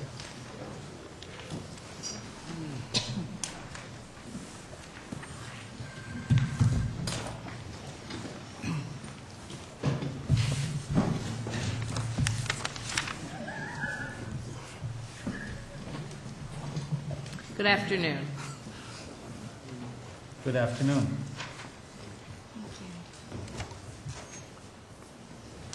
Is that on now? Good. Thank you very much, Mr. Chairman, Senator Kruger, the other members of the committee, my new chair, Assemblywoman Poland. It's a pleasure to be here this afternoon. I know you've already had a very long day, so I'm going to spare you reading my testimony. You already have copies of it. But I would like to make a few points before answering any questions you may have. First of all, I want to begin by expressing my appreciation to all of you. As some of you know, New York State in recent years has emerged under the governor's leadership literally as a national leader on the clean energy economy. Now, the seeds of that were planted many years ago, and what we're seeing now is the fruition of that investment. And you on both sides of the aisle in the state legislature, both Republicans and the Democrats, the Senate and the Assembly, deserve a great deal of credit. You have consistently supported public investments in energy efficiency, renewable energy technology, as well as new technology. And what we're seeing here in New York State and nationally finally is a recognition of the fruits of that benefit. Now, with respect to our budget, the executive budget for the governor's executive budget includes $28.2 million for NYSERDA. That's broken down into three fairly simple categories. $16.2 million consists of $12.2 million for our research and development program and $4 million to support our energy policy operations.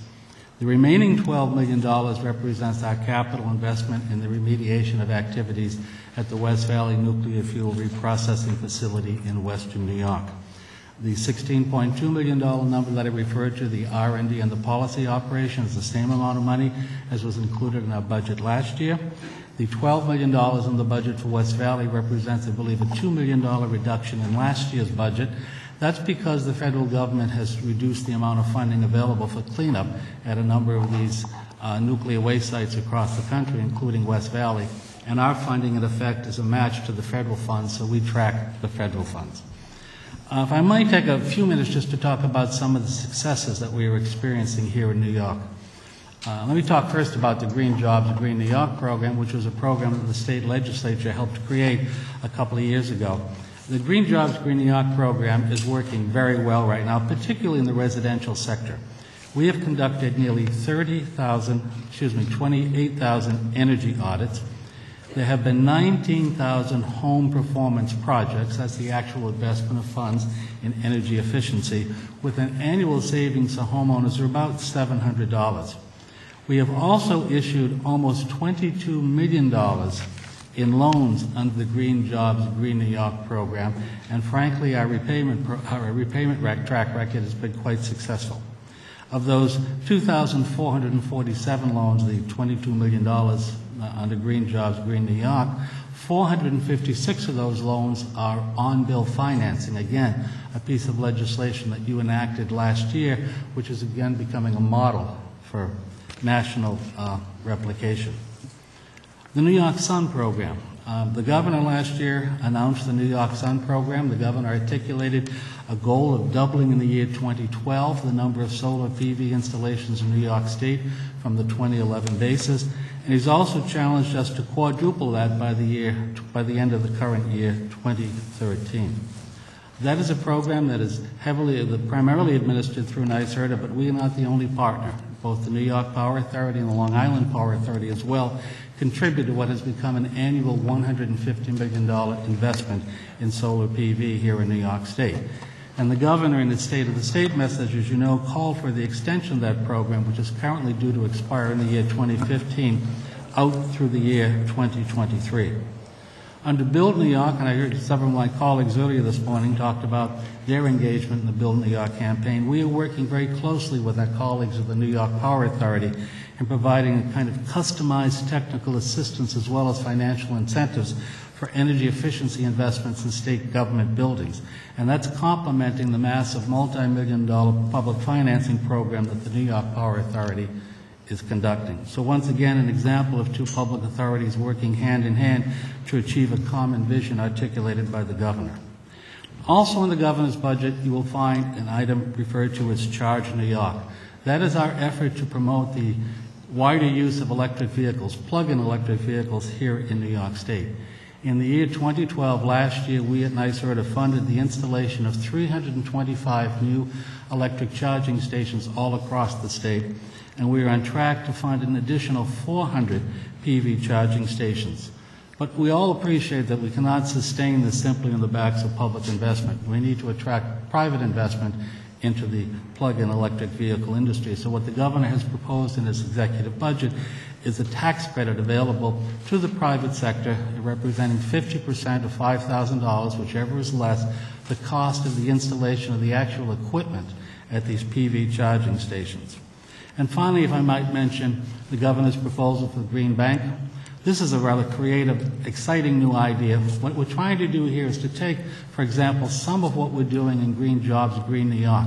I mentioned, for example, the loans that we have outstanding, and see if we can find new ways of packaging these financial instruments so that we end up lowering the cost even further for homeowners and businesses across the state and achieving an even broader penetration of energy efficiency.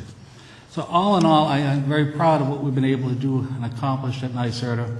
I'm pleased to see the national recognition that your commitment and the governor's leadership is finally beginning to bear to some of the programs that we have here in New York State. And having said that, 5 minutes or less, I'm more than willing to answer any questions you might have. Thank you. I do questions. Assemblywoman Amy Paulin, followed by Senator Terry Gibson. Is my mic on? Yes. Good. Just a couple of follow-up questions on Green Jobs, Green New York first. You mentioned, I think, it was a little hard to hear, that there were 28,000 audits and 19,000 homeowners. When you say there were 19,000 homeowners, they are on the bill reduction program, or no? Not necessarily. Those 19,000 represent projects, energy efficient projects conducted actually in somebody's home, the actual investment, the purchase of an appliance, the installation of additional insulation.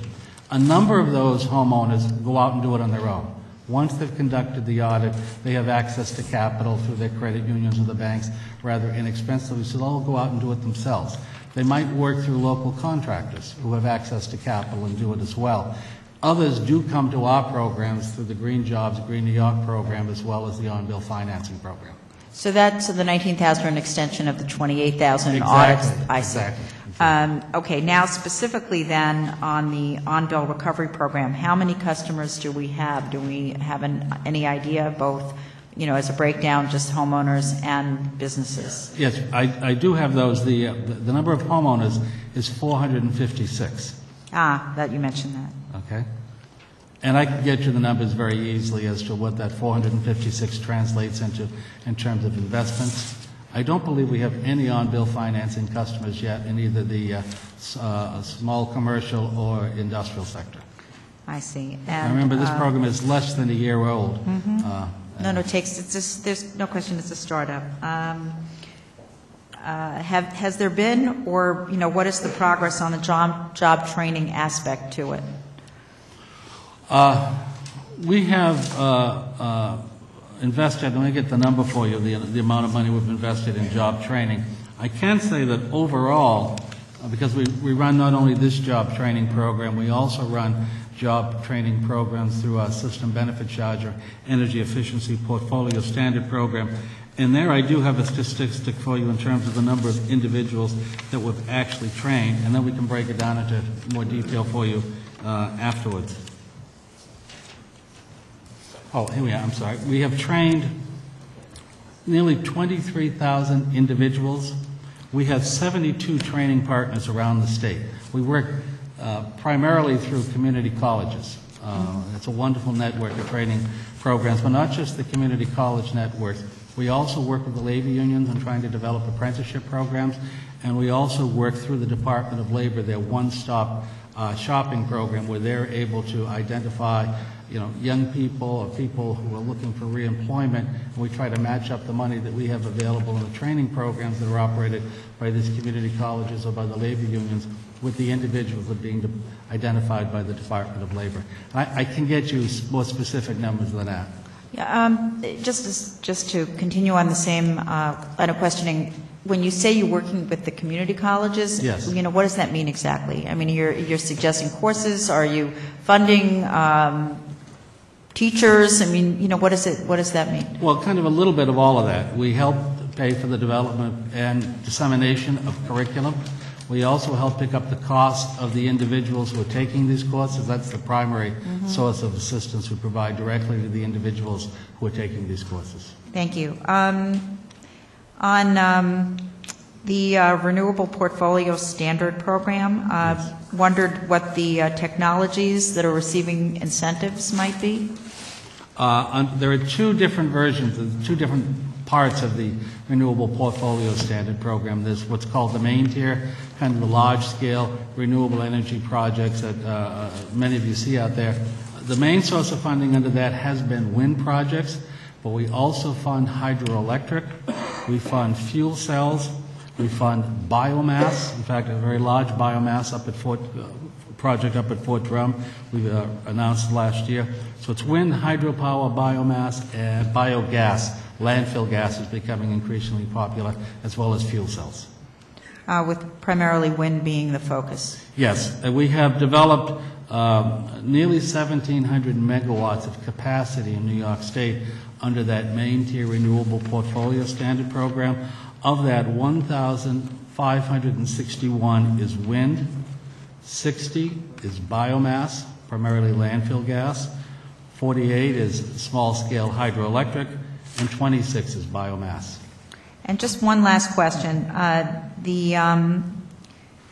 In 2010, the PSC increased the goal of renewable electricity used from 25% by 2015 to 30% by 2015. I wonder if there's been, what the progress has been, where we are, and, how far we have to go.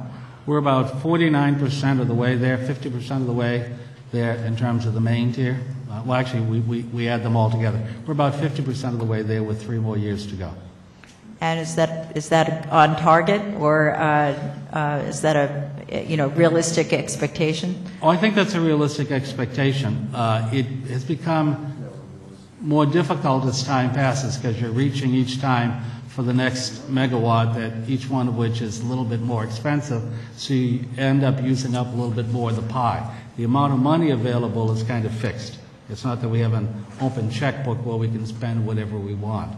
So as the cost of these renewables becomes more expensive, particularly in competition with other alternatives, it ends up costing us a little bit more. But we feel good about being halfway there in the period of time that we've had. When you look at what we've done, I like to talk about it, when you look at what we've done in New York State in terms of renewable energy development, you take all the megawatts that I just talked about, and you compare that with the total megawatt capacity in the 6 or 7 surrounding Northeast states, the amount of investment we have in New York State is equivalent, the amount of capacity we have is the equivalent of all those other states put together. And I'm pretty proud of that. Thank you very much. You're more than welcome. Thank you. Thank you. Senator Terry Gibson. Thank you, President Murray, for being here today. I just heard you mention NYSERDA's involvement in, I think you called it small-scale hydroelectric? Yes. Is that right? Can you just elaborate more on what specifically that means and maybe a couple of examples of what that means? I can get you the specific examples, Senator. I don't have them off the top of my head. But the way the program works is the Public Service Commission identifies the eligible technologies, and those are the ones I just identified to the Assemblywoman. Then what we do is we will take a pot of money, and we just did this in December, and we will put it out on the street. We put out on the street a solicitation for $250 million. And what we do is we invite developers to submit a bid to us, what they will sell us their RECs at, the renewable energy credit, at what price. So we leave it to the marketplace, in effect, to define the particular technology. In the early years of the program, there were a number of small-scale hydro projects that used to be operational in New York State that, in fact, wanted to revive themselves, and at those market prices at that time, it was an attractive investment to make. So they bid into this auction that I described, the main tier renewable portfolio standard auction, and the price they bid won. And I can get you a list of those specific projects. But ultimately, whether they win or whether they lose is a function of what they're willing to bid, which in turn is a function of what the marketplace is saying. Okay, thank you. Is NYSERDA currently in the proposed budget or the past budget conducting any research in the field of hydrokinetic power?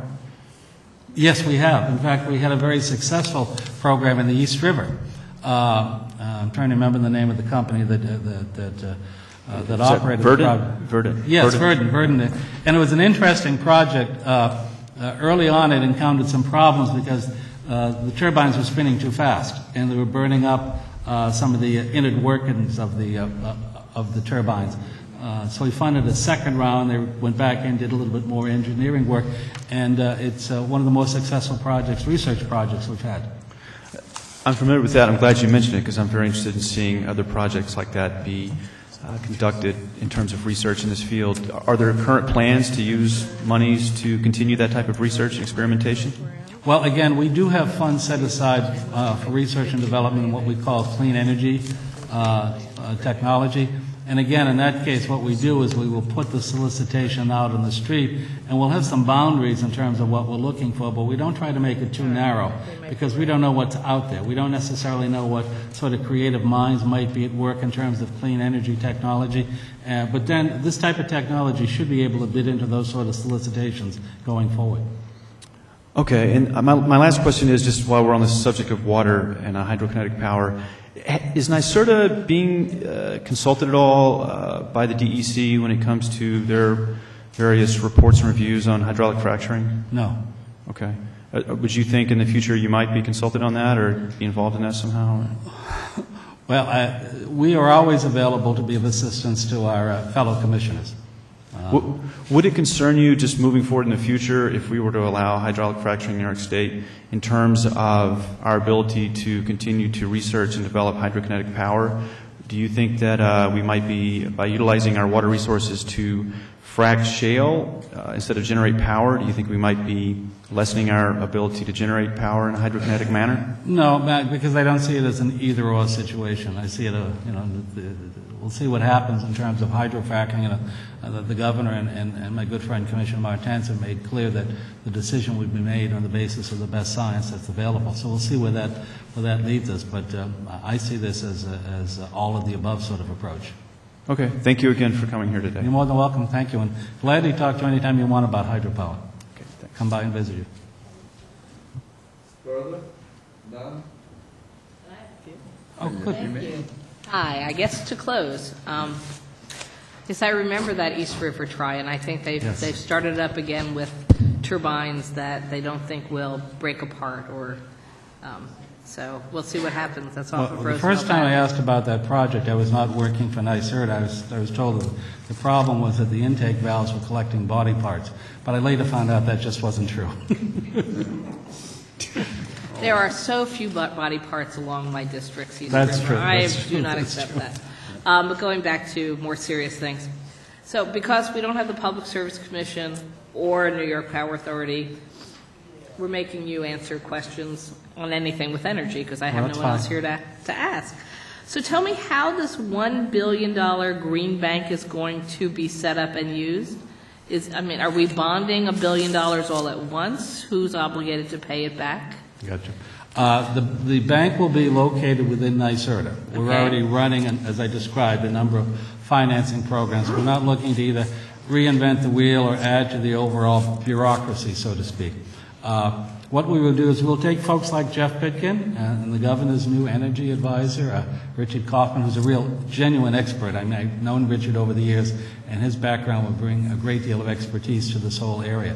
What we're going to do is we're going to take some of the existing revenues that we now receive through the energy efficiency portfolio standard or the system benefit charge, and in effect, see if we can find ways of repackaging them, in effect developing new financial instruments that will reduce the overall cost of either renewable energy technology or the efficiency investments, so in fact we end up attracting more private sector investment.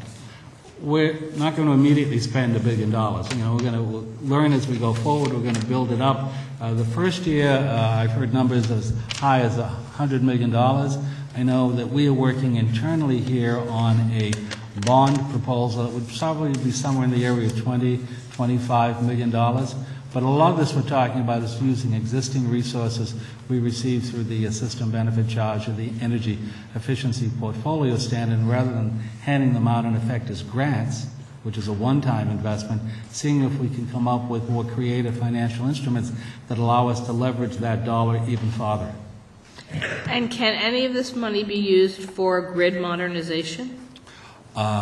If it's coming out of the if it's coming out of the system benefit charge or energy efficiency portfolio standard funds that we now invest in efficiency renewable, the answer to that is no. However, we do have funds available to us through the separate assessment in the Public Service Commission, in which we will be making investments in smart grid. If you recall the report that the governor's Energy Highway Task Force delivered to him back in October, we identified, I think it was something in the order of about $50 million in new investment in smart grid. And that will be a combination of investments being made by our colleagues at the New York Power Authority, and we're looking at an application center, as well as money that will flow through NYS. And if I may, in every one of those cases, what we'll be looking for is to learn from the lessons of the hurricane, from Superstorm Sandy, and craft the solicitation very much so with the whole idea of resiliency and hardening foremost in our minds. And you predicted where I was going with my question, because everybody's looking post-Superstorm Sandy. We have the Moreland Commission recommendations. We have the goal of having a smart grid or a 21st century grid. We have federal money to ensure modernization, remediation, redundancies, all those great words we use. But we also have utility companies suddenly announcing they need to raise our rates. Con Ed, I believe, is calling for a $400 million rate increase. How do we make sure we are doing what we need to do in the state, but not actually allow private utility companies to bill for things that they either A, are already legally obligated to do, or B, we've pulled other funds in? How do we make sure we're not double charging consumers for all these important things we need to do? Well, this is where I'm glad I'm the president of NYSERDA, not the chairman of the Public Service Commission, because that's exactly the sort of judgment that he and his colleagues at the commission have to make, will be making. But staying on the same, along the lines of the same theme, beyond the smart grid, Senator, we also have money available, and have put money out there in the street very successfully in New York City in the past to support combined heat and power. We have an advanced buildings program where we are redoing that whole program to emphasize, again, the whole importance of resiliency and hardening. So part of the answer is if we can work with the private sector to develop some of these technologies that are designed to deal with the same problems that Con Ed, for example, is trying to address, we will be able to attract, the hope anyhow, is private sector investment, which may then allay the need for additional, or as large a ratepayer increase as some have suggested. Thank you.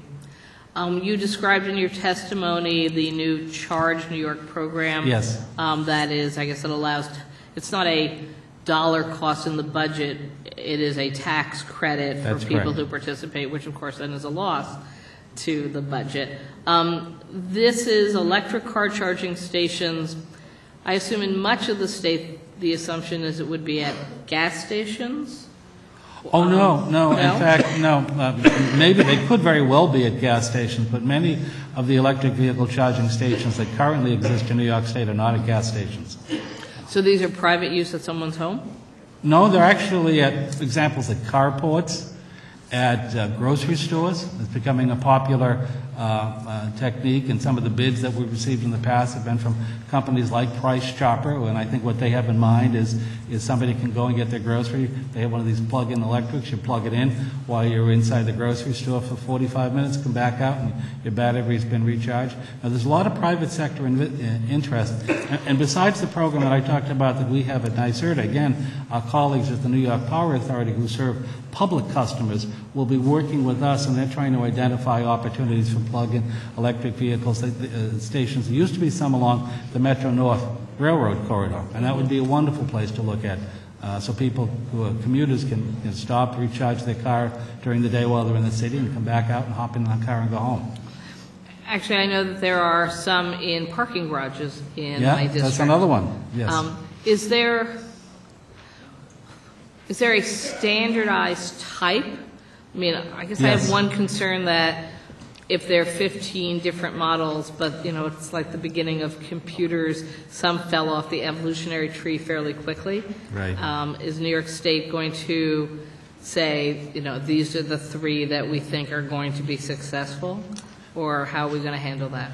Well, there are private sector companies, there are laboratories that in fact certify. They develop the standards and certify the technology. In the simplest, non-layman, non-engineering terms, there are fast charge and the slow charge. And the slow charge are a little less expensive.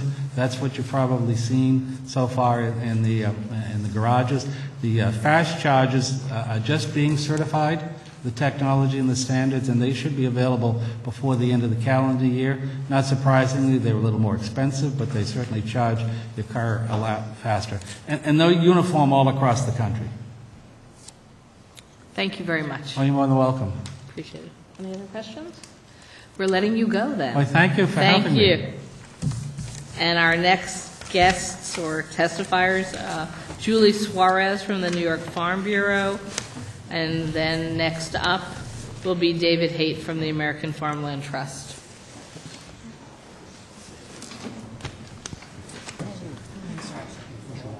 Well, hi, how are you?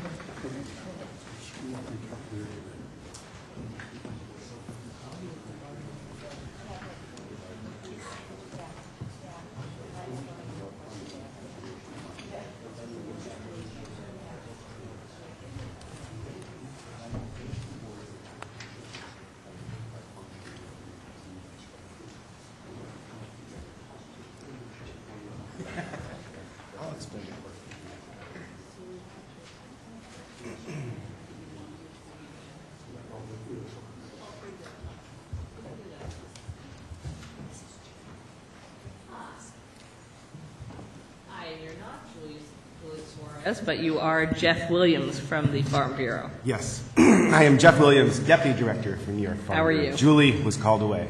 No problem. So first of all, again, Jeff Williams, Deputy Director for Public Policy at New York Farm Bureau. Thank you for the opportunity for me to speak today. I will summarize my written comments. Basically, out of the gate with the governor's budget, we have what we term a good start for a budget. There are some deficiencies, which I'll discuss later on, but right off the bat, the plant, animal, and food safety programs in the agricultural markets budget are held even from last year, and those are critical programs for our industry, for consumer confidence, and for farm safety, so we're pleased with that. Likewise, the programs such as Pro Dairy, Wine and Grape Foundation, Promotion, IPM, are also held even from last year, so we're equally pleased with that. There are a couple new programs the governor has proposed, a hop inspection program to help New York growers bring back what New York used to be, the #1 hop producing state in the country. That was born out of the governor's wine, beer, and distillate summit last summer, and we think it's a very good idea and hoping to move forward with that. Deputy Commissioner Bays also discussed the Taste New York program, which is a combination of branding of agricultural products and Taste New York facilities or stores which would sell agricultural products or New York State produced products sales tax free. And how can you go wrong with that in New York State? Another change or a proposal in the governor's budget to increase state agency discretionary payments to producers that provide local products from $50,000 to $200,000. The procurement process in New York State is Byzantine, to say the least, and to give agencies more flexibility to buy New York State products to put into schools or into the concourse, into prisons, would be a shot in the arm for the industry. There are a few items of concerns or deficiencies in the governor's budget. The previously mentioned in earlier testimony, Apple Association.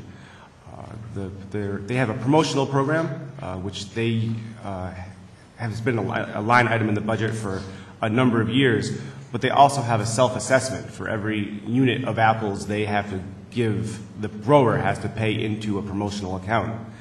With the short apple crop of this season, due to the early warm-up in the frost, in the freeze from last spring, that funding, that self-assessed promotional funding, is way down. And honestly, the industry is running on gas when it comes to promotion. So the $206,000 proposed in the governor's budget, even in past years, would be low. This year, it's extremely low because they need money to basically woo back wholesalers and distributors who are now purchasing Washington State apples because they switched in the short crop year. They have to woo them back to buying New York product. And that's no easy task. Also, maple promotion, farm viability, two very important programs. One, farm viability for research, and maple for promotion of our state's maple crop, are extremely important to the overall economic health of New York State. Likewise, FarmNet, which is funded at $384,000 this year. Last year it was funded at $484,000 in the final state budget. Is also very important. That organization helps farmers plan for the future, transition to the next generation, deal with the ramifications of a crop loss in a superstorm such as Irene, Lee, or Sandy. They are literally the people meeting with farmers the day after a loss of a crop in a hurricane and trying to help them business plan and figure out a way to the future. So it's an incredibly important program. Also, two new programs that we're hoping to get funded this year. One would be a Christmas tree promotional program. New York State is one of the leaders in the nation in growing Christmas trees as a seasonal crop. And this year, the Christmas Tree Growers Association is asking for some money to help promote that fact in New York State. And also the Environmental Stewardship Fund, which is actually funded through the DEC budget, that helps sod and turf growers mostly, well, across the state, gives them research how to deal with pests, how to deal with minimizing pesticide use, issues such as that to grow a healthy crop. I do want to put a plug-in for the governor's proposal for the Environmental Protection Fund with the increase. We are extremely supportive of that. There are a number of agricultural funding categories in the EPF that benefit agriculture, anywhere from farmland protection and preserving farmland in the state to water quality projects on the farms. So we are supportive of those funding proposals. And lastly, I do have to mention our opposition to minimum wage increases. I know this is the agricultural budget hearing, but nothing's more fundamental to profitability than the ability for a farmer to actually grow a crop and invest in his farm. Typically, a farmer pays over minimum wage, but there are certain instances, and the biggest one would be the hiring of youth employment on farms, especially in the spring and summer. Those farms really are, especially in rural areas, the major job training business in the state. They're the ones that hire 20, 30, 40 kids to pick strawberries, run cash registers at farm stands, and the increase in the minimum wage would be prohibitive in hiring that many kids in the spring season. I mean, and it's not just running cash register, it's teaching kids not to look at their cell phones while they're dealing with customers, all the things that go along with working with 16 to 18-year-olds. So we do oppose the minimum wage increase, but if there were a way moving forward to include a training wage for a period of months for workers under the age of 18 for 3 to 6 months or 3 to 4 months even, to allow them to matriculate into the employment system and then earn their way into the minimum wage, that's something that we would be interested in discussing at a later date. So that is my testimony, so thank you very much. Thank you. Any questions? Then don't take personal offense that there are no questions. Thank you very much. And we are followed by David Haight, American Farmland Trust.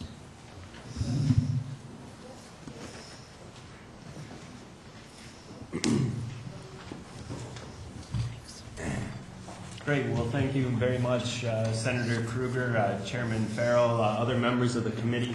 I'm David Haight. I'm the New York State Director for the American Farmland Trust, a national organization promoted to protecting farmland from development, promoting sound farming practices, and keeping farmers on the land. And who got them in the football game? Pardon me? The football game last night. Did you listen to it?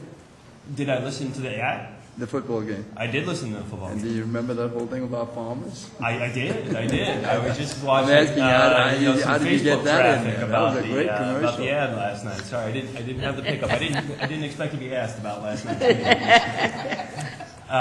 Well, I appreciate. We're not going to ask you who were you rooting for. Don't worry. This is safe ground. Thank you. I appreciate the opportunity to be here with you this afternoon. I also want to say thank you to the legislature for recognizing something that many people outside of New York don't know, and that's that New York is a farm state. Cornell University came out with a study last year that found that the overall economic impact of the farm and food processing industry in New York is over $45 billion a year, and there's about 112,000 jobs directly associated with those sectors. So this is a big part of our state's economy. And I know as we're thinking about the future of our state's agricultural economy, one of the big questions I think we have to ask ourselves is how do we bring young people into this business? And just looking at some numbers earlier today, the USDA just released some new information about beginning farmers in this country earlier this morning. New York has 5 times more farmers over 65 than under 35. So we have some big demographic challenges of bringing young people into the business of farming. And it's not because of a lack of interest. You could go to Senator Krueger's district, you could go literally around this state and you'll find people that want to get into farming. And one of the biggest barriers that new farmers, whether young or middle-aged, face is the cost of getting into agriculture. It is very expensive to buy a farm, as well as the other pieces of equipment that you need to succeed. And so one of the ways that the state has responded to this challenge is through our state's farmland protection program. The program has provided grants to local governments, to towns and counties to develop local agricultural and farmland protection plans, local strategies of how we're going to keep people in business and keep land available for them. We were very encouraged to see this past September that Commissioner Albertine awarded another $600,000 to 12 towns and to 8 counties to assist in the development of those local plans. But the preponderance of the funding from this program has gone towards paying farmers, in common language, to buy their development rights, essentially to pay them to permanently protect their land for farming. And what that does is it really drives down the cost for a new person to buy that type of farm. And so to date, the program has awarded about $173 million to protect roughly 300 farms around the state.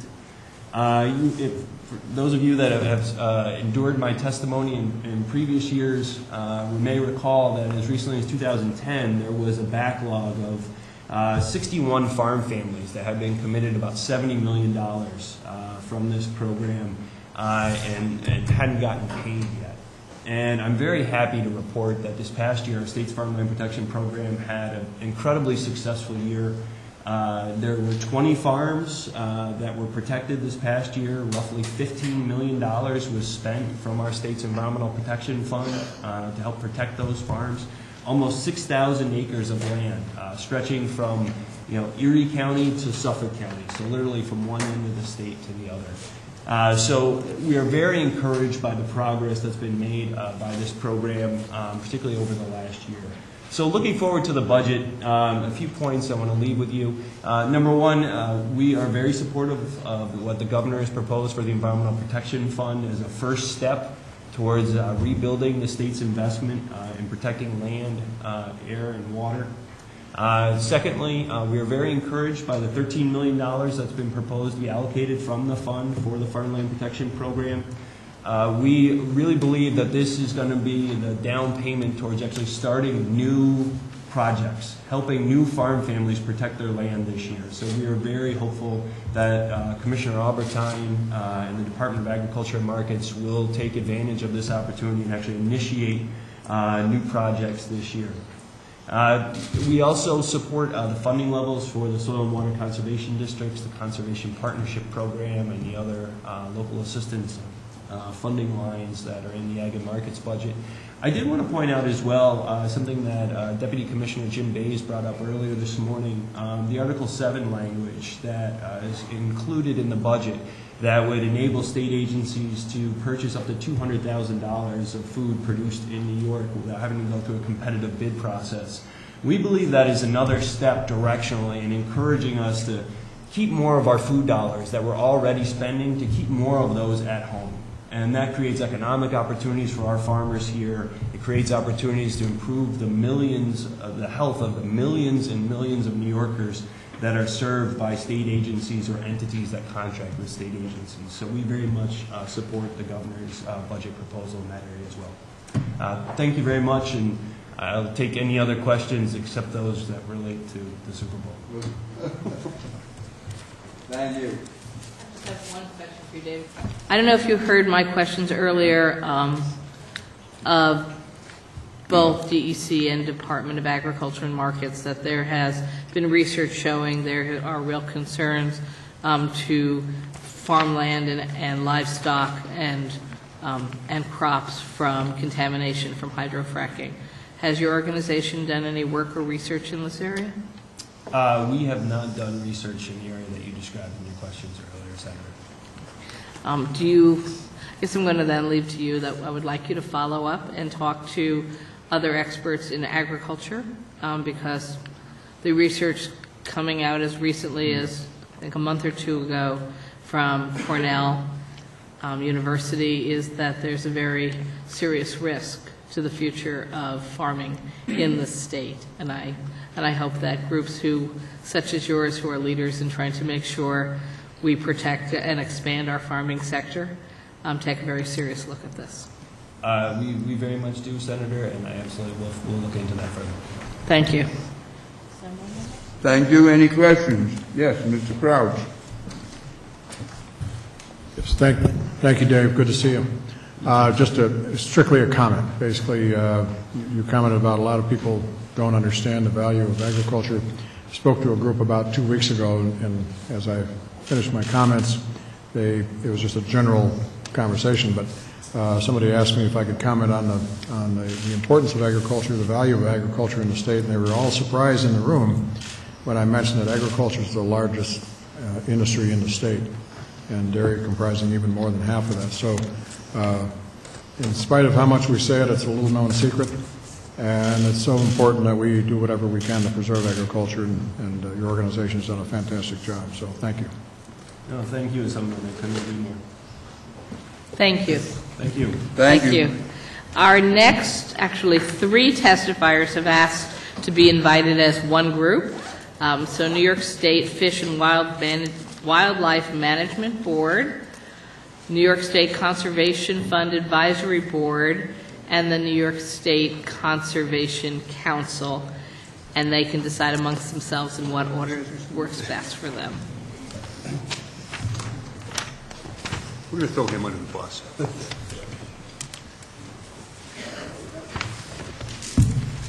Good afternoon. Thank you for the opportunity to speak today. I'm joined on the right by Chuck Parker. He's president of New York State Conservation Council. Can you try to see if your mic is on? Because the... Hear me now? Much better. Okay. She's the one who needs to hear.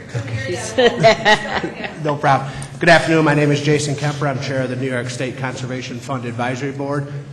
On my right is Chuck Parker. He's president of the New York State Conservation Council. On my left is Lance Robson, chair of the New York State Fish and Wildlife Management Board.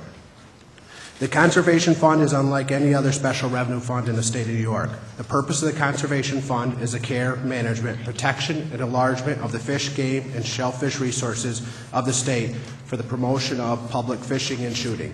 It is funded entirely by the sales of hunting, trapping, and fishing licenses. The members of the Conservation Fund Advisory Board are from the very community that provides the revenue deposited into this fund. The hunting, fishing, and trapping community in New York State is the only interest group that funds the management of the resources that are important to them. Hunting, fishing, and trapping license sales generate approximately $47 million per year that is deposited into the Conservation Fund. Those funds leverage an additional $18 to $22 million in federal aid that is a direct result of these license sales. This doesn't include the estimated $2 billion generated to the state economy on a yearly basis by the residents and visitors coming to New York State to hunt, fish, and trap. Pursuant to the environmental conservation law, CFAB was created to advise DEC on license fee structure and fish and wildlife budget supported by the Conservation Fund. In 2009, CFAB and virtually every other sporting group recommended a license fee increase because of the potential negative balance in the Conservation Fund. Since the license fee increase, the balance in the Conservation Fund has grown significantly. The December 2012 balance in the Conservation Fund is now over $54 million. Despite the large balance in the Conservation Fund, staffing levels within the DEC, Division of Fish, Wildlife, and Marine Resources, have been significantly reduced, and the Conservation Fund allocations from the New York State Department of Budget are only a portion of what is approved during the budget process.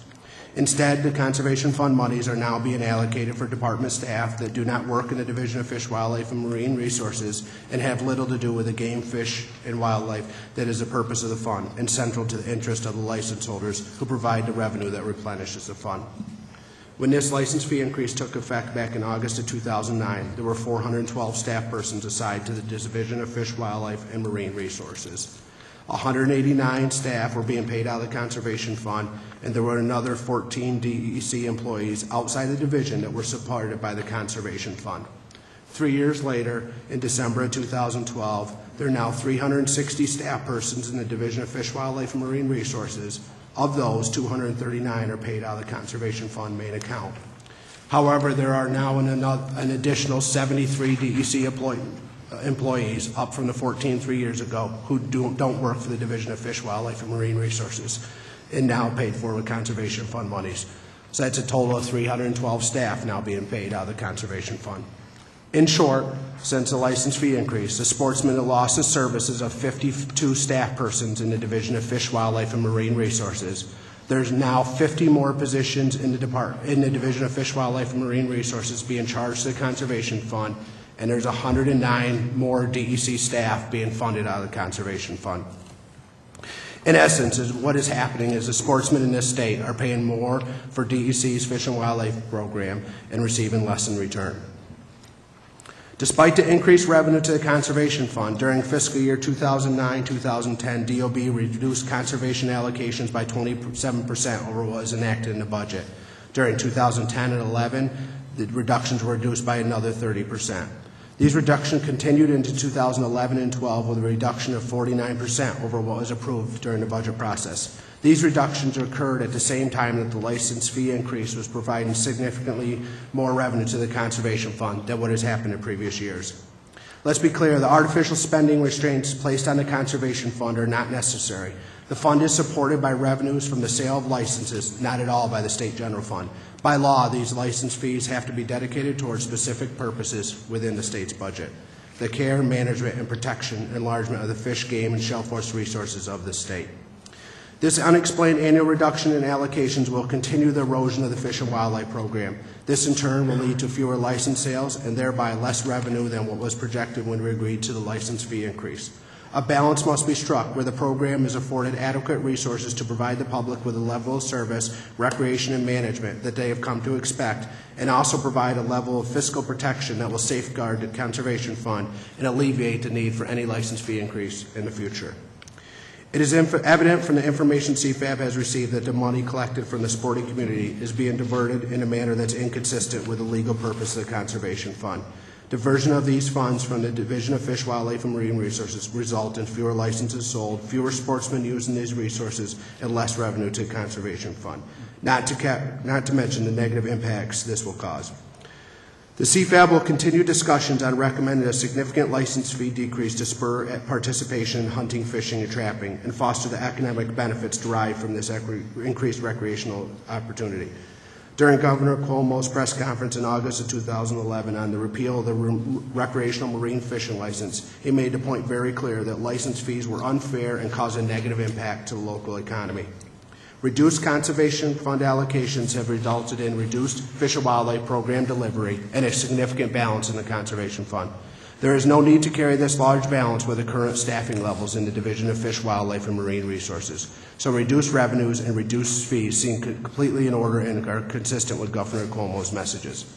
The CFAB has testified in front of this committee in 2010, 11, and 12 budget cycle on the issues related to the Conservation Fund and has had numerous conversations and correspondence with the Governor's office outlining these issues. With the release of the 2012-13 executive budget, it is very clear the current administration has not taken any steps to improve any of the issues I've outlined above today. The CFAB is hopeful that the members of the legislature will work with the sporting committee to try and address these concerns. Thank you. Thank you. Thank you. Why don't you each go, and then we'll see if there's group questions.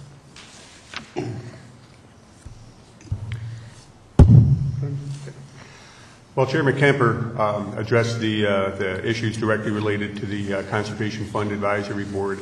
I'm also going to address some issues that flow downstream from that, and some are not strictly budget issues, but they're related financially, so we felt this was an appropriate place to bring them up. The New York State Fish and Wildlife Management Board is a citizens board that represents the roughly 1.4 million members of the sporting public in the state, the landowners in the state, and 55 of the 62 county governments of the state. The board has a statutory responsibility under environmental conservation law to advise the Department of Environmental Conservation, the legislature, and the governor on matters pertaining to fish, wildlife, life, and habitat management and sporting access to the lands and forests of the state.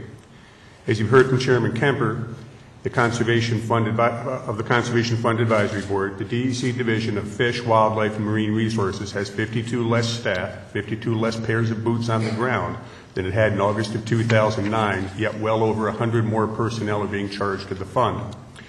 This is an important issue in that the work previously done by that staff is generally or often goes undone, and while we have the funds in the Conservation Fund and will continue to have the funds to pay for those staff without relying on general fund money.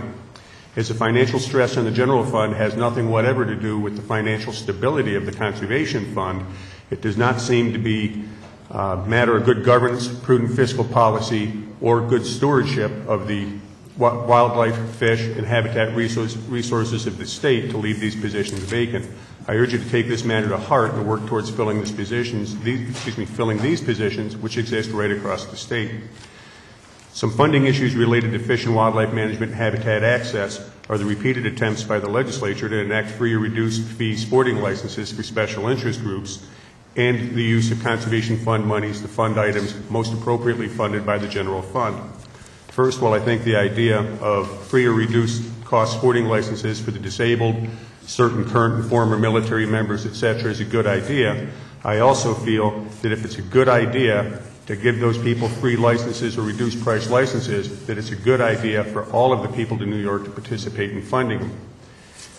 As all of the current free or reduced price licenses, plus all of the proposals made in the last several years, are deeply flawed, and that none of them are tied to annual appropriations and allocations sufficient to cover the cost to the fund of those free licenses. What we're doing is we're taking the costs of that feel-good legislation and putting it on the backs of the sporting public only. That penalty is compounded by the loss of the federal matching dollars normally related to paid licenses So we're taking a double hit in the conservation fund and passing that bill along to the sporting public instead of paying for it from the general fund. I would ask that you as legislators representing all of the state stop forcing the sporting public to pay for these free and cost licenses and to put the burden where it fairly belongs on the general fund.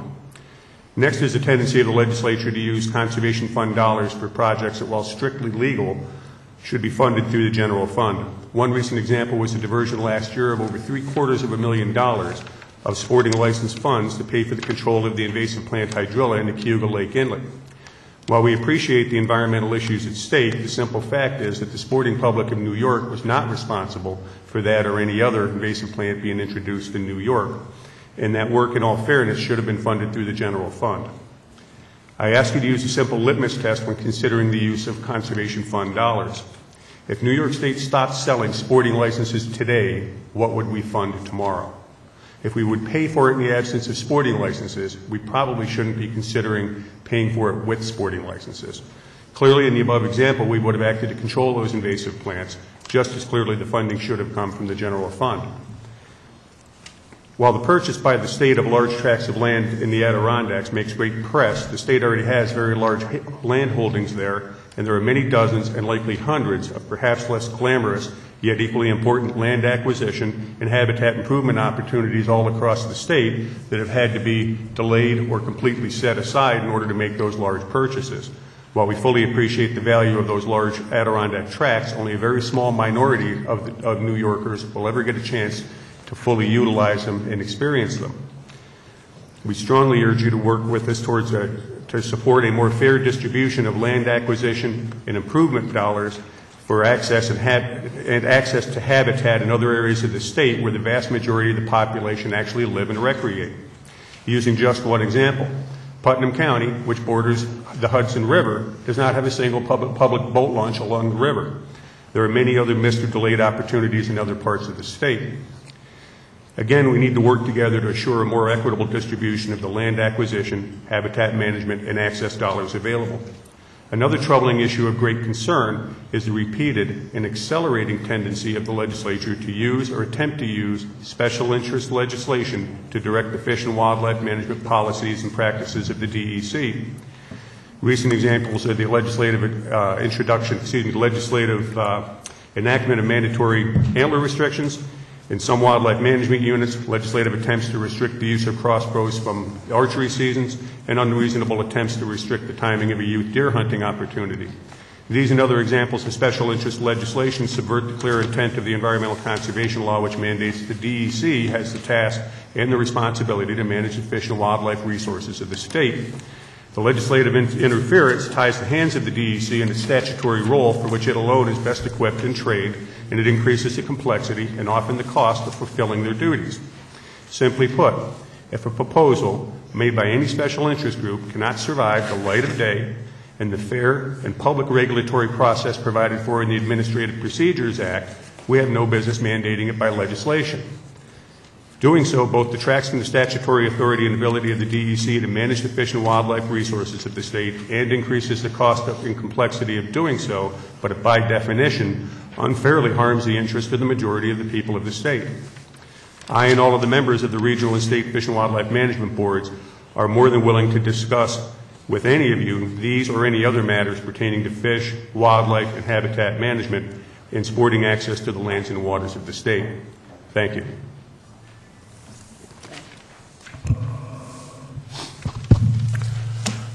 I'm Chuck Parker, President of the New York State Conservation Council.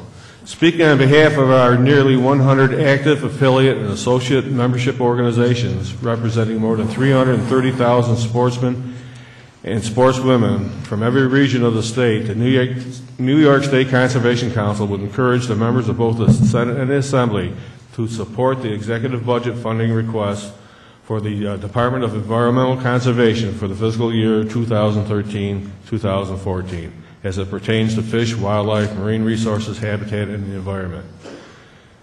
The economic impact of my budget items of concern on the New York taxpayer is minimal. In fact, full funding brings economic resources back to New York that otherwise would be lost. We review the we view the proposed budget as a minimum requirement and would like to see greater investments in our programs, the infrastructure, and as well as increased staffing within the DEC. However, while we believe the executive budget is acceptable, we also believe that funding for fish and wildlife programs could be improved by using monies available in the State Conservation Fund. On behalf of the Council, I would like to state that we generally support the issues and items presented by Jason Kemper from the Conservation Fund Advisory Board and from Lance Robinson, Fish and Wildlife Management Board. The key to sound conservation is sound management. The State Department of Environmental Conservation is responsible for managing our fish, wildlife, as well as forest, air, and water. One former governor, Teddy Roosevelt, was a leader of the early conservation movement to develop and the development of the North American model of wildlife conservation that is a prime model for today's principles of conservation. While there are 7 principles of the North American model, at least 4 of these principles relate directly to what we are for our hearings today. Wildlife is a public trust. Democratic rule of law. Hunting and fishing laws are created through a public process in which everyone has the opportunity and responsibility to contribute to the development of systems of wildlife conservation and use.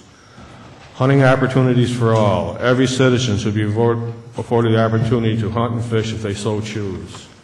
And most important for today is sound scientific management. It's essential to the management and sustaining our wildlife and the habitat they need to flourish. The New York State Department of Environmental Conservation and their biologists under the Division of Fish, Wildlife, and Marine Resources are the experts with the science for the discharge of sound wildlife management policies. There are approximately 750,000 sportsmen and women in New York State who buy hunting and fishing licenses, and there are many more people who benefit from these investments made in hunting and fishing related activities. The following numbers are from the Responsive Management, The Sportsman's Voice, Hunting and Fishing in America, copyright 2010. The annual economic impact for New York from hunting and fishing is $3,133,449,923. State taxes, $251,896,294. Wages and salaries, $1,051,025,236. More current data would show an even bigger impact on the state economy. The last data from the most recent survey conducted by U.S. Fish and Wildlife Services shows that hunting, fishing, and wildlife-associated recreations contribute more than $140 billion a year to the nation's economy. And the part contributed to New York, the money continues to grow as it affects New York State. The contribution to sound conservation practices to our environment and our wildlife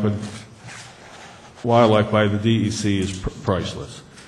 It is a fact most of our revenue that goes to support the principles of sound management does not even come from the general tax revenues of the New York State taxpayers. It comes from the license sales and matching funding from such programs as Pittman-Robinson and the Johnson-Dingell Act. And these funds come from taxes that are assessed on the products of the items used by the sportsmen. Currently, there's almost $54 million in the conservation fund. This is a user-generated fund. There is a projected additional revenue to the fund of much more than the usual annual $20 million per year. We respectfully ask these funds be allocated toward the mission of the DEC and the conservation of approved projects as requested through the budget process. There also must be an assurance that these allocations are actually spent on the targeted programs and staff. We understand the physical restraints and cutbacks during this time of economic turmoil. However, the revenue in the Conservation Fund comes from investments made by the sporting community to be used for the sporting community to ensure that our conservation, fish, and wildlife programs remain viable. Using the revenues available in the Conservation Fund will not impact the general fund allocations. Not spending from a fund that is there and offers no relief to the taxpayer if it is not spent makes no sense to the membership of the New York State Conservation Council. Again, we, the members of the New York State Conservation Council, ask that the legislative members at this joint hearing take the responsible position and support full funding for the New York State Department of Environmental Conservation proposed by the executive budget. Thank you. Any questions from the Assembly? Yes, then I have one question from the Senate. So as I understand it, because each of you testified to this, we're collecting more money from the fishing and hunting licenses than we're actually spending per year. Approximately, I think your testimony at the end said we're collecting $54 million and spending $20 million, or we're collecting something more than $20 million and that's building up to a reserve of $54 million. The budget, the fund has grown to $54 million, and there's been restrictions on it to where we can't spend it in a viable, in a manner, and it has no impact on the taxpayers. And have we ever then gone and what they call swept the extra money away and used it for things totally unrelated to the original purpose, or it's just been building up? That was a real scare that they were going to do that last year, and I haven't read it specifically, but I told that in this year's budget there is language that would prevent that from happening. So I hope that's true. And then, I believe the other two gentlemen's testimony more focused, that DEC staff are being paid from this fund, and you don't believe that they are actually, the work that they're doing, you don't believe it's related at all to the hunting and fishing assignments, so to speak, of staff at DEC. What has happened is since the license fee increase, we are paying for more and more of DEC staff that are not directly related to fishing, hunting activities, and trapping. Yes, ma'am. And just back to your other question, license sales generate $38 to $42 million per year. So what happens is when your allocations are between 28 and 30 million per year, obviously you're accumulating that balance every year. Thank you very much, gentlemen. Thank you. Thank you. All right, our next testifier will be Judy Luttrell, New York Association of Conservation Districts, followed by, for getting ready, Sheila Rivers of the New York State Bottle and Can Redemption Association, followed by two representatives of the Police Benevolent Association of New York State.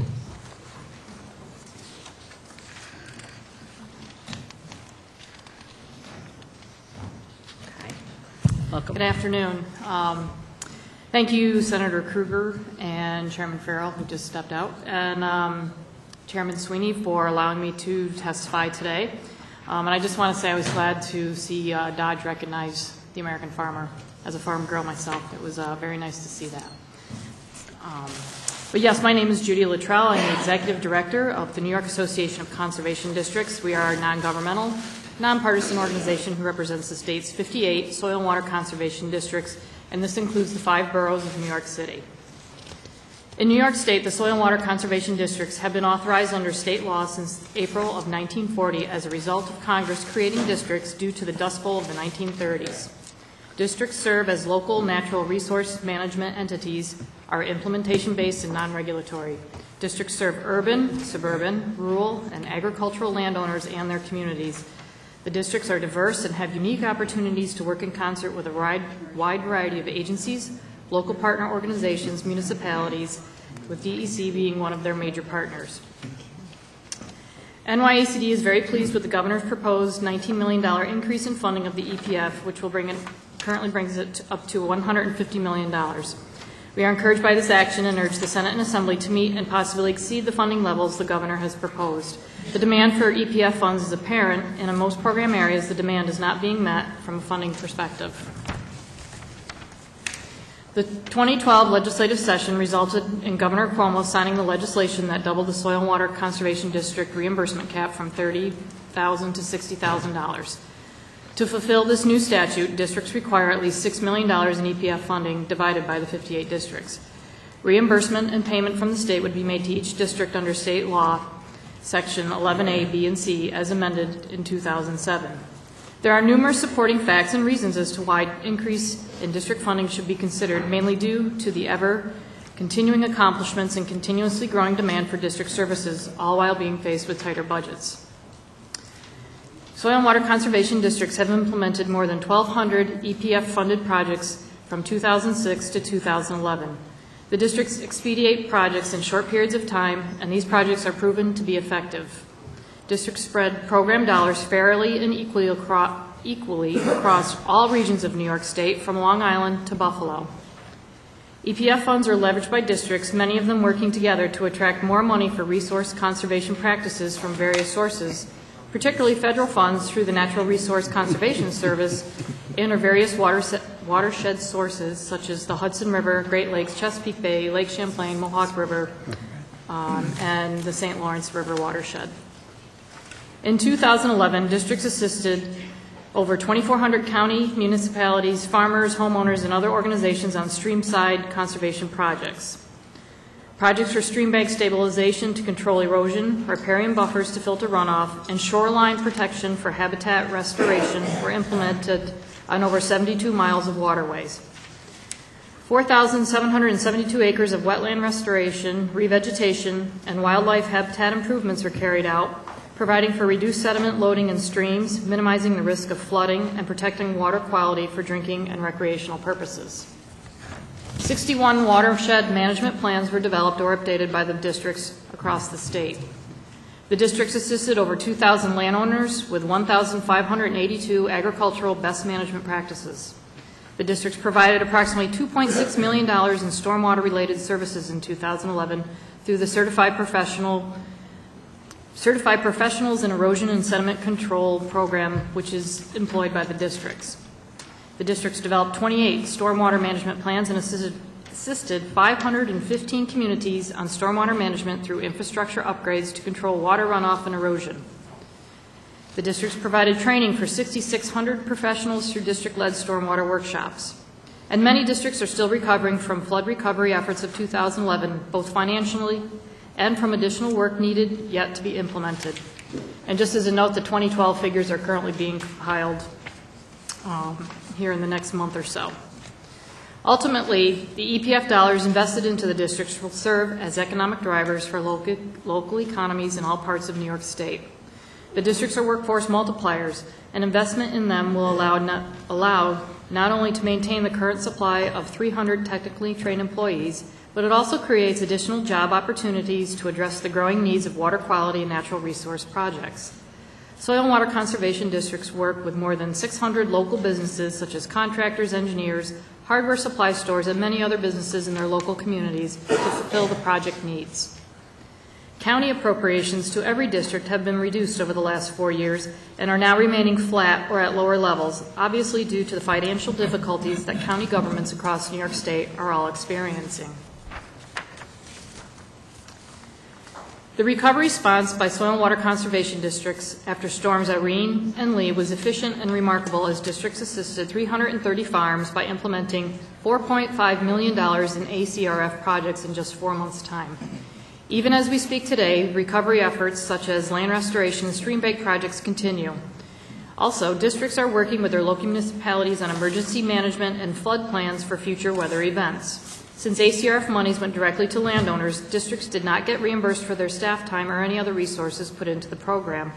Last year's increase in EPF funding amounted to about $8,000 per district to cover some of those costs. However, in most cases, it did not cover all of the costs incurred by individual districts.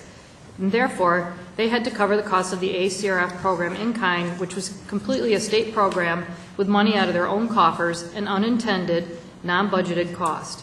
We ask that this be considered when finalizing the current proposed EPF budget. Our goal is to maintain districts' capacity so as to be able to continue to deliver technical support and assistance needed to meet this type of demand for service to municipalities, agricultural and non-agricultural landowners, public and private landowners.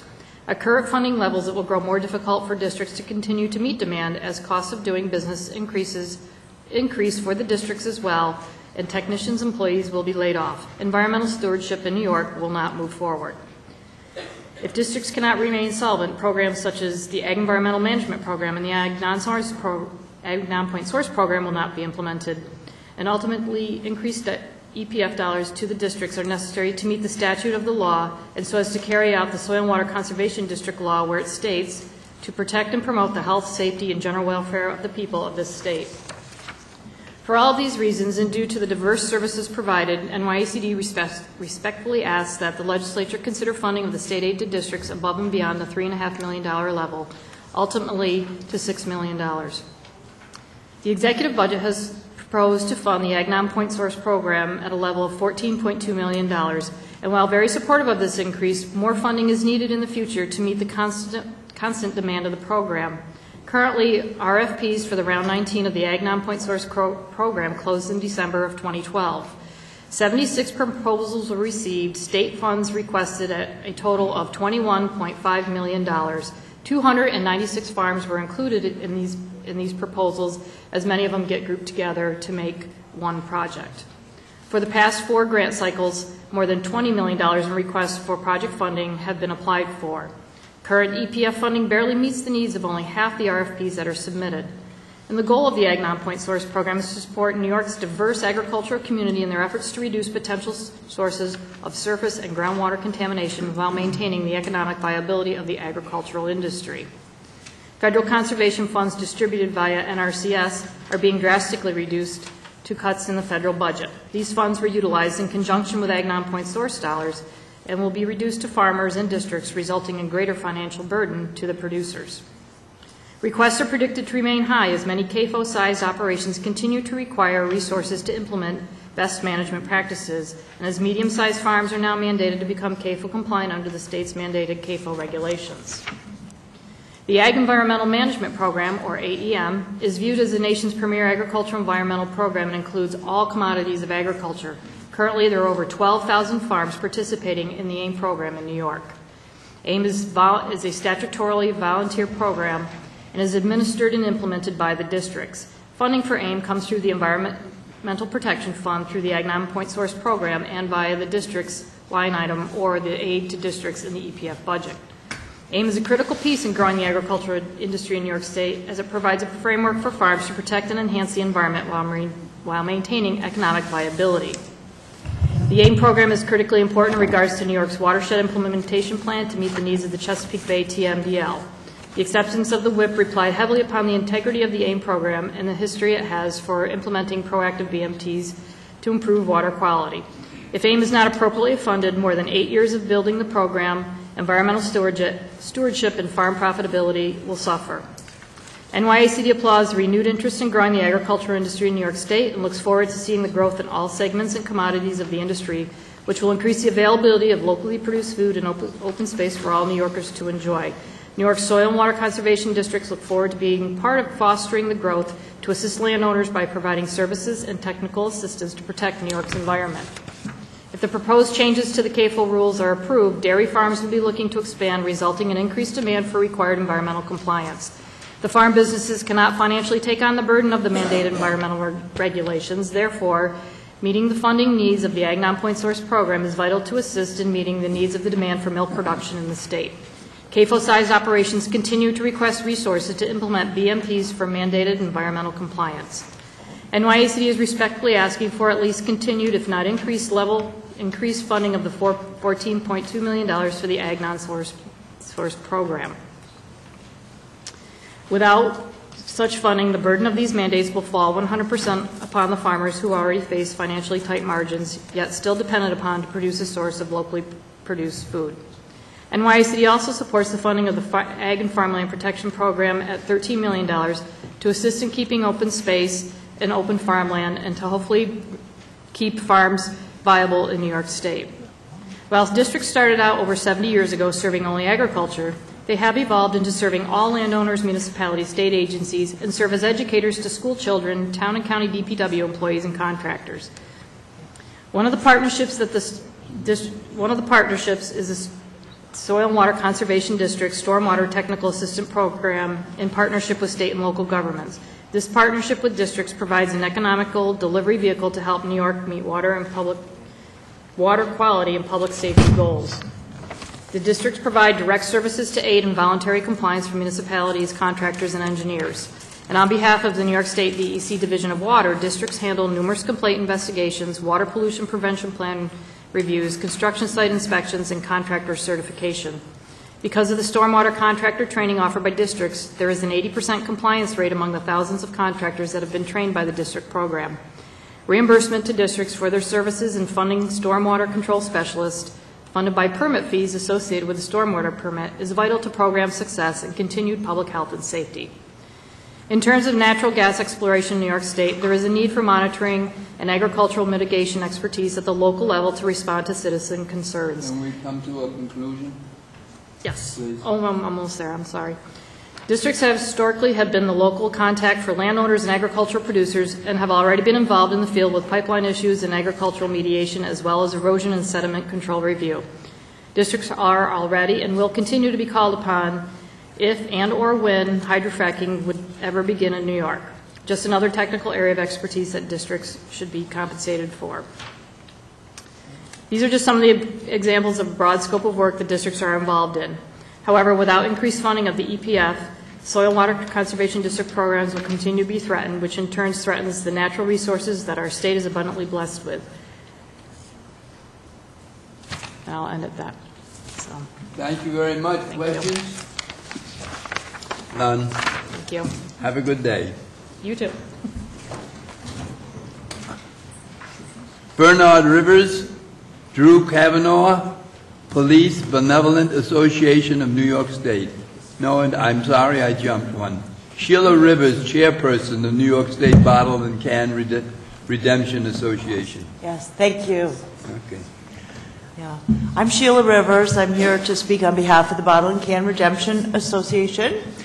First, I would like to thank all of our senators and assembly members here for the opportunity to speak today. This is a little bit different topic than what we've heard earlier today. We don't have anything at all to do with fracking, so we can change the subject at least for a minute here. So anyway, I'm here on behalf of Bottle and Can Redemption Association. We're a trade organization of redemption center owners, and we play an integral part in the whole redemption process. So we feel we're uniquely qualified to speak to all the issues regarding the bottle bill, the impact that past legislation has had, and the potential impact of any future legislation, including a few changes that are proposed in the governor's executive budget.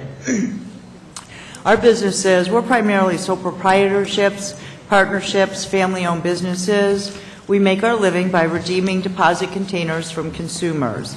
We're paid a handling fee by the distributors for the service. It's our source of revenue, and the fee is fixed by the state of New York. Unlike other businesses, we do not have the ability to raise our prices when our costs go up. Many of the legislators we've met with over the years have actually never been to a redemption center and don't have a clear idea of what we actually do or how we operate. So I kind of like to give you a description of what happens when you come into one of our centers and invite any of you to come into any one of our centers. And Assemblyman Oaks, I am in your district. I have a bottle and can return center in Newark, as well as Fairport. I invite you to stop by anytime and see how we operate. Consumers will bring in their bags full of plastic bottles, aluminum cans, glass bottles into our places of business. They're often not rinsed, they're wet, they have labels that are loosely attached, some are dented or deformed in some way. But if a deposit can be seen on the bottle, we identify, we know who the distributor is, we will accept it. Redemption centers have a variety of ways of handling these containers that come in. I've seen everything from laundry tubs, old bathtubs, homemade counters and tables. Everybody's got a little bit different method. And when the containers are dumped out of these bags, they can sustain some further damage while we sort and count them. They're often wet. A lot of the brands have labels that tend to fall off. And if you've ever put bottles in a cooler of melting ice, you know what I'm talking about. They like to come loose and come off the bottles. A lot of our redemption centers, actually I think most of us, support bottle drives and fundraisers where we get large quantities of bottles and cans all at once. These are often brought in by scout troops and other groups. They don't often tie their bags. The bags are not sturdy. The bottles can fall out, fall on the floor, get stepped on, or further deformed in some way.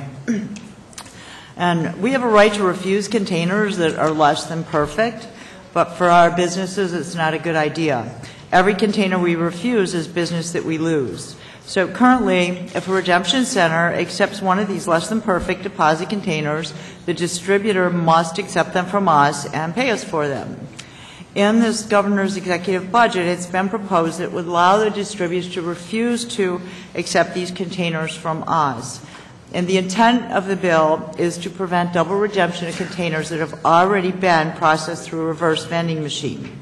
The redemption center, we've already paid out the nickel at this point, and if it's refused to be taken from us, we've lost our handling fee as well. We do refuse to take containers that go through reverse vending machines. They're easily identifiable. They have very distinct markings that are left on the machinery. They're flattened. They have tracks in them. They're very easy to tell the difference from ones that have been damaged by manual handling, either before or after they reach the redemption center. So we strongly oppose a provision that allows distributors or their third-party agents to refuse to accept those containers that we've already paid for. Also, in 2009, when the bottle bill was expanded, the state gave us redemption centers a right to have our counts verified at our location in front of us.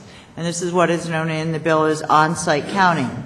This legislation gave us the leverage to prevent shortages. If this right were taken away, we'd have no recourse but to meekly accept whatever payment we're offered. If you think of it this way, see, I went into the grocery store, loaded my cart, and took my groceries home without paying. After I arrived home, I'd figure out what I bought, and a couple weeks later, I'd mail a check to the grocery store. Doesn't make sense? Both the shopper and the store would want to accurately verify what's going out the door. But this is the type of off-site counting that they're asking to be allowed to do. If it's allowed, we will have no way to ensure we're paid for what goes out the door. Many of our members have already had this issue, and some have not. It depends on where we're located and who we deal with. That makes a lot of difference. It also depends on how our product is shipped to the distributor. Some distributors pick up and give us a receipt for what they take. Other redemption centers load their own trailers. It's called a drop-and hook pickup. When the trailer is picked up, there is no receipt. We don't know what we'll get paid for it until the check arrives a few weeks later. And the law does not account for these differences. Some distributors accept the counts from redemption centers, others do an audit. But the audit system, it's not defined, there's no standards. The distributors decide how they will do the counting, what equipment they'll use, and what percentage of products they'll actually count. It's this lack of standard that leads to problems and mistakes. Allowing off-site counting, as been proposed, will not eliminate problems, but it will create them. The bill makes an attempt to allow redemption centers to oversee the counting process by allowing us to be present at the off-site count. However, that's just not practical. Often the processing facility is many miles from the redemption center. Redemption centers, we can't spare the personnel to follow the truck and observe them counting our product. So we need the leverage that we've rightly been granted in order to be sure we're paid properly for the product that we send back to the distributors or their agents. Also in this bill, we found that there are some very positive provisions that we support. Allowing the DEC to write rules and regulations that prevent fraud is a positive step, as is requiring the licensing and greater oversight of redemption centers. I've attached to my testimony a copy of Maine's law. Maine has, in their legislation, they address the concerns of redemption centers, and they have very good anti-fraud measures, and we would encourage New York to emulate this law. Also, requiring and enforcing the beverage sellers to identify products they sell would assist us in getting paid. There are many brands right now that do not comply with the law. Each of our centers gets thousands of deposit containers returned to us, and we can't locate the distributor for them. It's a huge economic loss for redemption centers. We've paid out the nickel, we can't collect it back, get reimbursed, or get our handling fee. So, and although there's not part of the budget bill, there's two other issues that are really important to redemption centers we'd like to address. One is expanding the law to include more containers and tying the handling fee we receive to some measure of inflation. And trends in the beverage market demonstrate why an expansion to include other containers should be considered. For the past 6 years, sale of sodas continued to decline as consumers are turning to healthier beverage choices. Even beer sales are down. There's been significant increases in sales of products that do not have a deposit. For example, the sales of sports drinks has absolutely skyrocketed. Gatorade grew 570% after they added a low-calorie version. Sobe Life Water increased 76%, and Vitamin Water Zero increased 582%. Also, sales of iced teas are growing at 6 to 12% every year. So consumers come in to our places of business every day completely confused about what has a deposit and what does not. Many assume zero-calorie water beverages would have a deposit, but it has no sugar added, but that's not always the case. For example, Propel Water Zero has a deposit, and Vitamin Water Zero does not. Redemption centers, we have the chore of pulling out all the non-deposits that consumers bring in and trying to explain to them like they get a refund on some and they don't get a refund on others, and they look very similar. It's very confusing. And I have attached a PowerPoint presentation that demonstrates some of the confusion that consumers have and that redemption centers have. Also, through the end of last November, since the state began collecting the unclaimed deposits, the state has received $335.9 million. If this law were expanded, that would also create more revenue for the state and create more jobs. The last major issue that we want to address today is how we manage to keep the handling fee that we're paid in line with cost increases. Other service and retail concerns will raise their prices when the minimum wage goes up, and we don't have that ability. Our pay is fixed by the state. Before the expansion and the last increase, redemption centers in most areas were few and far between. Only around 200 were actively operating in the state. Since then, over 600 new redemption centers have opened, and there are now more than 800 operating. Using a conservative estimate of 4 jobs created for each new or expanded center, that's at least 3,600 jobs created. And that does not counting the jobs that came about because of the increase in the retail sector for bottle returns. So if the handling fee does not keep pace with costs, we're going to once again see a drastic reduction in the number of operating redemption centers, fewer choices for consumer, and a reduction in jobs. The increase in the handling fee redemption centers and retailers received in 2009 brought the payment rate back up to the same level it was in 1982, accounting for inflation. Prior to this, there had not been an increase in the handling fee since 1998, when it went from 1.5 to 2 cents. Redemption centers were closing their doors in record numbers. And I've attached a table here that shows how the handling fee compared with inflation over the years. So our primary concern is that we're able to keep pace with inflation and our rising costs. If we're accounting for inflation, our handling fee should now be at the 3.7 cents instead of the current 3.5. Other businesses who employ lower skilled workers have stated they're going to be forced to cut workers and raise their prices. And we don't have the ability to raise our prices when our costs go up. If minimum wage is raised to $8.75, that is a 21% increase. Just to stay even, our handling fee would need to increase to 4.2 cents. Redemption centers strongly believe that the handling fee needs to be tied to some measure of inflation, maybe minimum wage, maybe a cost of living index. Maine and Vermont have already raised their handling fees to 4 cents. And again, we're not necessarily in opposition of raising the minimum wage, but we need to be able to pay our employees if that happens. In conclusion, we're small business owners who operate on small margins, and we count our profits in fractions of cents. We don't have lobbyists. When costs go up for other businesses, again, they raise their prices and we cannot do it. No other small business in this state has to tolerate that limitation. So we urge you to consider the critical role that redemption centers play. And thank you for considering and understanding the impact that legislation has on us. Thank you very much. Is there any questions? Senator. I don't believe there are. Thank you very much for your joining Thank you. today. as we move along, no one should be offended as the hour gets late that we internalize our questions more. And our next testifiers are from the Police Benevolence Association. I believe there were some changes in title. Rivers, Troy Chaplin is not here. Drew Kavanaugh. Yes. And then they will be followed by the Alliance for New York State Parks, then Parks and Trails.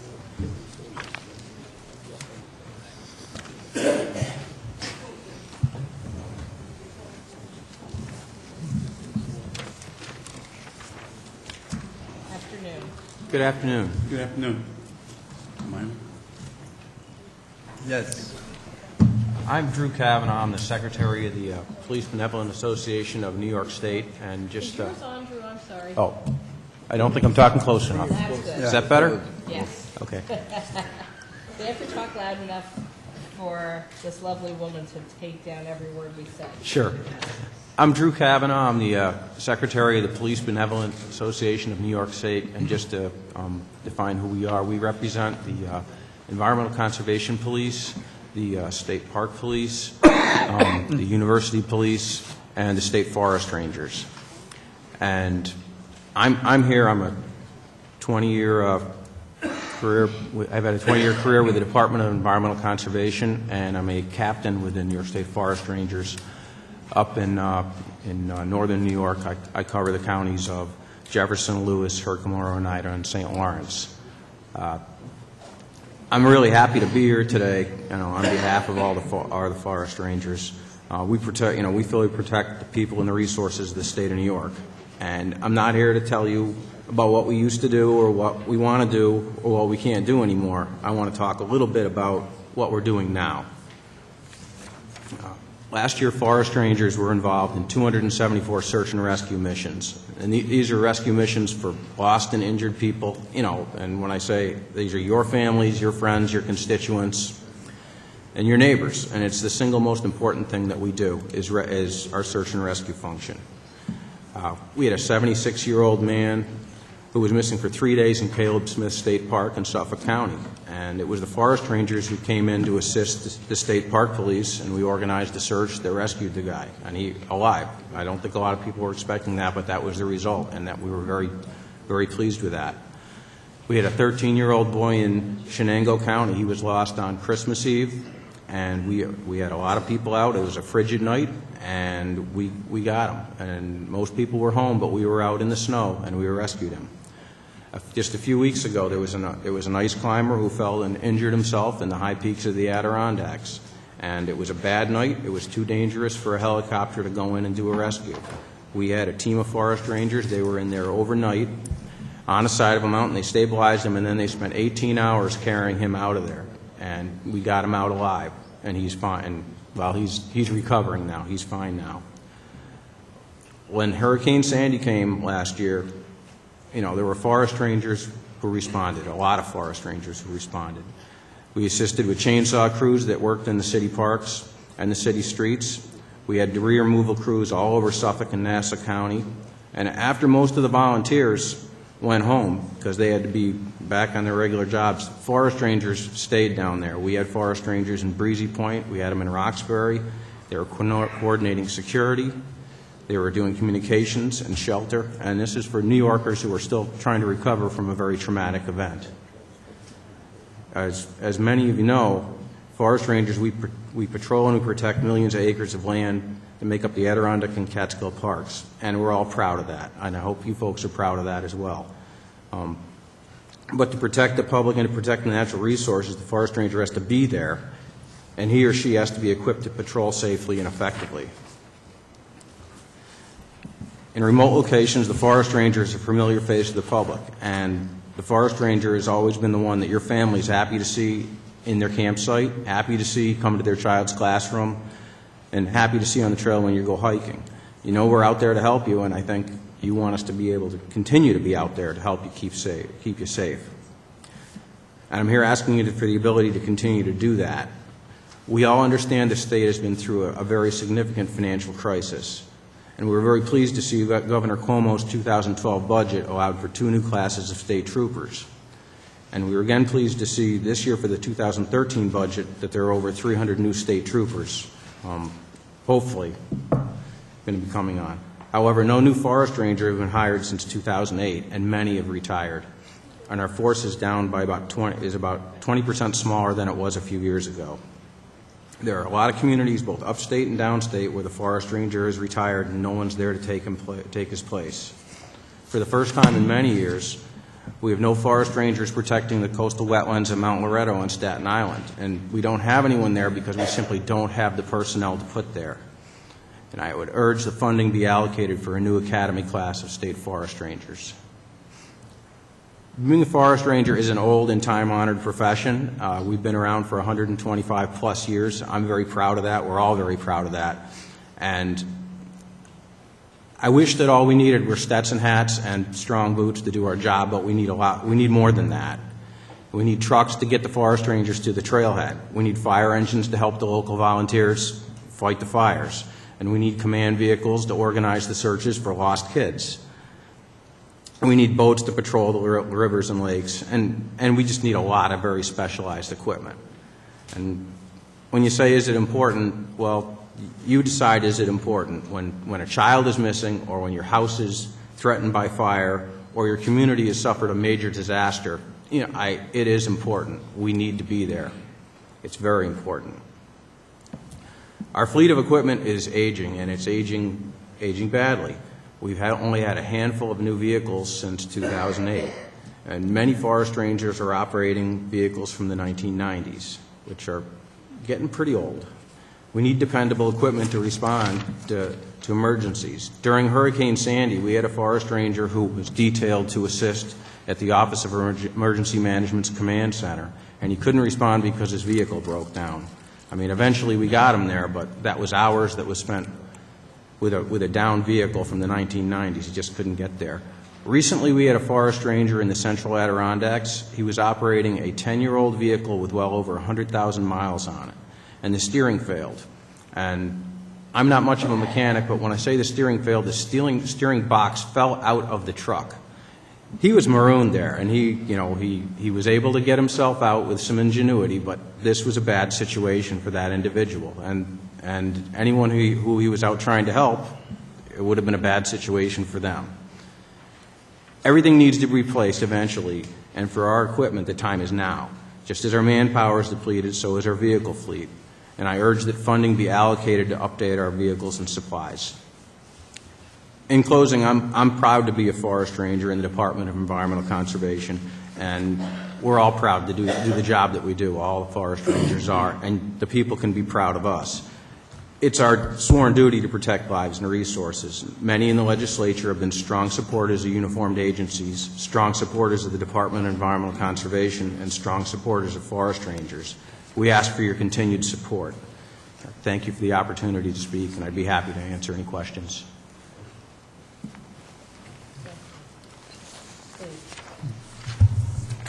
Good afternoon. Again, I would like to reiterate thanking you for allowing us this opportunity to speak today. My name is Bernard Rivers. I am the Vice President and Chief Communication Officer for the Police Benevolent Association. I am also the Director for the Environmental Conservation Police Lieutenants Group.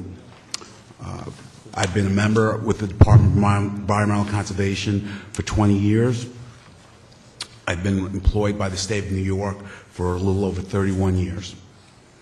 As a member of the Division of Law Enforcement at the DEC, I'm currently stationed in our Region 2 New York City office. I supervise the conservation officers in Staten Island and Manhattan. I'm proud of where our origins began back in 1880 when Teddy Roosevelt first appointed the original 8 conservation officers, known as Teddy's Men of Courage. Back then, we were patrolling on horseback, and what we've evolved to today is environmental conservation police officers covering the state of New York from Long Island to Buffalo. For the record, we are the only state law enforcement group that has uniformed members actively patrolling every county in the state of New York, including all the boroughs of the city of New York.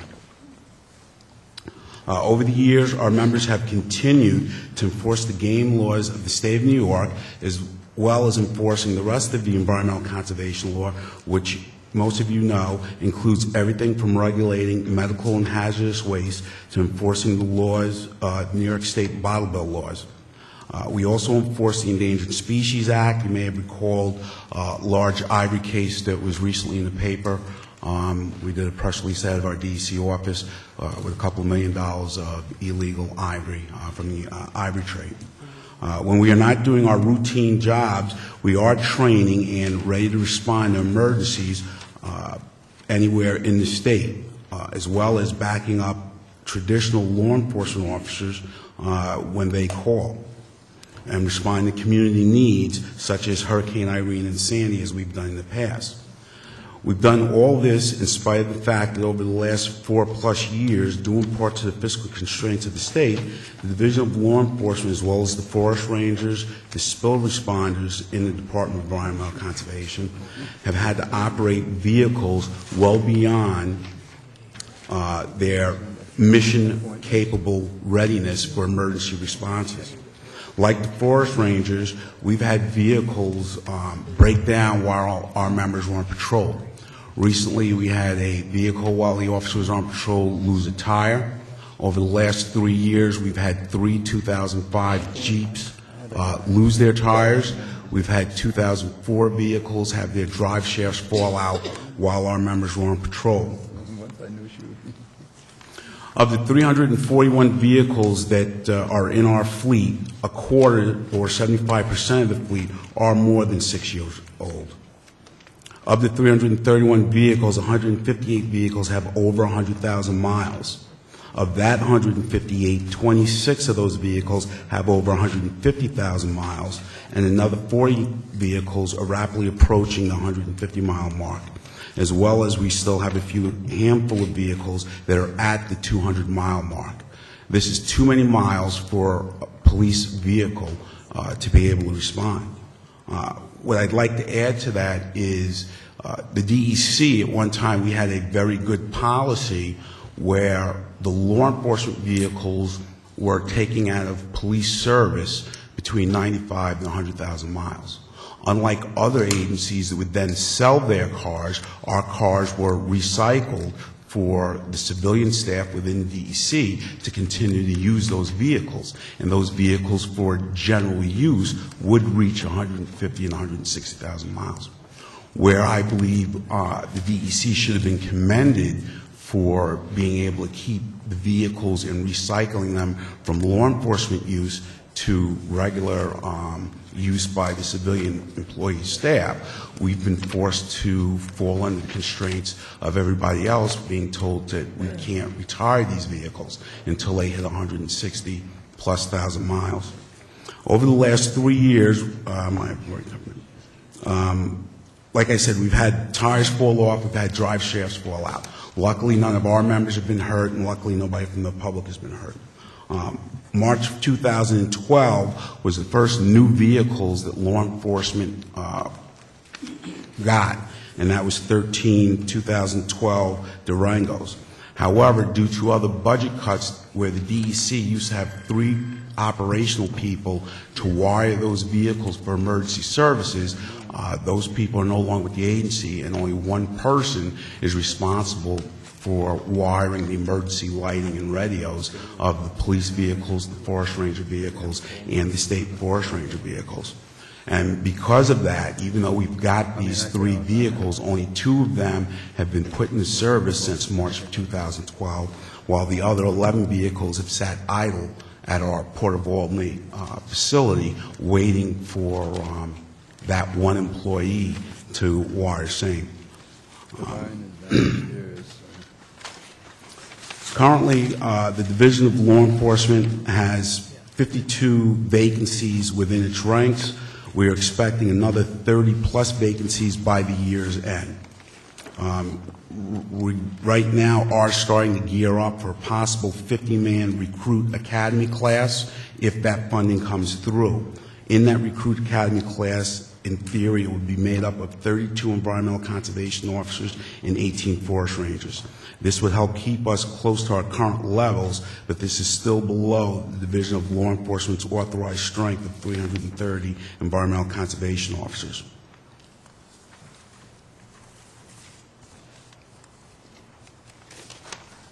So, in closing, I would ask that if you folks could do whatever is possible to, one, restore the funding that's been removed from the DEC operational budget, to ensure that that money is there to help replace our aging law enforcement fleet, as well as the first responders, slow responders fleet vehicles, and to ensure that money is put in place so that we can have a training academy.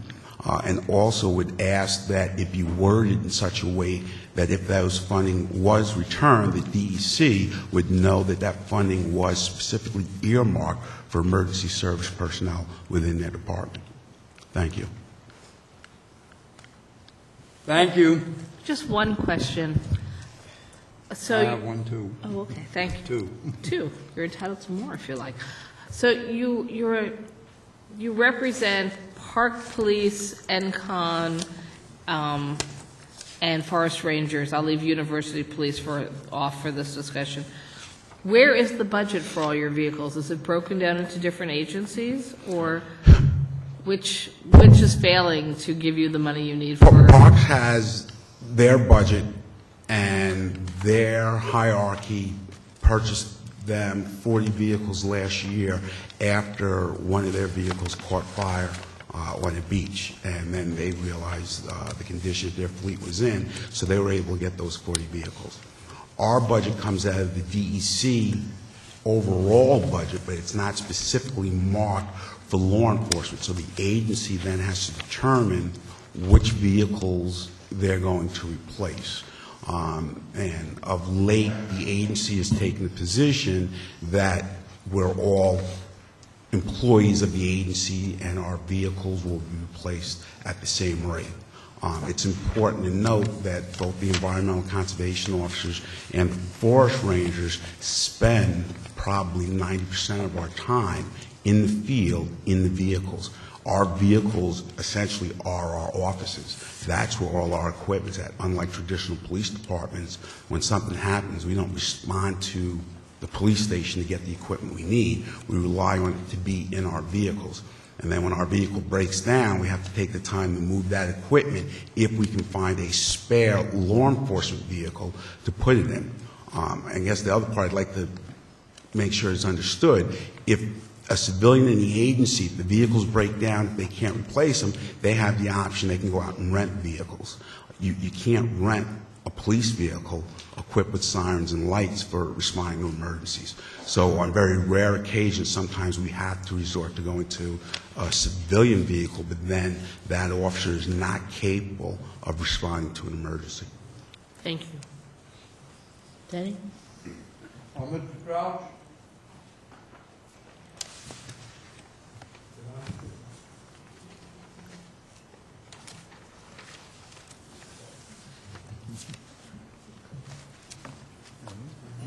Here we go. Thank you. Mr. Kavanaugh, Mr. Rivers, thank you. First off, thank you for your service. And understanding what you do, I understand, I know that sometimes you respond, and most of the time you respond in some very difficult circumstances, and I just want to say thank you, especially coming from Shenango County. When that young boy was lost, boy, my heart went out, and we were very fortunate he was found safe in a relatively small amount of time, per se, so thank you for that. In regard to your vehicles, is your, just a question for my own satisfaction, is your repair budget, are you restricted somewhat on your repairs that you are able to do, or as far as the monies that you're in the repairs? They seem to be able to repair our vehicles. The problem, one of the big problems we have is when you get 10, 12, 14-year-old vehicles, they're in the shop a lot. Right. And we can't, we have some spare vehicles, but when they're kind of, everything's being used all the time. Sure. The shops work hard. We have good mechanics. The funding seems to be there right now, but you can only fix junk so much. You got it. Yeah, I'm very familiar with that. I just wondered if it was a double-edged problem here that you've restricted on some access to repair monies as well as getting that vehicle replaced when it should be replaced. So. No, right now they are spending whatever they have to repair the vehicles. Which but is not the always problem the with most prudent there's practice. two problems with that though. When they repair it, they then back bill law enforcement for those repairs. So the money that we're spending on these repairs are taking monies away from other vital equipment that we could use. That's number one. Number two, like I said, my 5 years stationed in New York City, we've had to basically rebuild a vehicle that should have been totaled. You know, the first two estimates that came in totaled it, but we had to do some creative work to have it reevaluated to bring it below that threshold because we could not afford to take that vehicle out of service. And one of the mistakes that some people make is they say, well, does the vehicle pass a safety inspection? Safety inspections are great for mom and dad's vehicles driving back and forth. Police vehicles, emergency vehicles are driven differently. So yes, it may pass a basic safety inspection, but like our firearms, the most second thing officers rely on is their vehicles to get them to and out of sticky situations. Is it possible to work together with Office of General Services to utilize their resources for vehicle repair? Or do you have your own repair shops, or is it strictly within your division or through Office of General Services? Right now, the DEC has a handful of repair shops in the different regions. In Region 2, we have a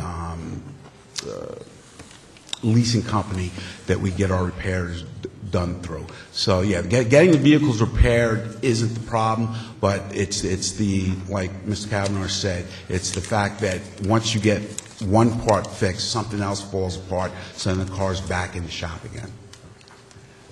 I understand what you're saying. I just retired a vehicle. I had 227,000 miles on it because it just got to the point it was how much money we're going to put into this. But again, I understand your issues. Thanks for bringing it to us, and thanks again for what you do.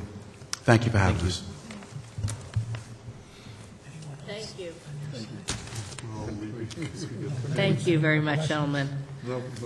Next will be the Eric Kulised, I'm pronouncing it wrong, apologize, Alliance for New York State Park. I haven't seen him since the early 90s. And you know what, to save a little time, how about Laura DiPetta, Parks and Trails New York, because I know you have similar themes. All right? That's fine. I can take it here from here now. Good. Let's not get too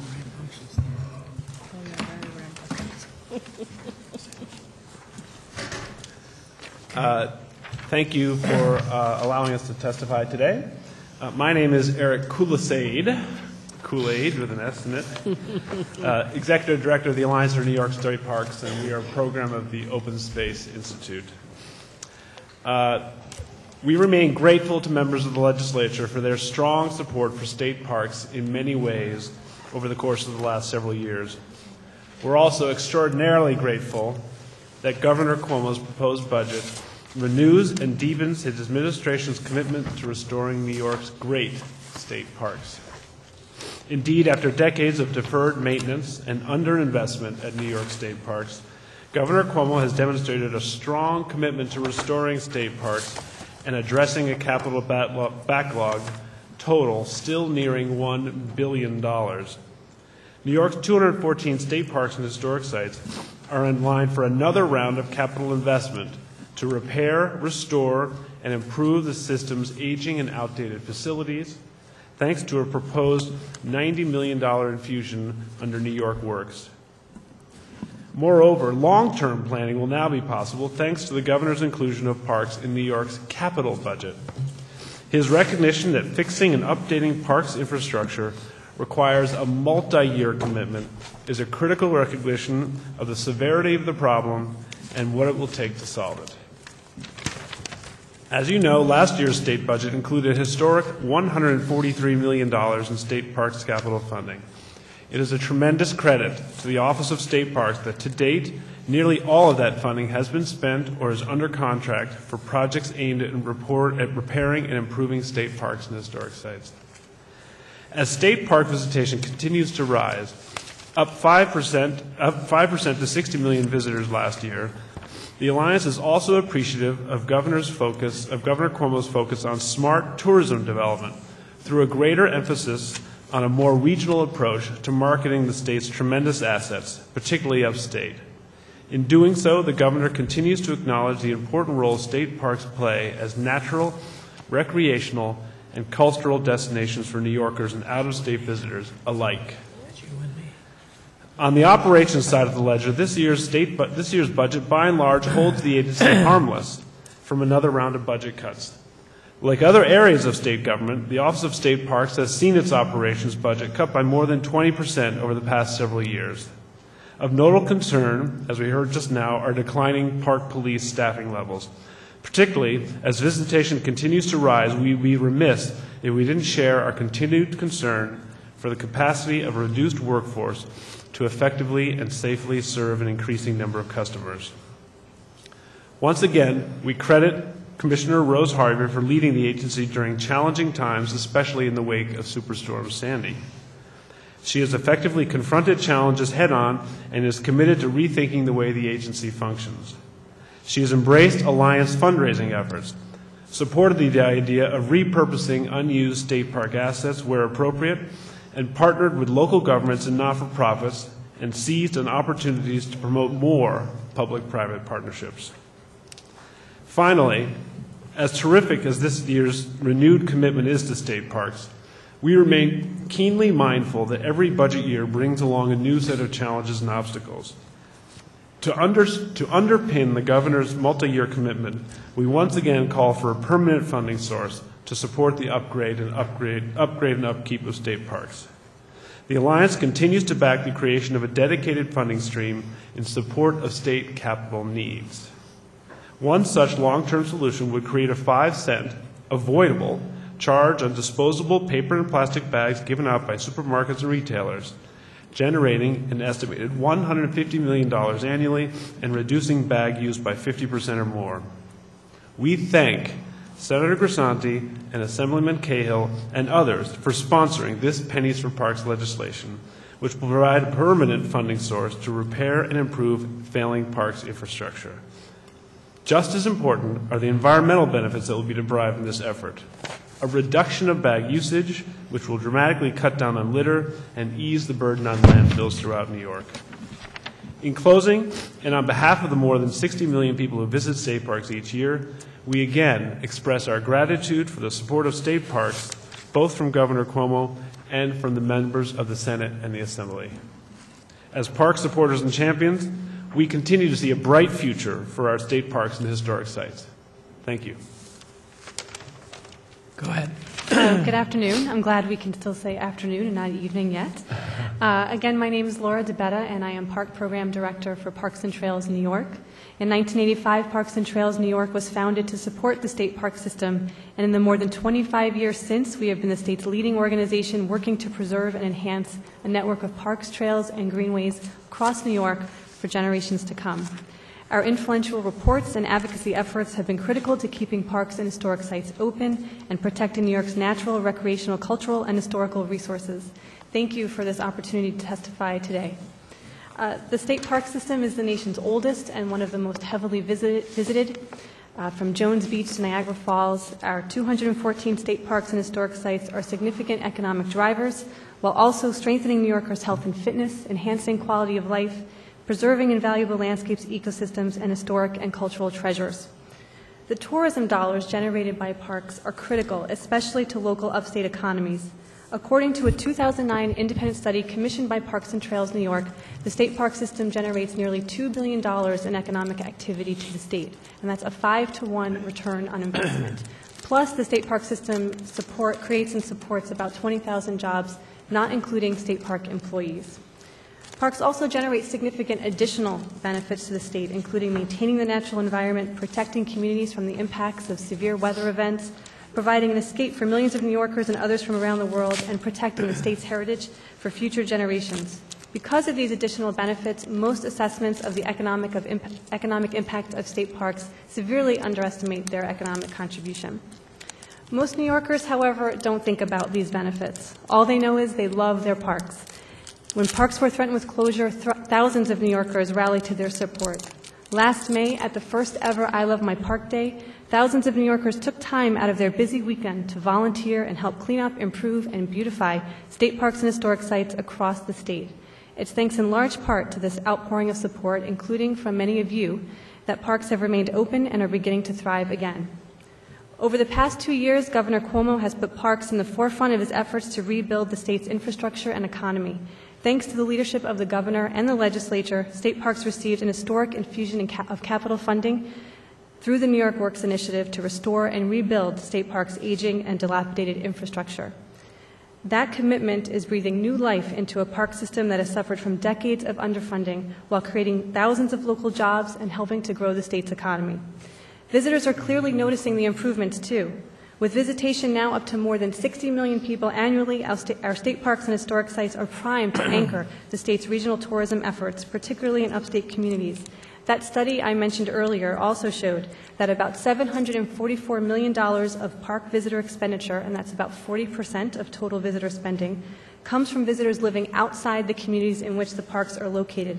That's money local businesses would not have without the presence of parks to attract them to their communities.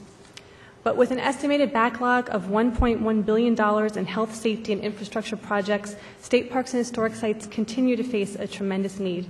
In November 2006, Parks and Trails New York released its Parks at a Turning Point report, in which we highlighted the many challenges facing the agency, particularly its enormous capital projects backlog. And these challenges remain. According to a recent report by the Office of the Comptroller, almost every single park and historic site in the system has some infrastructure need, from crumbling buildings and bridges and leaky swimming pools to outdated water, sewer, and electrical systems and deteriorating roads. The impacts of Superstorm Sandy have only further compounded that need. The governor's budget proposal for state parks reflects his recognition of the important role these treasured places play in local economic growth, in the protection of important natural areas, and in providing affordable recreational opportunities for New Yorkers and out-of-state visitors alike.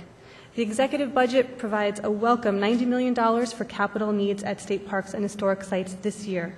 In addition, the governor's 5-year capital plan commits to providing $90 million annually for state parks capital projects for each of the next 5 years. We urge you to support the governor's budget proposal for parks and keep this momentum going. Through the commitment of the governor and the legislature, the agency will be able to sustain its progress in addressing the more than $1 billion in infrastructure needs and critical safety repairs, restoring and reinvigorating the state park system. With an investment of $90 million annually, leveraged with additional private and federal dollars, the backlog in capital needs can be addressed over roughly a 10-year period. Continuing to invest in these treasured places will keep people working to help grow New York's economy sustainably, boost tourism in communities around the state, and secure New York's parks and conservation legacy for future generations. The executive budget proposal also maintains the agency's operations budget, and given the state's continued fiscal constraints, we appreciate the governor's support for parks. I would be remiss, however, if I did not acknowledge that the toll of the last few years will continue to weigh heavily. The park agency's budget has been cut 23% over the last few years, more than many other agencies, and is operating today with 1,500 fewer staff than it was in 2008. The state park operations budget has been on a downward slide for more than 15 years, and parks are being starved as a result, with reduced hours, days, and seasons, fewer programs and workers, fewer park police, as you just heard, and less maintenance, not to mention fewer resources dedicated to natural resource protection and the visitor experience. In addition to investing in state parks infrastructure through the New York Works program, there are other creative ways to move forward and secure the park system. One option is to take a closer look at park and historic site friends groups in the future of our park system. These nonprofit organizations, oftentimes made up entirely of volunteers, they clear trails, they paint buildings, they build kiosks, they lead interpretive programs, and raise significant money for capital projects. While their success should not allow the state to shirk its responsibility to parks, greater investment in these organizations will serve to extend the capacity of the Parks Agency and put to good use already existing capacity in our state parks. But the best chance to adequately support our iconic state park system for ourselves and for future generations is by creating a new dedicated funding mechanism. As you heard from my colleague Eric Kulisade, a viable proposal currently before the legislature is Pennies for Parks. It's a proposal for a 5-cent surcharge on disposable bags, which can provide millions of dollars annually to state parks for capital needs. Plus, the surcharge is completely avoidable through the use of reusable bags. Through this proposal, one that has been successful in many other parts of the country, we can make progress on many of the state's goals. We can reduce litter in our communities and waste going to our landfills and prevent stormwater infrastructure from getting clogged, all of which reduces the financial burden on local municipalities, which must bear the costs of this waste. We can protect wildlife and marine species, which often ingest plastic, a fatal mistake. We can also reduce our state's contribution to greenhouse gases and curb our dependence on oil. All of these environmental and economic goals can be achieved at the same time we generate funding for our state park system. So it seems like a win-win to me. We encourage the legislature to consider Pennies for Parks as a permanent source of funding to address capital needs at state parks and historic sites. By making a commitment today to turn around the decline of our park system, we can preserve its integrity for future generations. I just want to lastly commend the governor also for his commitment to the Environmental Protection Fund. It's the lifeblood of environmental funding in New York State.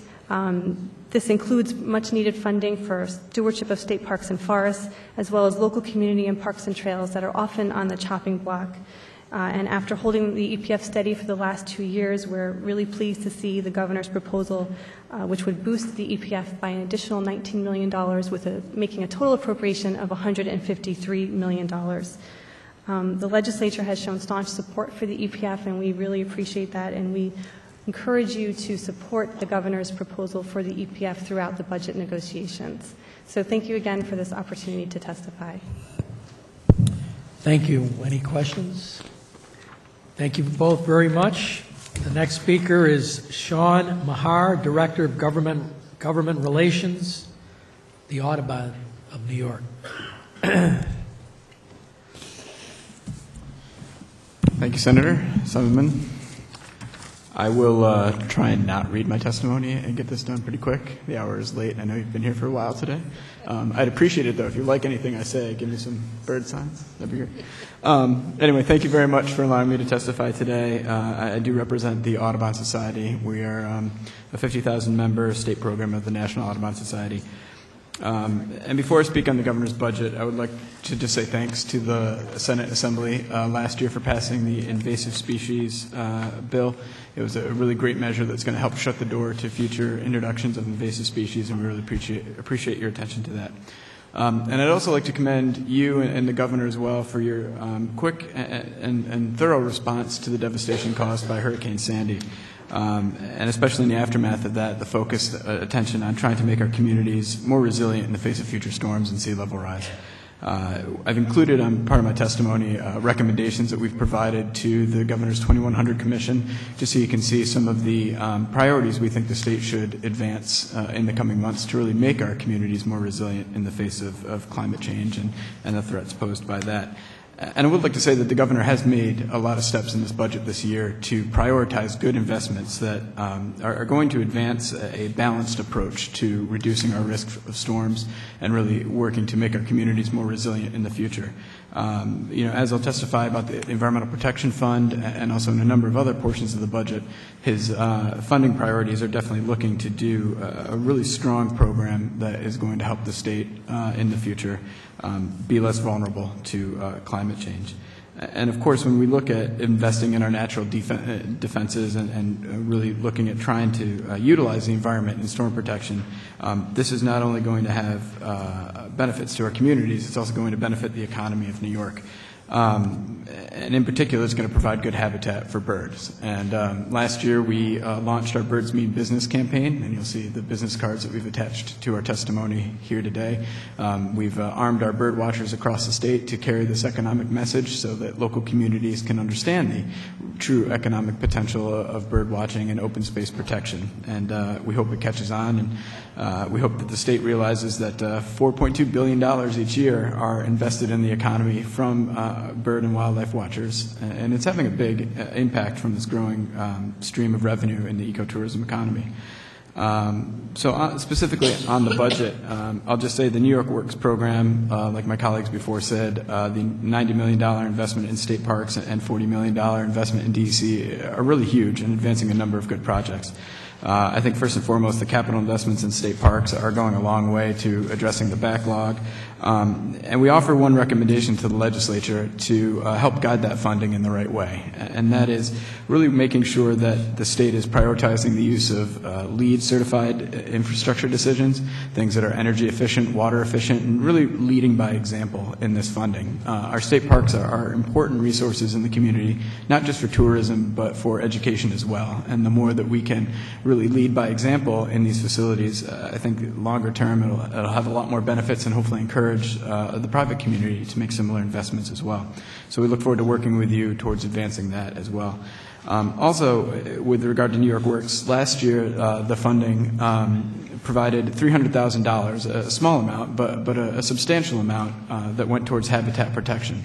And we hope that this year the Parks Department can spend a similar amount, if not more, on some invasive species restorations at these parks where they're targeting this funding and looking to invest in the natural infrastructure as well. This helped augment and leverage some of the funding that we've provided through the Audubon and the Parks initiative that we started with parks, and we'd just like to see that continue because both the built infrastructure needs help at our state parks, but the natural infrastructure does as well. And we provided some recommendations there, and we'd be happy to talk to you about that after. And on the DEC New York Works funding, it's great to see that the governor has stepped up and provided money for our sewage treatment plants and wastewater infrastructure as well. We're facing a really big crisis in New York when it comes to our sewage treatment plants, and we hope that this funding can just be a start, and in the future we can get more of those types of investments in our wastewater infrastructure funding moving forward. On the EPF, I'll just say we're very pleased with the governor's reinvestment in the EPF at $153 million, and we hope that the legislature can maintain that funding in the budget this year.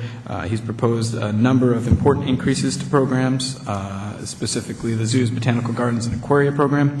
I don't know if any of you, I know Mr. Sweeney, you did, but had a chance to go see our live birds of prey that we had here in the Capitol today, direct recipients of some of this funding. And if you haven't, we'll try and get to your office later on today so you can see some of our most beautiful birds in New York State. But in general, the governor's proposed increases to the open space protection line, farmland protection line, invasive species restoration, and other categories were greatly welcome this year. In particular, too, his $5 million increase to the Water Quality Improvements Program, which is going to provide new funding for the protection of natural infrastructure in our storm defense strategy, is really important, and we hope to see that maintained. I was really pleased to hear Commissioner Martens and others talk about the process that they're going to take to get that money out on the ground, and I think it's really important, and we're glad to see that the governor has prioritized that natural infrastructure protection. And again, we hope the legislature can maintain that moving forward. In addition, I'll just wrap up. We really support the governor's investments in the clean energy economy, his funding for expanding the New York Sun Solar Program, the Cleaner Greeners Community Program, and the new $1 billion Green Bank are really essential to combating climate change head on, and we hope that they can be maintained in the budget as well. I know the Commissioner testified about maintaining New York's eligibility for federal funds. Last year there was specific language included in the budget that we hope can be included again to make sure that the Conservation Fund cannot be swept and that we can still maintain our ability to match those federal funds. We've also provided just some linkages of how this program funding helps attract federal funding to the state, and we look forward to working with the legislature this year to communicating to our congressional delegation the importance of this funding and their funding too, and leveraging more of that for New York in the months to come. So with that, I'll wrap up and take any questions if you have any. Kruger. Thank you. You referenced that we have a wastewater sewage plant crisis, and as I read the testimony, it talks about $32 billion in capital needs, either now or in moving into the future. Much of earlier testimony today was around concerns with hydrofracking's effects on the water infrastructure of the state. And should you be concerned about hydrofracking contaminated water moving into that wastewater sewage system that your organization says is at crisis already? Well, I think clearly, if you look at how old the system is in general, we really need to focus on, especially in light of the storms, upgrading these facilities to handle the current capacities that are being exceeded in normal rainfall events. And I think before we look on bringing on new sources of water to these systems, we have to have a strong plan in place for how they're going to be able to adequately process that so they're not discharging raw sewage or other types of waste into our waterways across New York State. And it is factual that these systems currently do, either in emergency situations or in storm situations, flush into our water system. Yes, across the state, it's a growing problem that leads to many environmental problems, from just limiting access through beach closings to fish consumption advisories to you name it. Anytime you get discharges of raw sewage entering our waterways, and many of our municipalities are under consent decrees, either with the state or with DEP or other entities, and it's a huge issue that I don't want to say we've ignored. I think we've realized it's there, but coming up with the money to get it and fix it is always been an issue. And we rely heavily on the federal government and the Clean Water State Revolving Fund to finance this. Those investments have decreased over the past few fiscal years. It'd be great if the legislature could send a strong message to Congress really urging them to reinvest in those programs that directly benefit local communities by creating good-paying jobs to upgrade these facilities. And I think across the state, upstate, downstate, everyone's facing the same sewage crisis. And we would love to see more money, either through a New York Works program investment or longer term, a new environmental bond act in the state to help address some of these infrastructure crises that we're facing. Thank you. Thank you. Thank you very much. The next speaker is Scott Laurie of the Adirondack Council. On deck is Joelle Foskett of the Adirondack Mountain Club. If Joelle can, oh, you're already down here. Okay. Do you mind doing it together? Absolutely not. No, we won't impair any of your time. Okay, thank you. Thank you, Chairman DeFrancisco. Good afternoon. My name is Scott Laurie. I'm the Director of Government Relations for the Adirondack Council. The Adirondack Council is a 501c3 not-for-profit organization dedicated to ensuring the ecological integrity and wild character of the Adirondack Park. We do not accept any government funding. As we celebrate the 20th anniversary of the Environmental Protection Fund, we are pleased with Governor Cuomo's budget proposal to increase the EPF by $19 million to a total of $153 million. The increase is the first in 5 years, but we believe that more can and should be done this year to enhance the EPF. The fund has been cut by nearly 50% since 2008, and $500 million has been swept from the fund since 2002. We, along with many of our colleagues, have called for an EPF of $164 million this year. In addition, we urge you to examine long-term strategies to grow the EPF to at least $300 million. This could include increases from the real estate transfer tax, more of the unclaimed nickels, or other revenues. The EPF cannot function under its current funding levels for much longer. We ask that you work with Governor Cuomo to find a way during this budget negotiations to come to a long-term solution for the EPF. The Open Space Protection Line is the cornerstone of the EPF. In 2008, the EPF contained $66.5 million for open space protection. This year's proposal is for $20 million, which is about 15% more than last year. While the state recently acquired the first phase of the former Finch Prine lands, a serious backlog of projects has developed over the last 5 years. In fact, just last week, DEC announced it would be returning $2.5 million in federal forest legacy matching funds because the Fallonsby Pond project has not yet been completed. The property was acquired by the Nature Conservancy in 2008. It was expected the state would acquire it within 3 to 4 years. The slashing of the Open Space Protection Fund has stopped this and other vital projects from moving forward. It may now take an additional 4 or 5 years to complete Fallonsby. It is a shame that the state lost this opportunity to leverage federal funds. In order to quickly reverse this trend of backlog, we believe the open space line should be funded at $30 million this year. Invasive species is another important category in the EPF. We believe the funding should be at $4.6 million for invasive species this year. New species are coming into the Adirondack and Catskill Forest Preserve seems like every week, and that New York is at the epicenter for invasive species due to our water resources as well as the amount of commerce and visitors that New York has.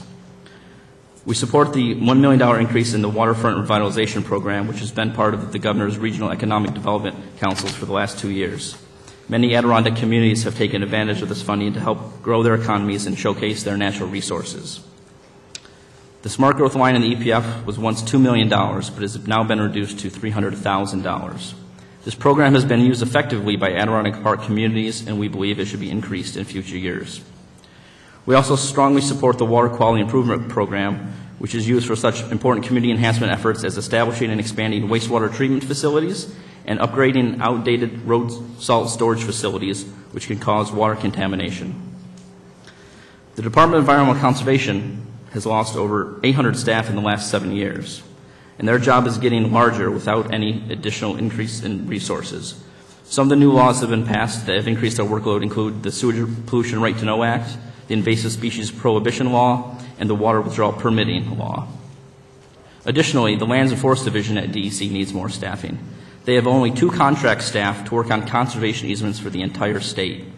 In the Adirondacks alone, there are over 800,000 acres of conservation easements that have to be managed.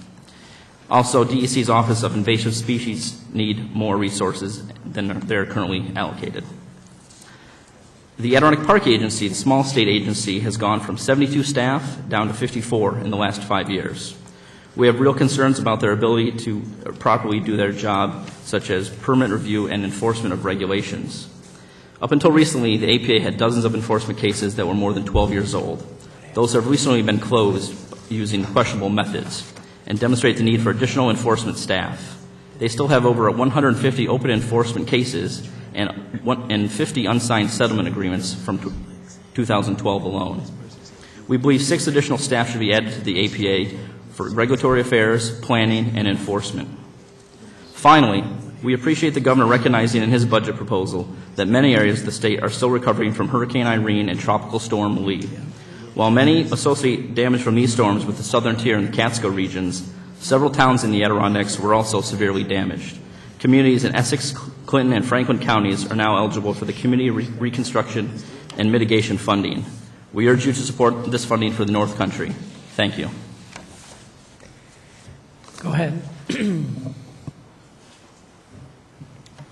Good afternoon, members of the Senate and Assembly. My name is Joelle Foskett, and I am the Public Lands Advocate for the Adirondack Mountain Club. The Adirondack Mountain Club represents over 30,000 passive recreationists statewide, and we sponsor programs that range from teaching people to hike safely to repairing our state's peerless hiking trail network. We are also advocates for responsible recreation and protection of the forest preserve, state parks, and other wildlands. Our priorities today are state budget funding for open space protection and for the stewardship of our Adirondack and Catskill Forest Preserve, along with our expansive state park system.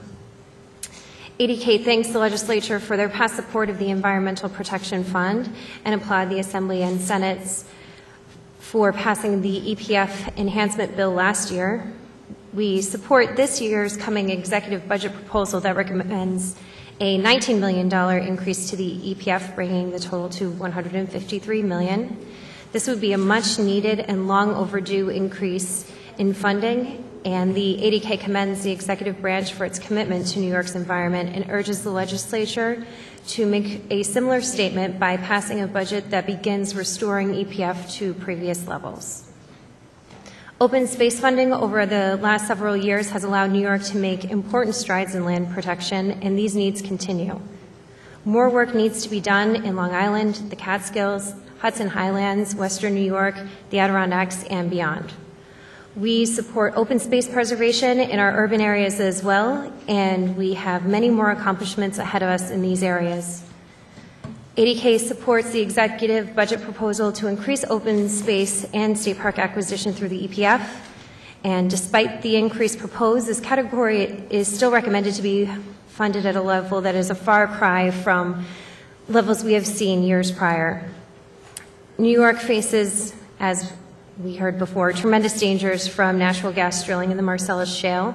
And the opportunities for New York to protect New York City's watershed will require immediate action if the governor decides to move forward with this process. The Catskill Delaware watershed is vital to the quality of drinking water to New York City and the surrounding metropolitan area.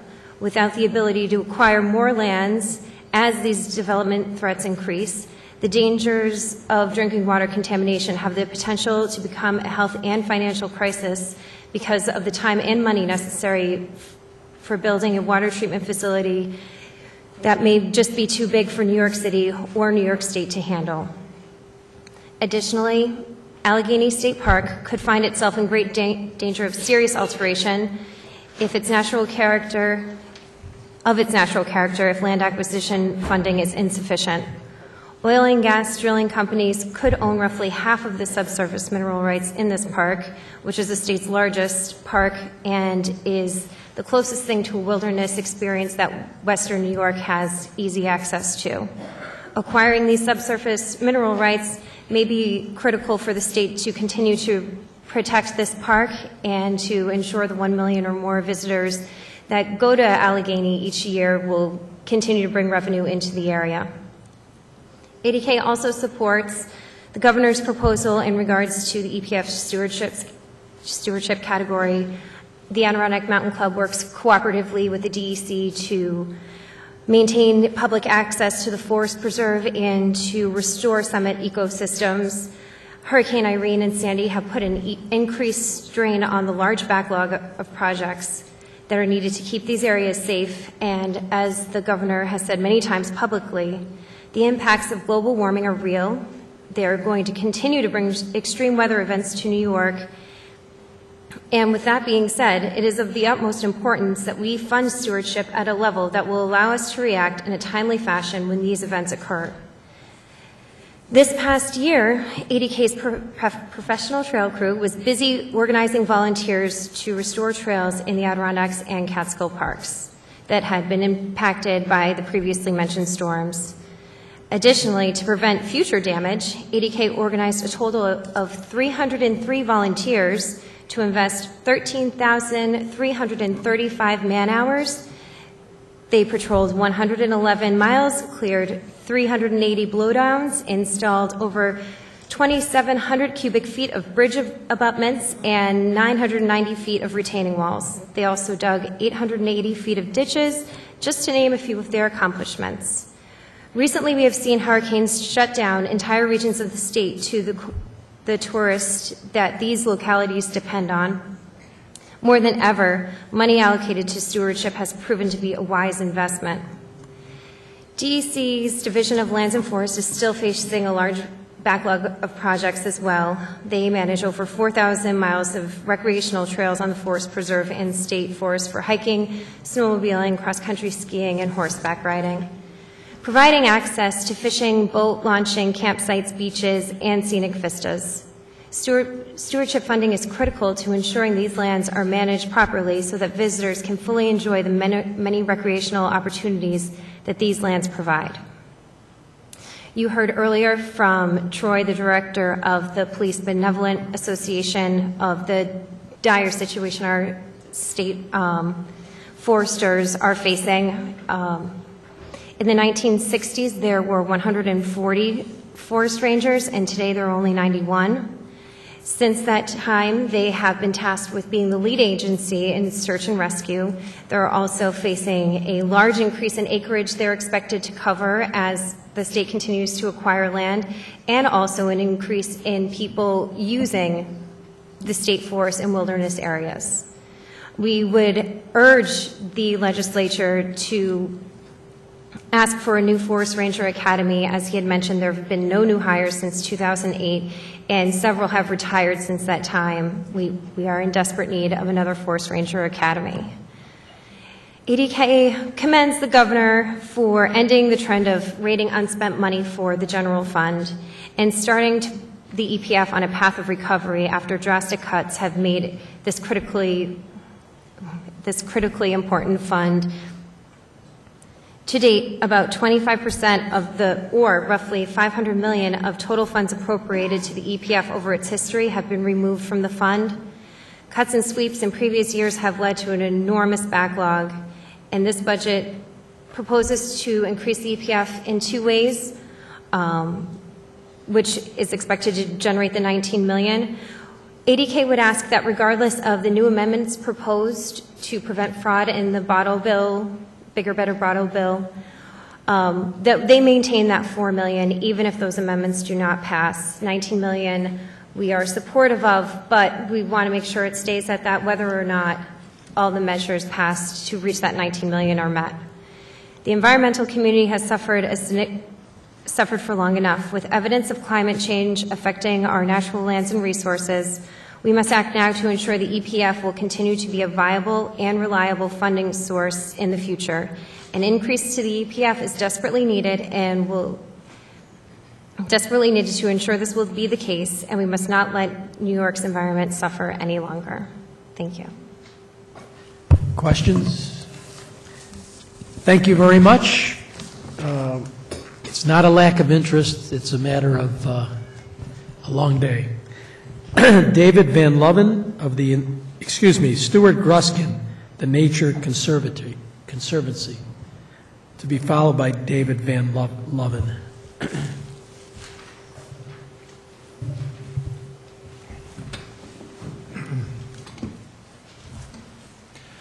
Good afternoon.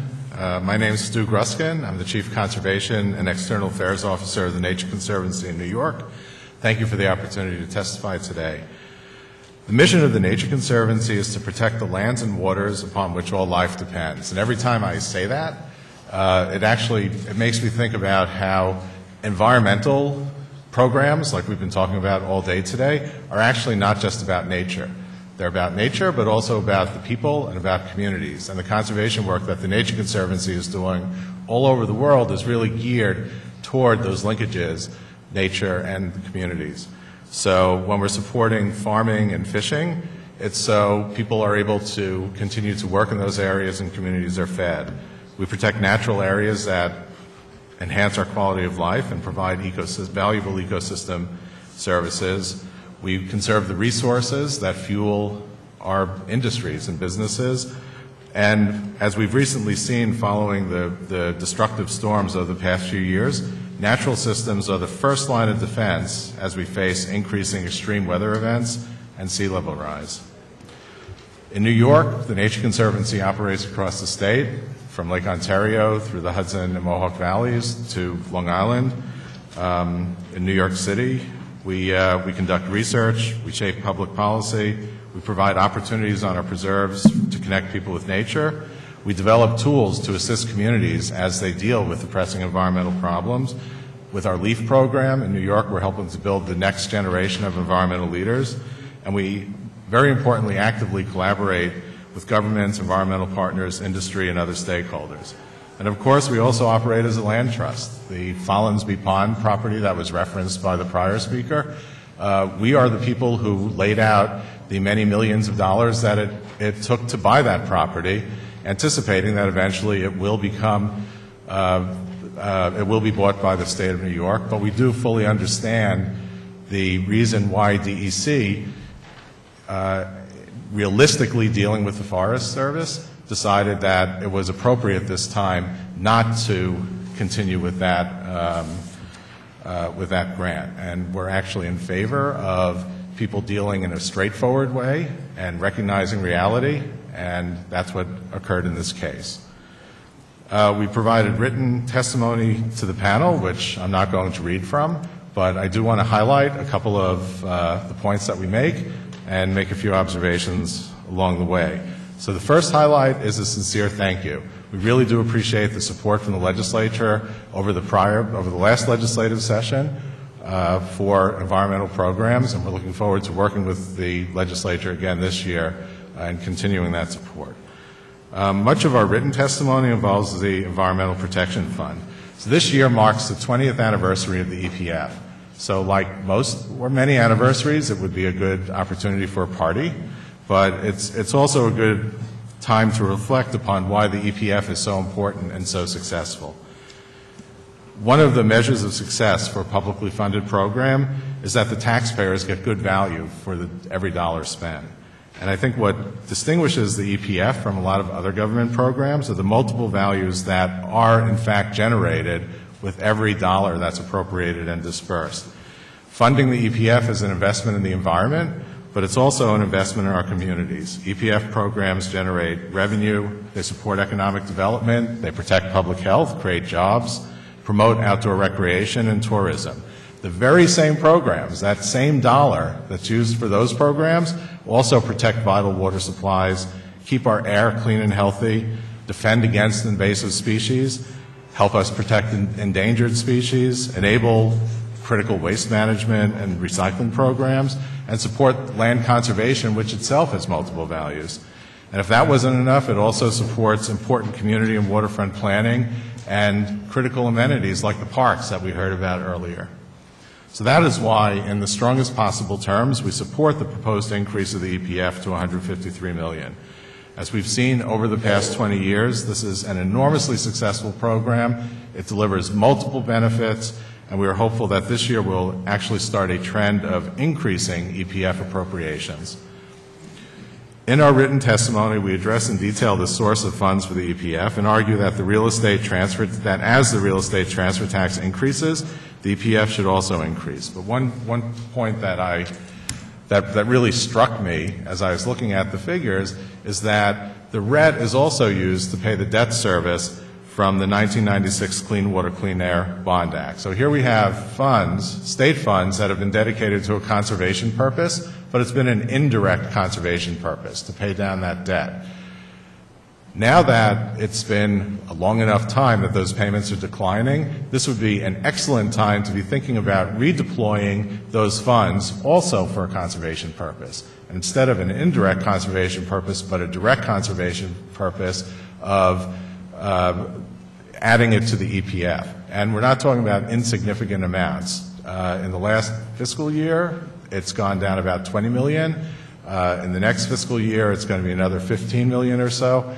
So we're talking about a potential significant increase to the EPF using the same source of funds that is already being used, but really just redeploying from debt service to direct payments for conservation programs. We also, in our written testimony, highlight the $5 million natural infrastructure addition to the water quality improvement line. And that's something that we're going to watch carefully, and I thought there were good questions earlier today about what exactly is that money going to be used for. At the Nature Conservancy, we spent a lot of time recently thinking about the ways that we should be dealing with the consequences of the storms that we've experienced, Sandy and Irene and Lee. I was really glad for the opportunity to participate in the New York State 2100 Commission. Governor Cuomo appointed Mark Tursek, our CEO, to the commission, and I was able to work with the other commissioners and the support staff on the 2100 Commission report, which is a great starting point for the conversation that we really need to have about what we're going to do. But I think there were two significant conclusions from the 2100 Commission that ought to inform how we spend this $5 million. The first is that we know the climate's changing, we know the problem is here, and we have to do something about it. And the second is that the natural solutions are just as important and have equal standing with the built solutions. What we need to do is get the right mix of solutions. It's not even a balance, but it's a mix. In some places we have to build things, but in other places we can take advantage of and support the natural systems that are by nature designed to assist us in these kinds of circumstances. So with the Commission, we brought to the table our expertise in this area from our work in other places, and we would welcome the opportunity to work with the legislature and the administration going forward to find ways to use the power of nature to help us. Wetlands and floodplains, dune complexes, trees in urban areas are all part of the infrastructure that we rely upon, and they protect us from heavy rain, strong waves, heat, and drought. And around the world, the Nature Conservancy has been working on disaster risk mitigation strategies using natural systems, and we support the Commission recommendation that New York adopt measures that promote the use of green and natural infrastructure through direct investment, new incentive programs, and education. And we think the state budget is where that begins. The budget also represents an opportunity to prioritize public funding to support programs that increase community resilience and take the changing climate into account when spending public funds. Doing so is going to require changes to the status quo. We have to revisit planning, we have to revisit development decisions we've made in the past, and determine if they're the safe choices for the future. We have to use the most current knowledge and information to inform those actions. The fact is, we know that more storms are coming, and the extent to which the consequences will be catastrophic and the ultimate cost of these future extreme weather events are going to depend upon the decisions we make starting now. One example is that the state budget funds DEC, my former agency, in wetlands and coastal mapping. The reality is that the people who are responsible for planning in our communities cannot make decisions about what those communities should look like in the future without good information. So we need the wetlands maps, we need the coastal erosion hazard area maps. We need that information so that the decisions can be made about what to build, where to build, how to build, and in some instances, maybe the decision should be made that it's not appropriate to build there. But without the information, we don't have a chance. We're not going to be able to make those decisions at all. When maps are completed, and this has happened at some times in the past, maps have been completed and they have not been released for political considerations. I think we're past the point where we should be worrying about the political considerations. If we have a wetlands map, we should be releasing it so that we know where the wetlands are, so that we know where the floodwaters are going to come. And we can still have good economic development, but we're going to do it in a way that's smarter. Similarly, I do. Yes. So I will conclude by, again, thanking you for your support of the environmental programs that have made New York a great place to live and work, that the Nature Conservancy is prepared to bring its experience, its science to the table to work with you, as you develop programs on resiliency, and we urge you to support the EPF and the other state environmental programs as well. Thank you very much. Thank you. The next speaker is David Van Loven, Policy Director, Environmental Advocates of New York, to be followed by Ricardo Gatla of the League of Conservation Voters. Good afternoon, and thank you for the opportunity to testify today. And I commend you for your fortitude in listening to so many people talk at you for a very long day. My name is David Van Leuven, and I am the Policy Director for Environmental Advocates of New York. Environmental Advocates' mission is to protect our air, land, water, wildlife, and the health of all New Yorkers. Based in Albany, we monitor state government, evaluate proposed laws, and champion policies and practices that will ensure the responsible stewardship of our shared environment. We support and strengthen the effort of New York's environmental community, and we work collaboratively to make our state a national environmental leader. Environmental Advocates sees many positive elements in Governor Cuomo's 2013-2014 executive budget proposal, and we also see opportunities for further equipment. And because it's late in the day, I will abridge my written testimony and just hit on the key points. But our organization works on a wide range of issues, so I'm going to hit on briefly on a broad number of topics.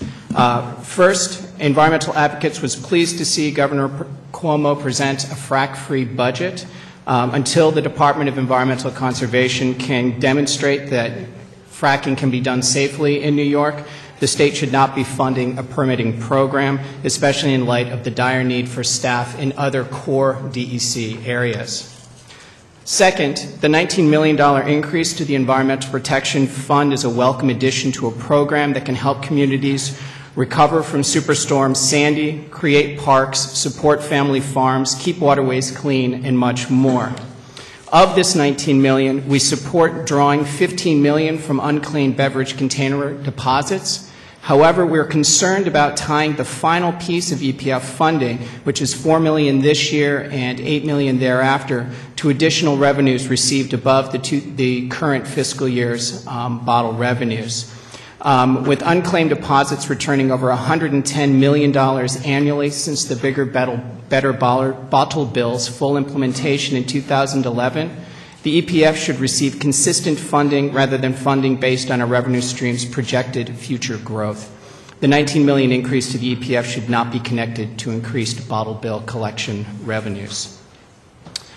Third, the Department of Environmental Conservation has experienced relatively stable staffing in this budget and for the last few years, but decreases over the long term are alarming and remain unaddressed. The agency has lost over 1,100 full-time equivalent employees, or 28% of its staff since 1990.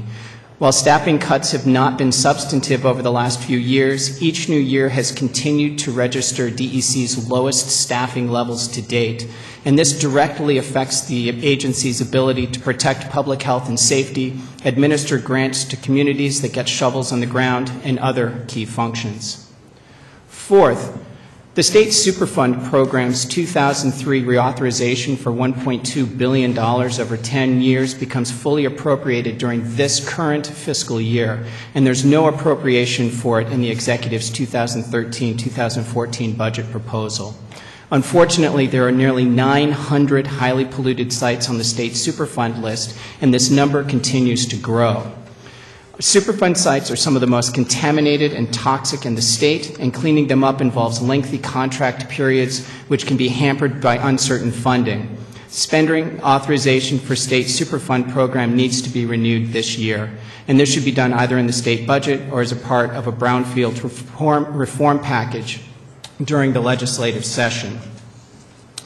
Speaking of the brownfield program, the state brownfield cleanup program was designed to encourage the restoration of contaminated former industrial and commercial sites with the intent of stimulating economic growth in low-income neighborhoods, all while making these communities healthier and safer. Unfortunately, an Environmental Advocates of New York analysis of state tax and finance data in 2012 found that although $1 billion has been spent through the brownfield program since 2006, only 114 sites have actually been cleaned up. It does not make sense for New York State to continue with the current system of tax credits, which provides disproportionate incentives to projects that would likely be cleaned up regardless of the existence of the brownfields program. For example, since the program started in 2006, $20 million in tax credits was given to build an IKEA in Brooklyn, and $18 million in tax credits were given to build upscale apartments in Long Island cities where rents start at $2,200 a month. Now is the time for New York's leaders to reform the brownfield tax credits in order to get more sites cleaned up, especially in underserved communities most in need of incentives to attract development. Sixth, Governor Cuomo's $1 billion Green Bank is a reorganization of existing funding sources that would allow more creative financing of renewable energy projects and attract more private sector investment to spark New York's green economy. Environmental Advocates of New York supports the concept of a green bank as a way to further leverage New York's investment in clean energy. In developing the Clean Bank, New York should build off its experience with the Green Jobs, Green New York program while avoiding the pitfalls that have stalled Connecticut's Green Bank, which has unfortunately not been successful. Like the legislature, we are still awaiting details on how these funds will be managed and how they will be directed out to New York communities and businesses to deliver tangible results, which really is the key. Seventh, Superstorm Sandy, Tropical Storm Lee, and Hurricane Irene were violent wake-up calls on New York's vulnerability to severe storms. The costs of these storms were staggering, both in human and financial tolls. And as we work to help New York recover from the devastation of these storms, we must make our communities and environment more resilient to severe storms as they occur. Billions in federal funding for recovery from Superstorm Sandy will be flowing into New York, but we've seen little information on how these funds will be expended. And as we've seen from past storm recovery activities, resources can be expended in ways that make communities safer in the face of future storms or that create conditions that make problems worse. Environmental Advocates of New York urges you to closely monitor expenditures of federal recovery funds to ensure that they both help communities in the short term and that they make them more resilient against future storms. Three key tenets that we would encourage you to consider through this oversight are, first, keeping people out of harm's way by making the correct choices about where we rebuild.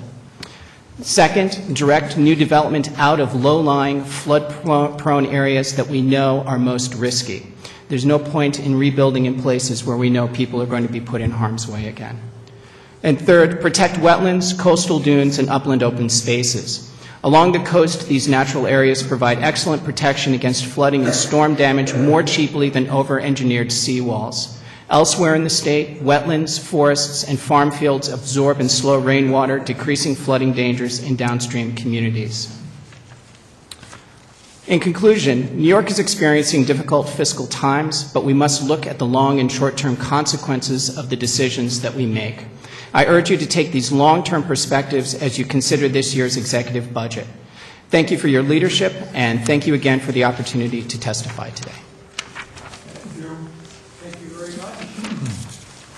much. The next speaker is Ricardo Gatla, Legislative Director of the League of Conservation Voters, to be followed by William Cook. And if William could start moving down so we could have a... There, look at this guy. He's unbelievable. Thank you.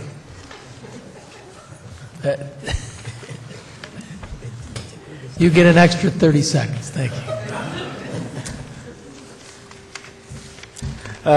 Good afternoon and thank you. My name is Ricardo Gatla, and I'm the Legislative Director for the New York League of Conservation Voters, a statewide environmental advocacy organization. Overall, the New York League of Conservation Voters supports the Governor's executive budget. In his State of the State address, Governor Cuomo discussed the need for New York State to adapt to a changing climate and advance climate mitigation strategies. Policy objectives emphasized in the New York League of Conservation Voters 2013 State Policy Agenda. The Governor's stated commitment to advancing climate change adaptation and mitigation strategies are reaffirmed with budget allocations in his executive budget. In response to Superstorm Sandy, the Governor has appropriated $21 billion for disaster-related recovery, rebuilding, and mitigation programs, aimed at ensuring New York rebuilds smarter and stronger, adopts modern building standards, and where it's too dangerous to rebuild, support rebuilding on safer grounds by providing a voluntary homeowner buyout option. The Governor's commitment to rebuild and harden critical infrastructure, specifically wastewater treatment plants. We are particularly supportive of the Governor's commitment to rebuild and harden critical infrastructure, specifically wastewater treatment plants. We hope mass transit is also included in this area. An additional $30 billion in federal money is expected to help New York recover from Superstorm Sandy and prepare for future extreme weather events.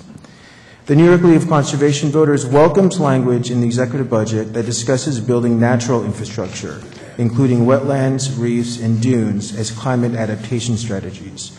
Our 2013 State Policy Agenda emphasizes the need for New York to give equal consideration to both ecosystem-based and hard infrastructure solutions when preparing New York for a changing climate. An additional highlight in the 2013-2014 executive budget is a $153 million Environmental Protection Fund allocation, a $19 million increase from the previous two budgets to this critically important environmental program. We believe passage of last year's Environmental Protection Fund Enhancement Act was influential in achieving this year's EPF increase, and we support both houses in the legislature for advancing that bill. The 2013-2014 executive budget also includes additional funding and programs to achieve a clean energy future and advance climate change mitigation strategies. $1 billion has been appropriated to fund a green bank that is expected to use existing scarce public funds to leverage private capital in order to achieve greater investments in clean energy projects. Further, the Governor has proposed to increase New York's photovoltaic solar capacity by committing $150 million annually for 10 years to the New York Sun program. $25 million for Cleaner, Greener Community Program grants will be used to reduce greenhouse gas emissions through energy efficiency and renewable energy projects. Up to $10 million will pay for new projects. While the New York League of Conservation Voters supports these 2013-2014 executive budget allocations, many of the details for how these appropriations will be spent remain to be seen. With that said, the New York League of Conservation Voters looks forward to continuing working with our sustainability partners and the legislature throughout the budget process to ensure New York adopts a final budget that reflects the environmental community's 2013 priorities. Thank you very much. Thank you. Thank you. Citizens Campaign for Environment, William Cook.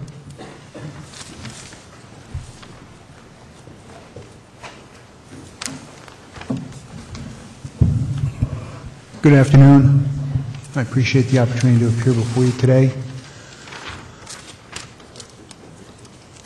I had the privilege and pleasure of being one of the environmental and public health advocates who actually worked on the creation of the Environmental Protection Fund 20 years ago. And I watched as the Senate did the work and then the Assembly did the work, and I watched as it passed at 5:35 in the morning. And it was an incredible moment. And the Environmental Protection Fund has done great things. But it has missed the opportunity to do many things because of a lack of what we believe to be appropriate funding. We certainly are grateful that the governor has decided to increase the EPF. We certainly believe the increase should have been substantially more. We still believe there's an opportunity to get more money into that, if not in this budget, perhaps in the one next year. But we believe strongly that that fund needs more money. And we believe that because of all of the great work it does that you've heard about most of the day. I want to focus on one part of that.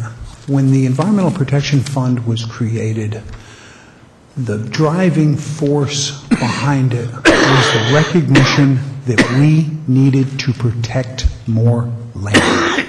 The state needed to acquire by fee or some other instrument protection on lands across this state. And the EPF has been very successful at that. But we have missed many opportunities that were lost forever because there were not additional funds. We believe that more money in the EPF should go into land acquisition and land protection, not just forests, but also farms. We believe that the current money that will be made available this year in the EPF for farmland preservation, those funds should be focused almost exclusively on Long Island. And the reason is we are in a crisis on Long Island when it comes to farming. The crisis is we can't keep the farms without development right purchases. The stresses are too great, the expenses are too great, and they are not going to be viable if we continue to lose farm after farm after farm. Farming is one of those industries that you have to have critical mass in a given area to sustain it long term. We believe that farming should continue on Long Island. It should continue in areas that are stressed, but we also recognize that without additional funds, the very probable outcome will be that it will end. The EPF was created for just that kind of issue. We believe the state should put an awful lot more money into that. And we hope that in the future that opportunity presents itself. The only other thing I want to talk to you about is slick water, high volume, horizontal hydrofracking, because I have to talk to you about it. We do not support it. We are one of the groups that believes not one well. And for anybody to stand in front of you and tell you this is a great idea when the waste product is not only highly saline and toxic, but also radioactive, when we know that the failure rate on these well casings is 5 to 7% when they're just put in, and we know that over a 40 or 50-year period, the vast majority of those well casings will fail, and they will contaminate the surrounding drinking water supplies for those residents. We recognize the science is clear, the risk is extraordinary, the profit is thin, it's short-term, and it's for multinational corporations. The reason I mention that in connection with the EPF is the EPF has done great work for 20 years. And all of those great things could easily be undone or severely damaged if slick water, high volume, horizontal hydrofracking is allowed to move forward. I appreciate your time. I wanted to be brief, but again, not one well. Thank you. Thank you very much. Laura Height, Night Park.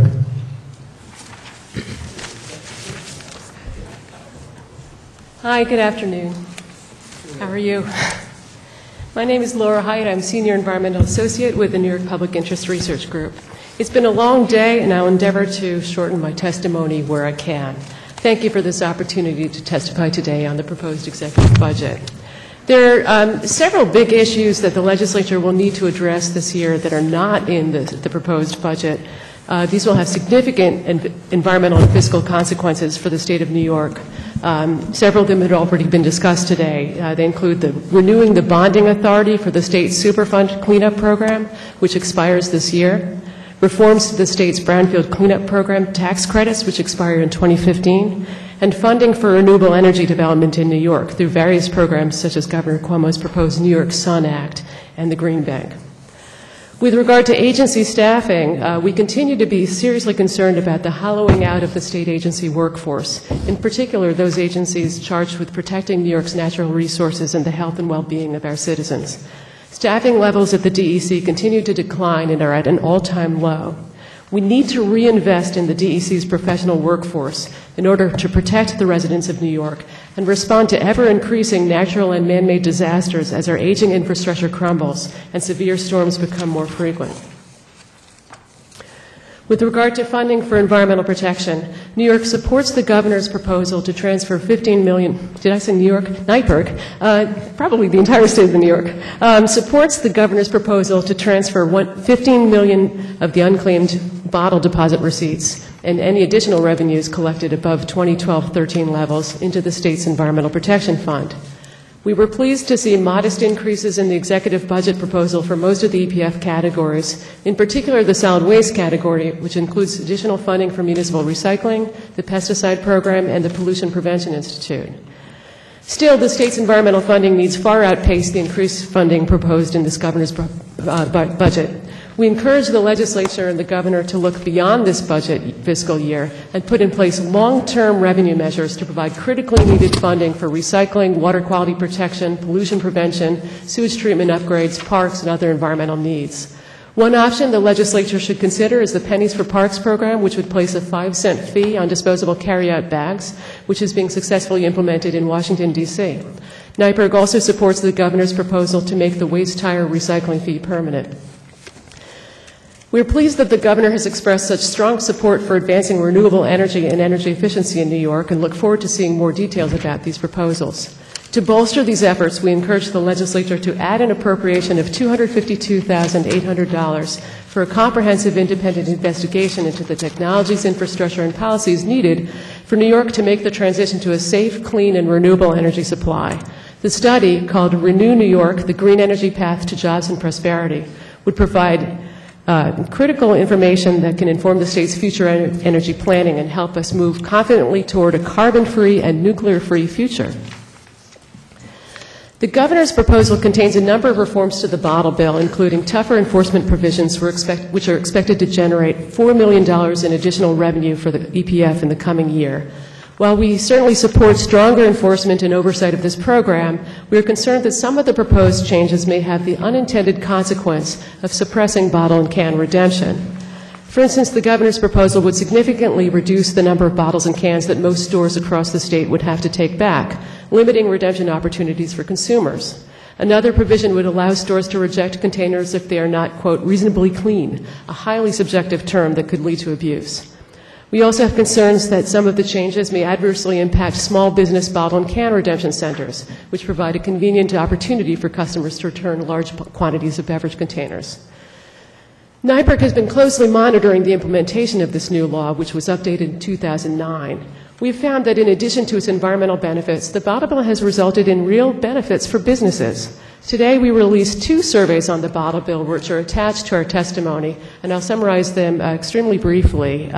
The first one, Shop Where You Drop, showed that most people actually shop at the store where they return their bottles and cans, and the findings suggested that retailers who offer more convenient return facilities can actually attract more customers.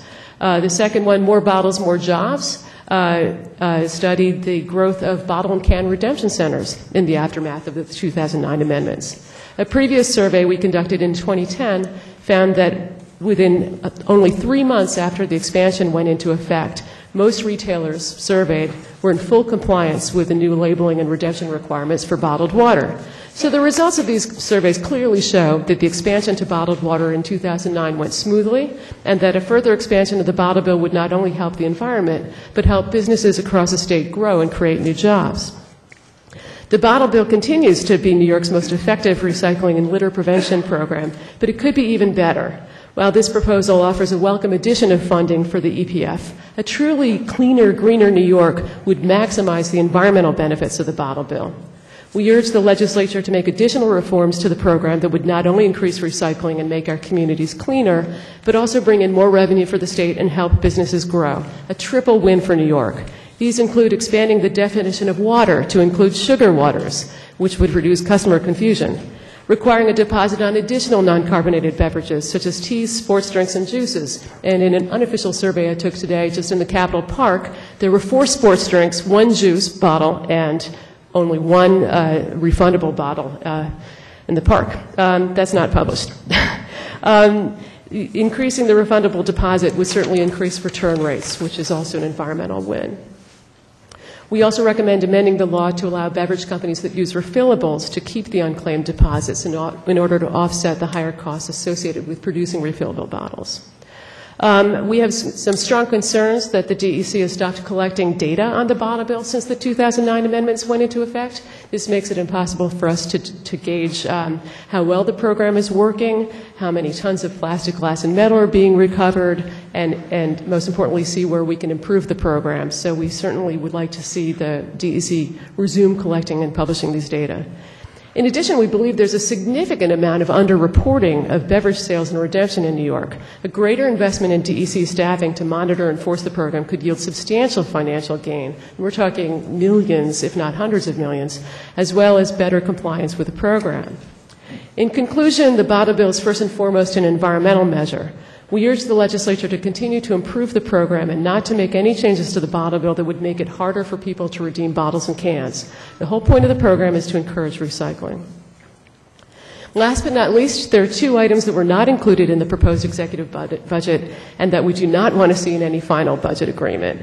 First and foremost, no funding for fracking. Repeating words that previous speakers have said, the state's environmental review has not been completed. We're far from a final product that adequately acknowledges the dangers posed by this invasive industrial process. The state has not conducted a legitimate health impact assessment. And until all these impacts are truly understood, the state cannot possibly be in a position to move forward with fracking. It would be inappropriate to include money related to this controversial natural gas extraction method in the budget, unless these monies are specifically dedicated to conducting a comprehensive health impact analysis. We urge the legislature to refrain from including any projected revenues from the extraction of natural gas through fracking in the budget. Also, the state should not dedicate funding to issuing drilling permits or otherwise ramping up fracking activity in New York. And no more delays on diesel emissions reductions. In the past couple of years' budgets, the final budget has delayed the implementation of the New York State Diesel Emissions Reduction Act of 2006. According to the Clean Air Task Force, New York ranks second in the nation in terms of negative health impacts from diesel pollution, including respiratory diseases, heart attacks, premature deaths, and numerous other health problems, monetized at nearly $13 billion annually in health damages. Heavy diesel engines also emit the majority of black carbon, a powerful climate warming agent. It's just skipping through. It's all written down. But the final budgets in 2011 and 2012 both delayed implementation of the New York Diesel Emission Reduction Act by an additional year. The law is now scheduled to go into effect by the end of 2013. The technology is available, and much of it is made right here in New York. It is time for the legislature to stop kicking the can down the road, and we urge you to keep any further delays to this important public health law out of the 2013-14 budget. Thank you for this opportunity to testify today. I'd be happy to answer any questions. Thank you. Any questions? Thank you. Okay, thank you. Questions? Thank you. Did Roger Downs, is he here? He didn't sign in. The Sierra Club? Okay. Well, I want to thank Mr. Downs in his absence. The last group of speakers are Renee Hill, Andrea Scarborough, Loretta Humphreys, and there's a look at this, the whole crowd's going crazy here for the last group of speakers. And a little point of privilege, Mr. Chairman, they're all from my neighborhood in Southeast Queens, and Andrea Scarborough just happens to be related to a gentleman by the name of William Scarborough out of the Assembly. I was wondering why he showed up. Okay, you're on. Good afternoon. I'm Renee Hill, and thank you for allowing us to testify today. I am an executive member of the Community Board 12 in Queens, New York, and I'm reading the testimony of Adrienne Adams, the chairperson of Community Board 12 in Queens, New York. Southeast Queens has battled uprising groundwater seepage flowing into residential areas and homes across the area. The purchase of Jamaica Water Supply by by New York City DEP in 1996 resulted in worsening flooding conditions and health hazards due to the cessation of necessary pumping and the closing of 69 wells. These actions caused groundwater table levels to rise at dangerous pace.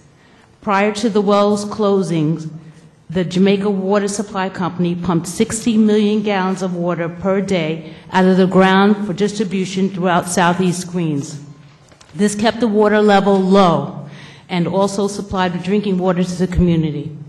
In 2007, the DEP acknowledged the fact that the water had risen 35 feet since the wells had been capped and admitted that flooding would be a major problem in our area. Some relief was gained in August of 2012 when pumping at Station 24 in Jamaica began and many affected residents felt relief from the growth of mold and water damage to their properties. Once the DEP got the old Jamaica Water Supply well up and running, the organization turned the daily operations over to the DEC. In a bizarre twist with no explanation or warning, in December 2012, the DEC pulled the plug on pumping of the water at Station 24. This inexplicable move sent residents into a backward spiral of once again drying out their homes and businesses at much expense and dismay.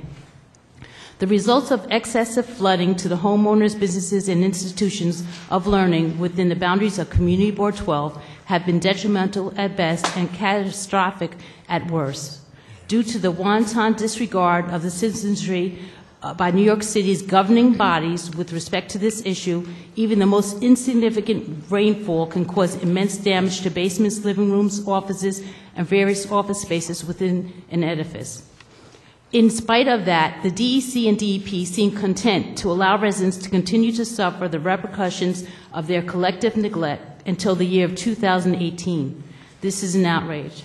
The community needs the state to assist us with the necessary funding to rectify this issue. In addition, it is imperative that the New York State DEC use their oversight authority to ensure that pumping is restored and that the DEP immediately resolve the problem of groundwater flooding in Southeast Queens. Thank you. Good afternoon. Good afternoon. Chairman Farrell, Chairman DeFrancisco, Senator Smith, Assembly Member Scarborough, and all the committee members. I am Andrea Scarborough, Chairperson of Southern Queens Residents Environmental Justice Council, also known as Squirrage. Squirrage is a community-based monitoring and compliance organization whose focus is to ensure that the environmental rights of its residents are fully protected and enforced. Our organization consists of a coalition of civic associations throughout Southeast Queens, as well as community leaders, civil rights leaders, and clergy. I am here today to bring to your attention an existing problem in our area that is creating disproportionate harm and a negative environmental impact in our community. Southeast Queens in recent years has suffered the most widespread flooding and sewer backups in the city of New York. the New York City Department of Environmental Protection has known for over a decade that the underground water table in Southeast Queens was rising due to the change in our water supply pattern and that this contributed to the constant flooding in the area, and yet has failed to provide a comprehensive solution. An interview by the Southeast Queens Press with a former New York City DEP Deputy Commissioner revealed in an article in 2001, a negotiation was made to supply Jamaica Water with city water at a more than cheap fee. The added water would supplement the company's supply and allow them to lower their rate while still turning a profit. The result of this deal was that Jamaica Water stopped pumping as much water out of the aquifer, and the groundwater level rose by 32 feet. This all happened before New York City DEP had purchased the wells from Jamaica Water, and without notification to our elected officials or the community of the catastrophic effect of suspending the pumping of wells.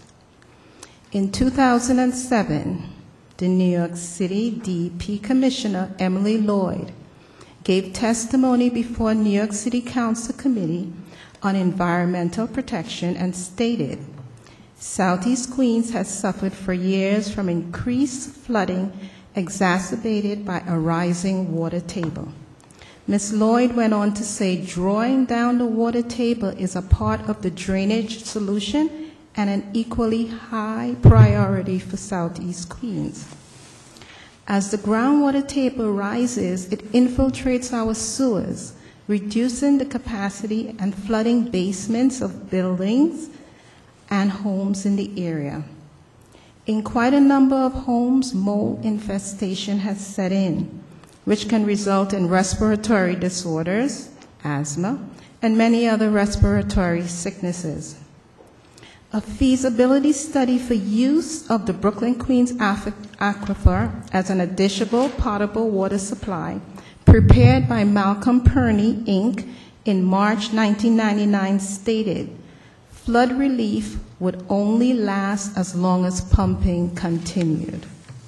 For this and many more reasons, Southeast Queens communities seek assistance with state funding to resolve a flooding issue that our residents has been subjected to for far too long. Squirrage further requests that the New York State Department of Environmental Conservation use their oversight authority to enforce that New York City Department of Environmental Protection provide a comprehensive plan to address the disproportionately high and adverse human health and environmental effects that their current program has had on the citizens of Southeast Queens. Thank you for this time. Thank you. Yes, my name is Loretta Humphrey. I'm from the Southeast Queens community. I am the president of the Greater Triangular Civic Association. I'm reading the testimony for our Bishop L. Norris. Am I good? In regards to our flooding in the Southeast Queens area. This is the Clergy United for Community Empowerment, Inc. Clergy United for Empowerment, Inc. is an economical clergy organization established in 1984. Our more than 75 clergy persons speak to at least 250,000 parishioners every Sunday morning. We are generally concerned about their health and their well-being. Many live in the Southeast Queens area and have been suffering from the increased flooding conditions since 1996, when New York City purchased the Jamaica Water Supply Company and its 69 wells. When New York City Department of Environmental Protection took over the Jamaica Water Supply and stopped pumping water from the wells, The groundwater level began to rise at an alarming speed and began to flood many different facilities in our community. Just to name a few, York College pumps millions of gallons out of their lower level orifices. Huge holding tanks are storing the water until it can be released properly. The Parsons Boulevard Archer Avenue subway station is constantly flooding. Public schools IS 8 and 37 suffer constant flooding. The Allen Senior Housing Complex cannot use its basements because of this flooding. The Jamaica Depot is flooded. The Queensbridge home in Springfield Garden has had their basement literally destroyed by 24-hour flooding. Hundreds of homes in the southeast Queens area are suffering devastation from flooding with more than one pump. Some people have 4 or 5 pumps that are working 24 hours, 7 days a week. Basements are destroyed through no fault of their own, and their property is devalued. Over the last year and a half, Southeast Queens elected officials, community residents, and leaders have engaged in endless discussions with DEP and DEC, seeking a solution to this problem with no avail. In fact, these agencies have indicated that they plan to reopen the Jamaica water supply wells in 2018, when New York City must shut down the Delaware water tunnels for repair. The timing of the reopening for these Jamaica water supply wells in 2018 is definitely unacceptable to this community. We need relief now. When some temporary relief in August of 2012 was given, it was suspended in December of 2012 with no notice or explanation given to our community. Eventually, a paltry explanation was offered that it was too expensive. They don't have the money. This is not acceptable to our community. They must find the money and take care of the problem that has existed too long in the Southeast Queens community. This community is insisting that neither the New York State budget nor the New York City budget be passed until a definitive plan is formed and put before the community for its acceptance. We have suffered long enough, and the neglect has been overwhelming to our community. And this is respectfully submitted by our Bishop Charles L. Norris. Thank you. Are there any questions? I have a question. Yeah. Malcolm? Yeah. First of all, let me thank each and every one of you for coming here today. I mean, obviously, Renee and Andrea, you've been at this for a while. Loretta, no question about it. You know, we've been dealing with it ourselves, Senator Scarborough, myself, Leroy, all of us, Westside Corporation. But what's important today is for you to be here. Yes. Because we can explain to our colleagues things sometimes, and sometimes it sounds like we're doing the political thing or we're just trying to satisfy somebody's interest. They don't get it. But I'm happy to say that even in your short time testifying, the chairman of finance for the Senate reached over to me and said, what happened? Why is DEC acting this way? Why haven't they given you an explanation? And so I just want you to know how quickly the impact was felt. Renee, just one question. On DEC, had they ever given you any explanation as to why they stopped in 2012? Just because they don't have the money. It's too expensive. That was their reason? And do we know, Andrea, how much we're talking about in terms of if Bill and I will put something together and got support from both our chairs of the Assembly Ways and Means and the Finance Chair of the Senate? They have not quantified what it would cost. They have forever told us that it's too expensive. Our position is that as a governmental agency, it is their responsibility to provide the water to us safely in a situation where it's providing a negative impact and a disproportionate harm to the citizens of New York City, it is irresponsible to say to us that it is too expensive. When there's a solution, there is a solution.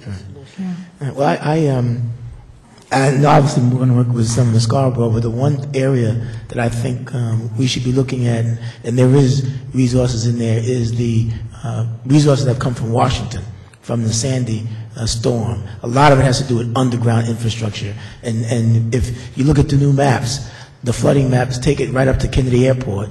If we do a Category 1 hurricane, Southeast Queens is underwater as well. And so that gives us justification for putting a very strong case before DEC and DEP this year. And obviously myself and some of Scarborough are part of that whole Sandy task force group. So we're in the fight with you. And I'm going to make my commitment to you to do everything I can. And you just, we'll work every day at this. This is, we're going to fight to put this in the budget someplace, whether it's in this budget or in the Sandy budget, which is actually going to have a separate subcommittee to be dealt with. Thank you, Mr. Chairman. Outside of the funding, we do believe that there has to be clear oversight, that DEC need to exercise their authority that they have, that authority of oversight, to ensure that they provide us with a comprehensive plan. It cannot be swept under the rug. We need something to be done. Thank you. Thank you, Ms. Scarborough. Thank you. No, I think Bill has a question.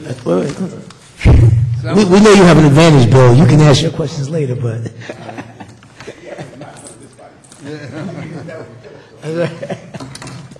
But just a quick question, which I guess is kind of rhetorical.